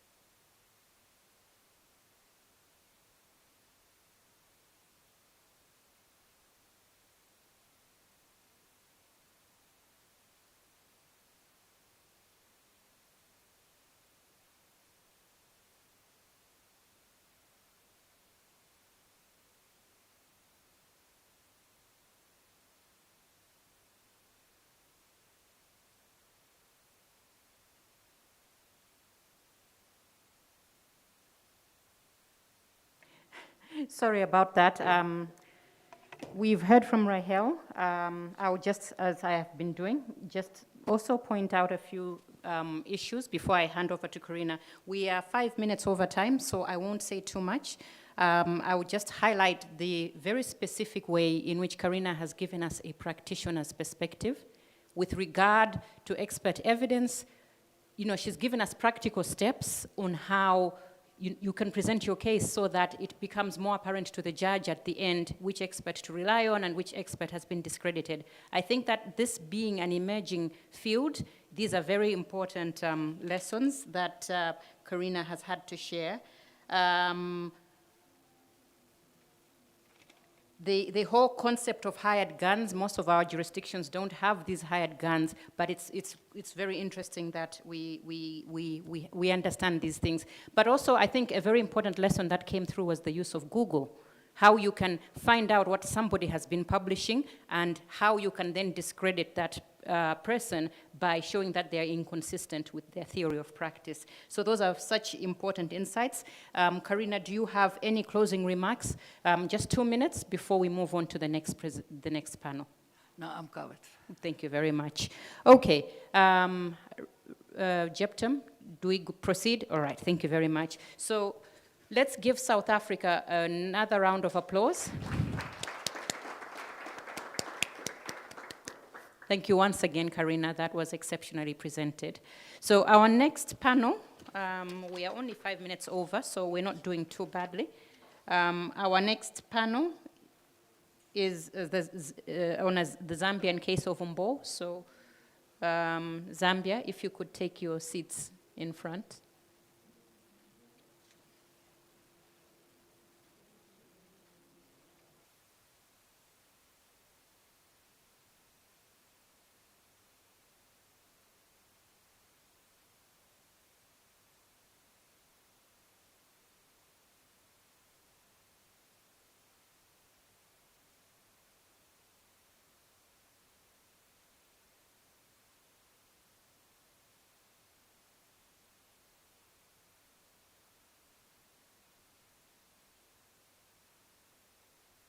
Would you be connecting to the PowerPoint?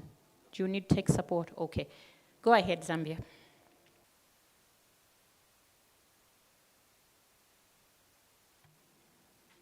Good afternoon, colleagues. We'll be co-presenting on the case of the People versus Imbo study.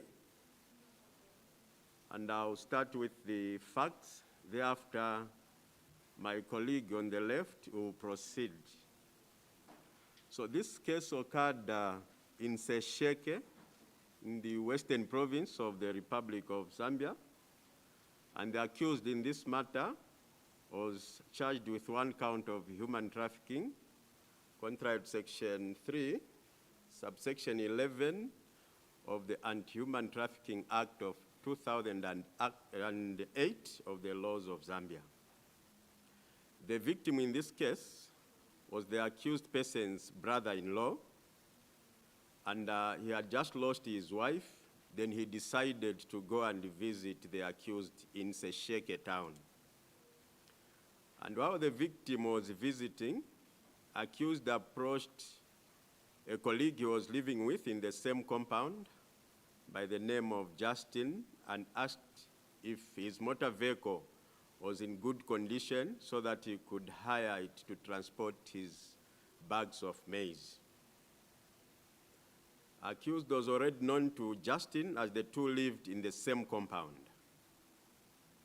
And this person informed the accused that the car was broken down, and it was at this stage that accused asked Justin if he was interested in the business of buying goats.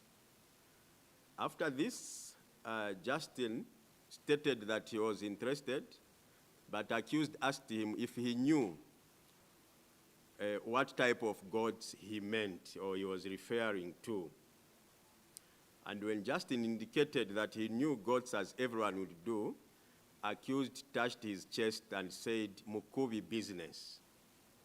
And this Mukubi in that Sesheke district was believed to have once lived in Namibia and referred to people as goats, as it was believed that Mukubi used to kill people. It was at this stage that Justin called accused in his house and interviewed him further regarding the Mukubi business. And accused informed this same person that Mukubi, referring to a human being, was at his house and had wanted to cross him over to the Republic of Namibia, but was scared of the security personnel. The witness at this stage, who is Justin, informed the accused that they meet the next day so that he could arrange for a buyer. The two people exchanged mobile numbers and parted after promising to call the next day. The following day, the witness later called his friend Kayombo and asked him to pose as a buyer after briefing him that accused was selling a human being. And it was at this stage that accused informed the buyer. Accused was informed that the buyer was found, and it was at this stage that he reviewed, the accused reviewed that the person to be sold was actually his brother-in-law, and the price was 120,000 Namibian dollars. A few days later, accused who was married suggested to this Justin that he at least gives him a 70 kwacha, Zambian kwacha, so that he buys the victim beer and part of the money to give to his wife so that the wife starts off going to the village. According to him, women were weak vessels, and if she was present, she might reveal to the police. So in other words, he just wanted to dispatch the wife out of the place. And the next day, the witness alerted the police about the whole deal and asked them to be on alert as he was going to call them when accused was ready to finalize the sale. It was at this stage that the accused called the witness, who is Justin, informing him that the victim was already drunk, as he had been drinking that day since 15 hours. And the witness asked to meet around 20 hours and then rushed to the police. So the police looked for money to give to this witness so that they can proceed to where the accused was and pose as buyers. So a 4,800 Namibian dollars and a 2,000 United States dollars was given to this gentleman by the police, and together they got into the car heading to where the accused was. They went and parked at a bar called Lungamangana Bar, where accused was with the victim, and accused, upon being called by the witness, went to the vehicle with the victim, who appeared to be drunk, very drunk, and unable to walk. The accused then informed the witness to pretend that he was a taxi driver so as not to alert the victim. And they, accused and victim, got into the vehicle and drove to a place called Katima Mlilo, where they parked at some place and started counting the money. The accused was given the money, and while counting, the police apprehended him with the money in his hands. And accused, when asked by the witness as to what he would do after killing his brother-in-law, he stated that he was going to remove the tongue, heart, and private parts, and thereafter dump the body into the Zambezi River. Accused, together with the victim, was taken to Sesheke Police Station, where he was charged with the offense of trafficking in persons, contrary to Section 3, subsection 1 of the Anti-Human Trafficking Act number 11 of 2008. This was the testimony of the Justin, who was prosecution witness number 2.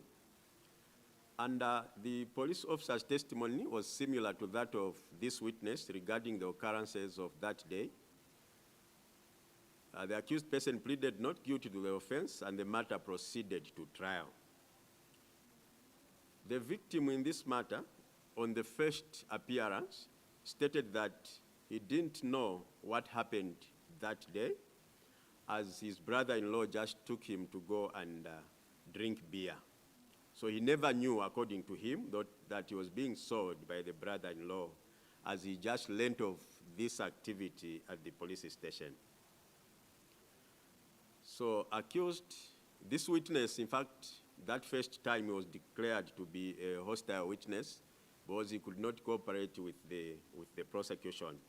But when he was called the next time, after he was taken to prison for 8 days, he stated that, yes, he was taken by the brother-in-law to this particular bar, and they were there because the brother-in-law had indicated that he was selling the boat or a canoe, a dugout canoe, and that they were there to wait for customers to buy those boats at 90,000 kwacha.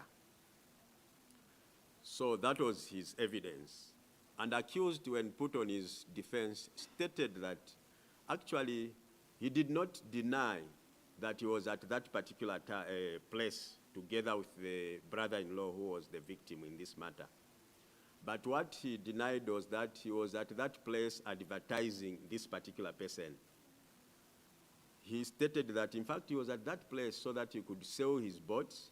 And this witness, this Justin, the money he was giving him was meant for the canoes that he would supply him, not that he was selling the brother-in-law. However, at the end of the day, the magistrate in this matter convicted this accused person for the same offense he was charged with. So the challenges we found in this case, on the first appearance, the victim indicated that his brother-in-law bought him beers and that they went back home. So according to him, at this stage, this witness stated that there was nothing involved as in selling him. So the prosecutor in this matter had difficulties to elicit evidence from the victim, partly because the accused was his brother-in-law, who, according to the victim, was a very good person who could not sell him, but he was just there to buy him beers. So this victim was convinced that the accused was buying him beer and could not plan to sell him. So his testimony was not helpful, such that he was even declared hostile and sent to prison for 8 days. However, on his return, like I stated, he was able to state why he was there, but of course, not that he was being sold, but that the brother-in-law was just selling his boats. So the key issues, some of the key issues that we found in this case was that the facts are silent on what use the organs would be put to had they been removed from this victim. Reading through the record, it did not come out from the witnesses as to why those organs were to be removed, whether it was for charms or for getting rich or for cultural beliefs. And there were no questions put to the witnesses, whether as far as they were concerned, they knew what body parts were used for or why they were being required. So evidence from prospective buyers was not elicited from the accused in his defense or the evidence led by the prosecution witness. So it's like evidence was left hanging from the prosecution witnesses. They could not proceed further to ask them if they knew or maybe they had heard of what would happen with those body parts. So at this stage, my colleague will proceed to present on the ingredients of the offense.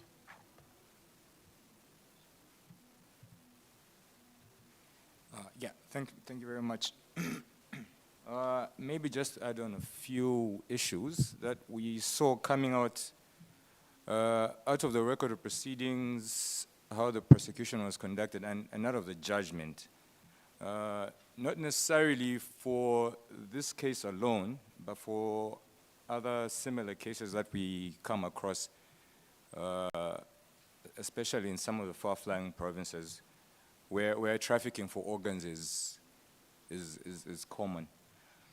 I think the first thing is the ingredients. If you look at the judgment that was made in this case, the magistrate basically just took it for granted that the ingredients of the case had been met, and just went to say, well, since this PW2 said you wanted to sell him, then, well, to me the trafficking is proved. Now, that might be the case. Obviously, that's where the case stood. But I thought it would have been a good opportunity for the magistrate to even consider what sort of means the accused used to move this person from point A to point B in order to achieve his aims. So if you look at our Anti-Human Trafficking Act, under Section 2, I think it talks about trafficking being recruiting, transporting, and transferring, and I'm sure we all know all those things. And the means would be, at least in this case, either coercion or fraud or deception, at a glance, really. And there's evidence that there was beer was used to ply this victim. And in the same section too, you read that coercion can mean psychological, non-psychological means.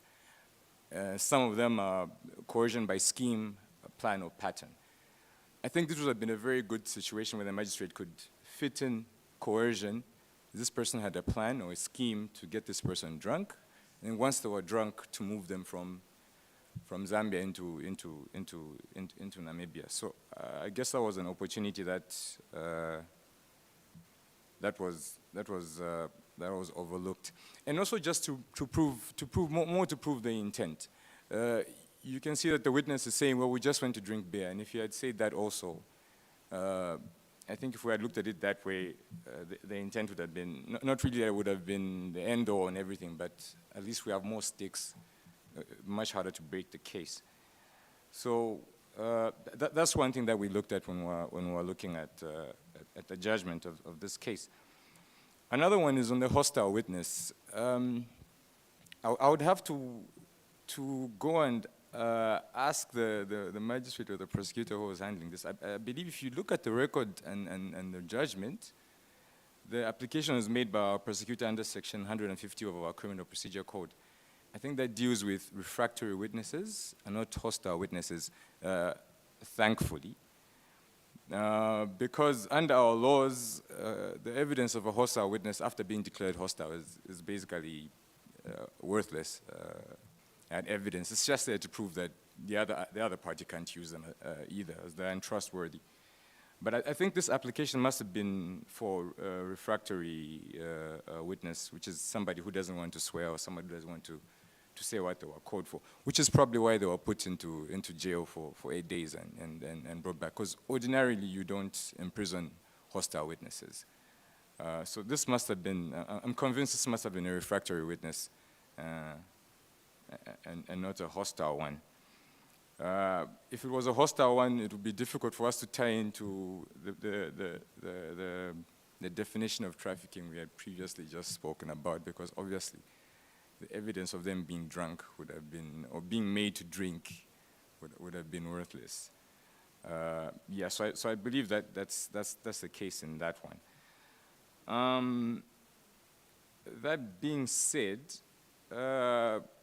there's also this issue of trafficking for organs, like I mentioned earlier. We wanted to speak about this because personally, this is from Western Province, where my colleague comes from.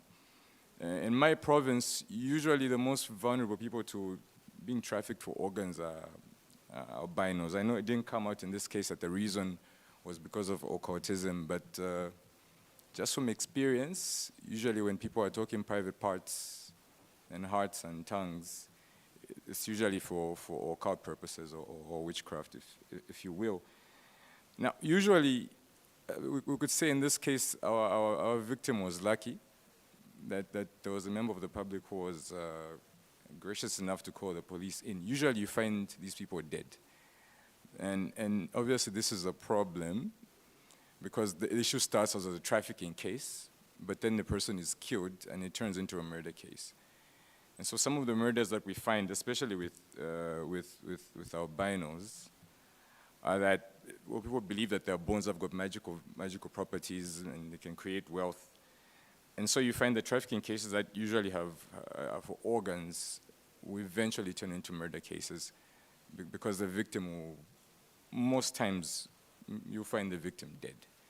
And people will be reluctant to charge for the trafficking because obviously you now have a murder charge on your hands, and it'll be more expedient to go in that direction. And so if you read some of the case laws, maybe that issue won't come out, but we've seen just through our experience. And you find this is the case because people like albinos and transient people like our complainant in here, they don't know anybody in the areas that they're living in, or the transient people. The albinos, on the other hand, are usually shunned, so they will live maybe in the outskirts of the village. Even if it disappears for 4 days, no one will really care. There's a common saying in Zambia that albinos don't die, they just sort of disappear. That's quite chilling because nobody knows where they are. These people might actually be dead. So usually organ trafficking, organ cases are usually, there's usually this occult element to it. And I don't know, a lot of the time you find the victims are eventually they'll be killed. Another issue was, if you heard the facts correctly, this was basically an operation staged between this second witness and the police, where they basically lured this accused person to go ahead with his plan. In this one, we were lucky that it was a member of the public, just a general member of the public who was dealing with the police. In most cases where you have this kind of operation, usually the police will use what you call a criminal informant. Now, this becomes a problem for us in our courts because the police won't want to expose a criminal informant to come and give the evidence that he's aware of. So in this case, if the second witness was a criminal informant, we wouldn't have had that all-important evidence that would have used to convict the accused person in this case. And of course, the other person was drunk at the time. So there would actually be no evidence, regardless of the fact that there's a criminal informant who has everything like this. So you find that law enforcement agencies rarely want to expose the criminal informant. Probably would only have the evidence from the police officers, but that's also taken somewhat with a pinch of salt because the police officers, usually people want somebody who's not a police officer to come and testify to these issues. So that could have been a problem, but in this case we were lucky that it was someone who was just a general member of the public and was willing to come and testify. The other issue is that this was obviously for profit, although according to our laws, we don't need to prove any sort of profit motive for trafficking in organs, though I think for evidential value, I think it's important. So like my colleague had said, I think was a slip on our part not to have established what kind of motive these people had for getting these organs. The last issue for me would be if you read the facts in the judgment, there are other people who are supposed to have benefited from this 120,000 Namibian dollars. An uncle here and a nephew here, and I think a hammer mill that was supposed to be bought. Unfortunately, the accused didn't give up much on the people who were supposed to get this money. Only he knew who they were. And so our police were not able to investigate these would-be beneficiaries and possibly apprehend and charge them. So that's just us from what we saw from the judgment and our look at the record of proceedings and on issues that could have been done better and issues that possibly could help us in the near future as well as we're dealing with similar cases. Thank you very much. Thank you. Just a minute before we clap for Zambia. What was the sentence? For this one, the sentence for this was actually trafficking, but with intent to traffic organs, contrary to the Anti-Human Trafficking Act and the Human Tissue Act. So if it's just plain trafficking, it's supposed to be not more than 35 years, but no more than 30 years, but not less than 25. But because it was because of issue based on trafficking organs, I think the sentence was about 35? Yes, the sentence was 35. Though you won't find that in the judgment. This was a lower court, and in our jurisdiction, magistrate has limited number of years to give on sentences. So this matter, I think, went to the High Court, where it was supposed to be for sentencing, actually, basically. So you wouldn't ordinarily find that in the judgment, but I think it was about 35 years. Thank you very much. I was saving the applause until last, but since we had already started, we can proceed and give them a big round of applause. Thank you for that exceptional narration. It is now 4 o'clock. We will be concluding this session at around 4:30.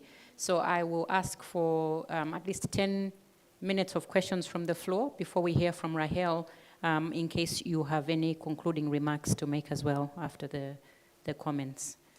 I'd also just advise us to have our table of contents open so that when Rahel comes, we're able to reference. So we have a question from Zimbabwe. Please go ahead.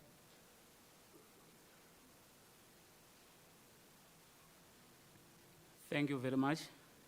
If I got you correctly, you indicated that initially the witness was hostile and he was sent to prison for about 10 days.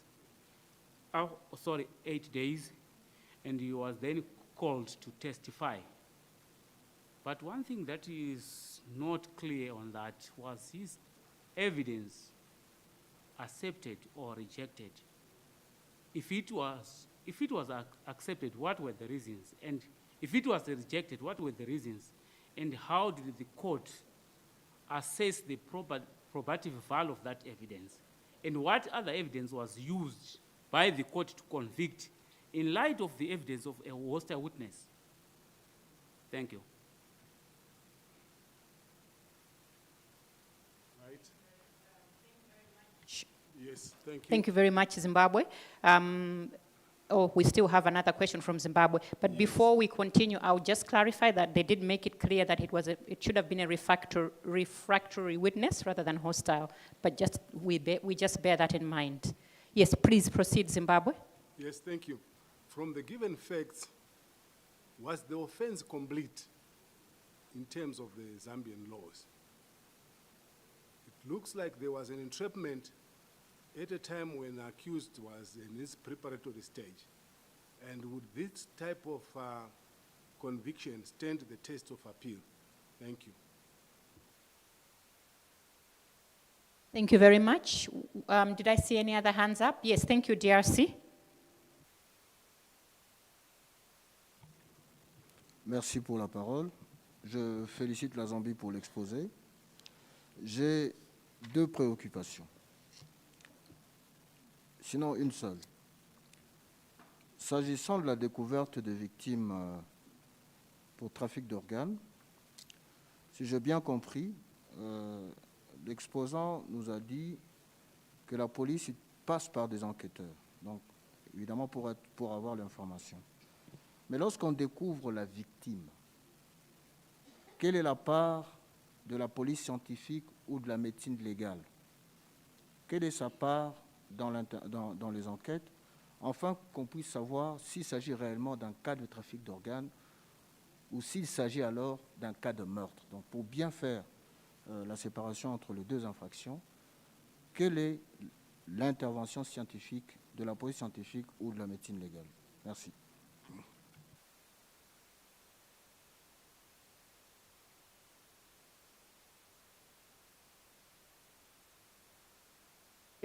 Thank you very much, DRC.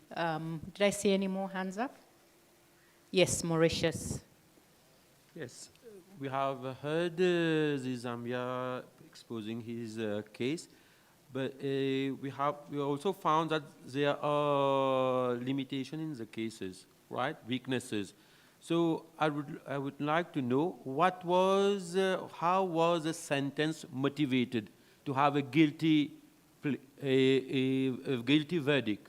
So what was the motivation of the judge to convict the accused party? Thank you very much, Mauritius. I don't see any other hands up, so at this point, Zambia, if you could answer these 4 questions. Thank you.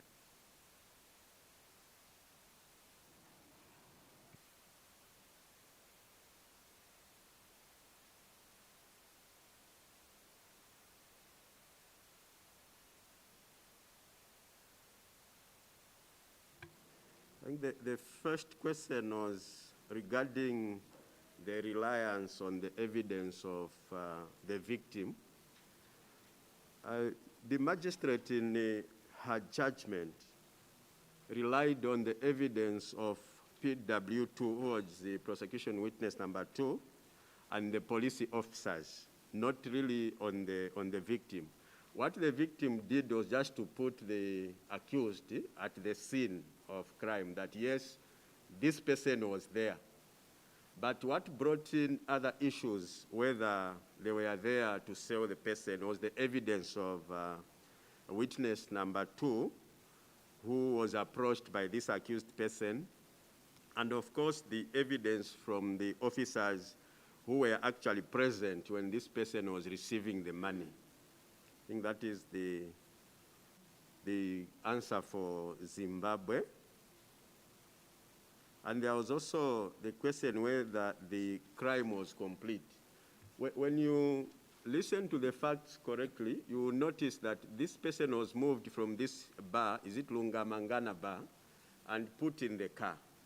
As the people were moving and parked at this particular place, which was Katima Mulilo area, the accused actually received the money. And the person he was referring to as the merchandise was present. So this property to be sold was in the car, and this accused received the money. So what remained at that stage was just for the buyers to move out this victim, because the sale was already done. And it was at this stage that the police apprehended him, whilst he still had the cash in his hand. And the sentence, why the judge gave out that sentence, one of the conditions when our court sentence is the prevalence of the offense. So in this instance, in the western part of Zambia, we find that trafficking is on the increase in the sense that we have a district bordering Angola called Shangombo, and the other one bordering Namibia. So we have those cases in those areas. And the judge in this instance was saying, to serve as a warning to those who would want to sell people, I'll give this sentence. So that is what he stated at that stage.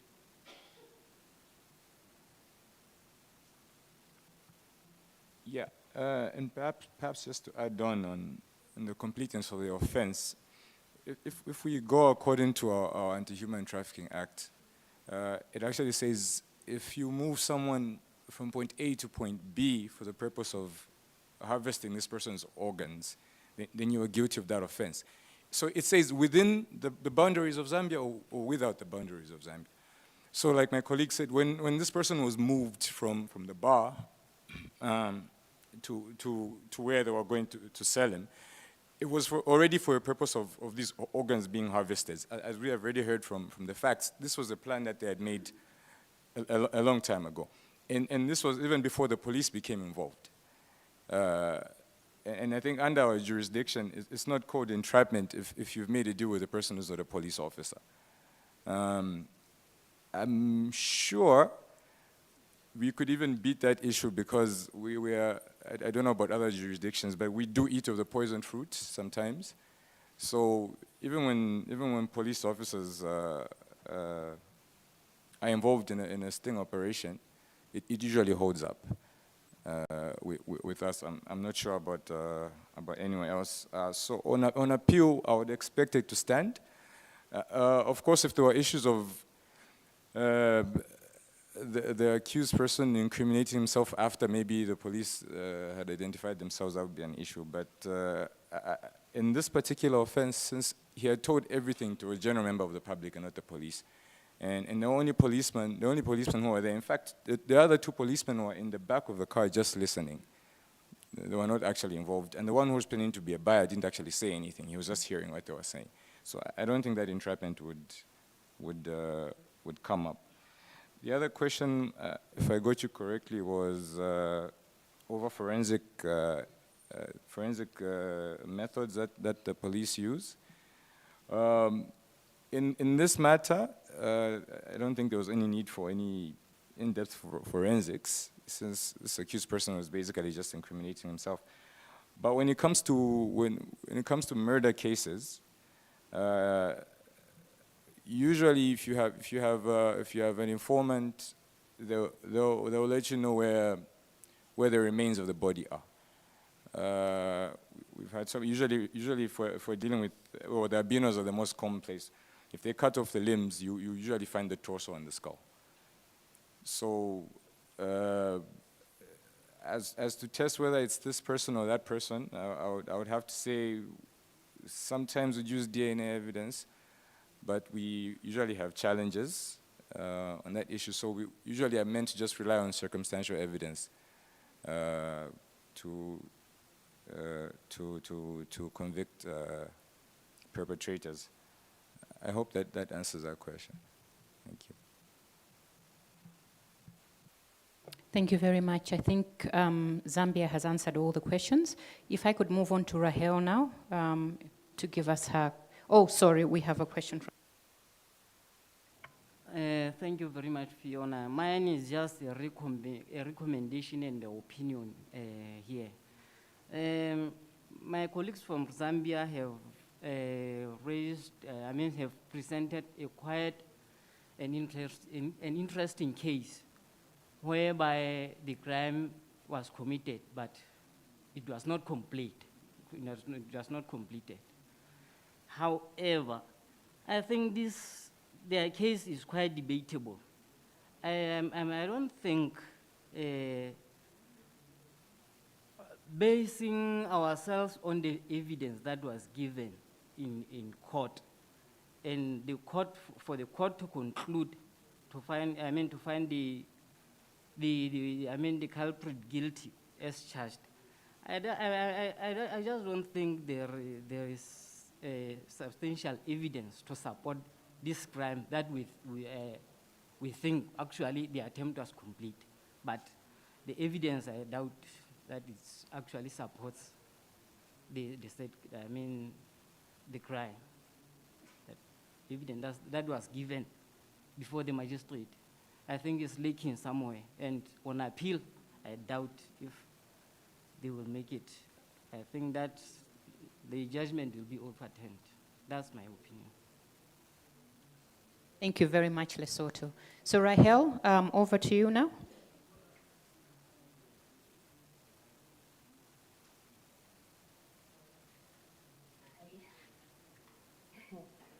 Okay, first of all, I wanted to say that this is a rare case, because we have very few cases of trafficking for organ removal. So it's super important. Okay, I also wanted to note all of the three cases which were presented, you see the importance of cultural beliefs. We saw it in Jonas because the victim was afraid of the powers of the accused. We saw it in Alima, where the victim believed that she would be harmed by throwing the juice bottle in front of her. And we see it apparently here, because though we don't know for sure why the organs were being sold, it's reasonable to suspect that it was as a result of a cultural belief of the power of these organs.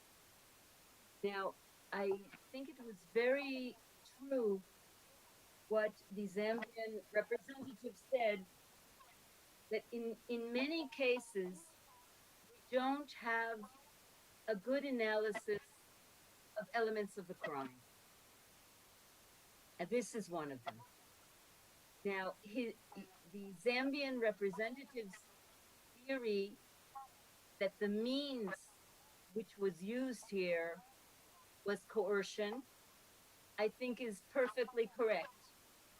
The use of beer to make the person, the victim, not aware of what's happening was the means that was used here. And as far as the question of the evidence of the refractory victim, the truth is that this is a case where the victim's testimony almost meaningless, because he was drunk and didn't remember anything. All he remembered was that he had gone to a certain place and that the accused had plied him with a lot of beer. He didn't remember anything of the transaction. So here, if you look at your legal contents, you will see that this is a case 2.2.2, cases with partial or no victim testimony. And this too is rare, that there is a conviction without substantive testimony of the victim, very rare. And the reason that this resulted in a conviction because there was an independent witness who was not a police informant, was the buyer, was a member of the public who the accused suggested he would sell the organs to. And there were the two police testimonies. And in addition, in the cross-examination, which the accused made one of the buyer, apparently there was a partial confession in one of his questions. So that was the evidence before the court. Very partial testimony by the victim, testimony of the buyer, and of the two police officers. Now, as far as the sting, this is a case of a special investigative activity, and we can find it in section 2.10.2, stings. So there are other cases in which this was the case, and this is actually one of them. Another interesting facet of the case was that here there was physical evidence which was submitted, and that is the fake money which was paid to the accused with serial numbers on it, and it too was submitted. Now, if we look at the strengths of the case, see, first of all, there was deception. You can see that in section 3.2.3. The accused told the victim that they were going to a place to buy or sell a canoe, and that's why the victim went with him. Now, again, as the representative from Zambia said, the means was coercion, and I would call it subtle means of coercion, which appears in section 3.2.4, use of drugs and alcohol. The accused made the victim so drunk that he could hardly walk. Okay, now the vulnerabilities. Vulnerabilities of the victim. This is a young man who just lost his wife. He goes to visit his brother-in-law, whom he trusts. He has emotional vulnerability toward. He has a child, a young child to take care of. He's a very vulnerable young man. So that's another strength in the case. In addition, we have signs of ownership. Let's turn signs of ownership is 3.2.11. How do we have signs of ownership? Well, first of all, the victim is being treated like a car, which you use in order to sell parts. Okay? His organs are being sold. This is the ultimate of objectification. Second of all, when the accused talks of the victim to the buyer, he says he brought the merchandise. It's again a sign of ownership. This is an object. It's merchandise. Okay. Now, the weaknesses in the case, of course, the fact that the victim has nothing substantive to say. Another weakness is the fact that the victim can be viewed as naive or negligent. He goes with the brother-in-law, even though the brother-in-law tells him a very strange story of selling a canoe, allows himself to be made drunk. So conceivably, the defense could raise the claim that this was consent. He consented to go. This is too naive and negligent. However, naturally, the strengths overcome the weaknesses.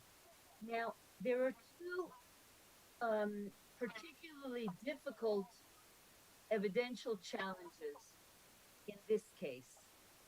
First of all, this is a case where the exploitation never transpired.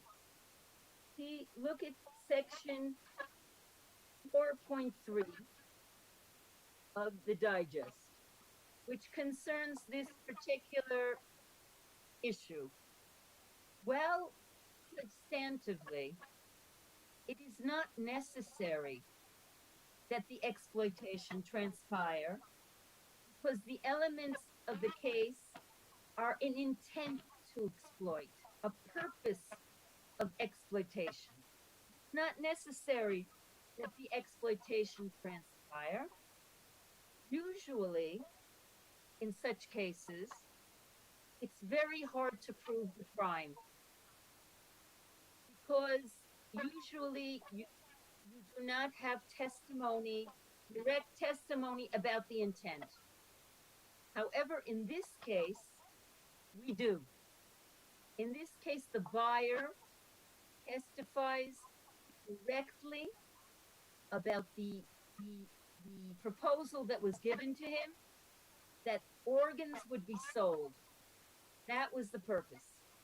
We have the police who did the sting, and money passed for organs, for removal of organs. So in this case, it's perfectly clear that the intent of the accused was to remove the organs. And therefore, it was perfectly correct to charge and convict with a full-fledged trafficking crime and not an attempt. In other cases, there are more questions that arise. Now, also, another particularly a complicated issue is the chain of trafficking, which appears in section 4.2. As the Zambian representatives noted, the uncle of the accused was apparently supposed to receive part of the money. We don't know why the uncle was not charged. But in any case, he could have been part of the chain of trafficking. Now, another comment,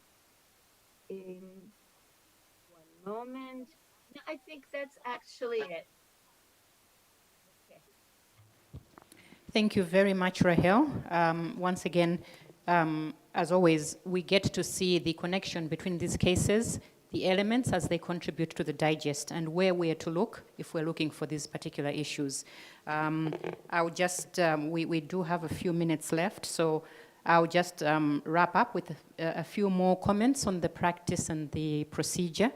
I think one very important aspect that has come out from this case is that as prosecutors, we may need to realize that sometimes our cases will turn on luck. And this is an important thing, that you don't get rid of any hunches. You heard from South Africa how in a particular case that Karina was doing, just at the time when she needed that information, she found out that this expert had been discredited in England. And this information came just at the right time. And she also pointed out that, she wrote down a lot of things at the beginning, and some of the issues that the case turned on depended on those matters that she had recorded. So in this case as well, you've seen these elements of luck coming up again and again. Here we see in most cases, the police use informants. And, having sat in many criminal cases, I have heard the police, when they're being cross-examined, where did you get this information? From an informant. Where is this informant? We cannot reveal. And the case is lost because it's a police informant who has not been cross-examined, the issues of hearsay. But here in this particular case, we have a civilian, and he hasn't been discredited by entrapment because of Zambia's particular law. So it's going to be interesting to find out how our laws on entrapment operate against such kind of incidents, because I know from Lesotho skepticism that possibly in Lesotho it might not be possible to proceed on such cases because of issues such as this. So I just wanted to really highlight that sometimes a case will turn on a hunch, it will turn on luck. And because we are professionals, we are well versed in the law, sometimes we tend to overlook these hunches, but they may be just the issue to get us through. The whole issue of cultural factors, I will just underscore what Rahel has said. For many of the cases in the region, we can't ignore cultural factors. So thank you very much again, Zambia. Do you have any closing remarks to make? All right. Could we give Zambia another round of applause? And I'll hand over back to Jeptem at this point.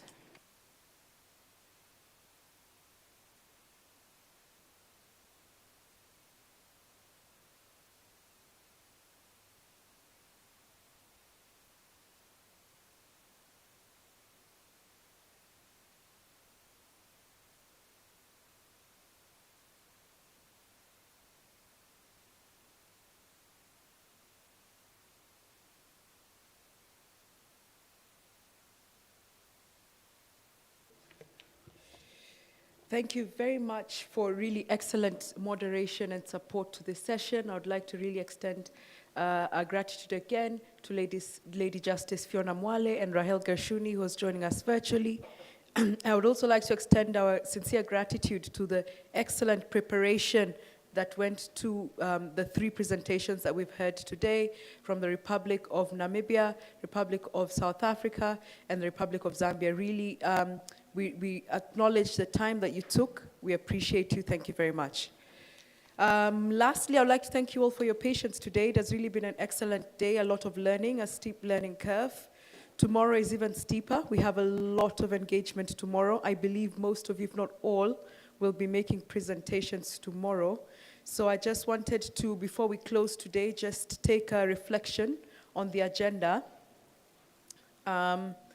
And just so that we are all certain where we fall under the agenda, and if you allow me to just quickly skim through so that we can all have confirmation that we'll be making presentations tomorrow. So we will begin, the sessions will be very short, about an hour and a half each, and they'll all have 4 to 5 countries. So the presentations will not be that long, perhaps 10 or so minutes per country or less, to really just speak on quick facts and outstanding matters per case.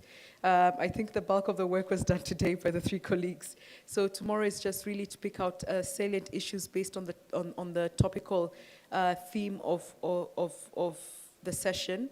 We'll begin at 9 a.m. with cases where exploitation did not openly transpire. And here we will have a panel consisting of the Republic of Mozambique. We will also have a Republic of Madagascar, Republic of Malawi, Republic of Tanzania, and again we'll have a Republic of Zambia. This is 5 member states in about an hour, so really very brief presentations that will be guided by Lady Justice Fiona Mwale. We'll then have a tea break and come back for the next session, which will be again about an hour and a half on subtle means of control, including family complicity, which we have also seen today significantly. We'll have a panel by the Kingdom of Eswatini, the Democratic Republic of Congo, Republic of Botswana. So again, about 10 minutes or so, and then give time for question and answer. We'll then also have a session thereafter on focusing on victim consent. We'll have Republic of Mauritius, Republic of Seychelles, South Africa as well. I know you have 3 cases here. We hope that your colleagues will be here so that they'll be able to support you, Karina. And then we'll have 2 other sessions. After that lunch, we'll have 2 other sessions focusing on weaknesses and victim behavior and how the courts addressed to ensure prosecution. We'll have a panel of the Republic of Zimbabwe, Kingdom of Eswatini, and the Republic of Namibia. Finally, for the day, we'll focus on typical issues which arise in cases of trafficking for labor exploitation, and we'll have a panel, again, Republic of Seychelles. Sorry to put you on the spot twice in a day, but please allow us. The Republic of Zimbabwe as well, the Kingdom of Eswatini, and South Africa. You're featuring a lot in this program, a lot of work. So I just wanted to go through this so that we confirm that we'll be ready for tomorrow. And I wish you a very good evening. Tea served. See you tomorrow morning. Have a good evening. Bye-bye.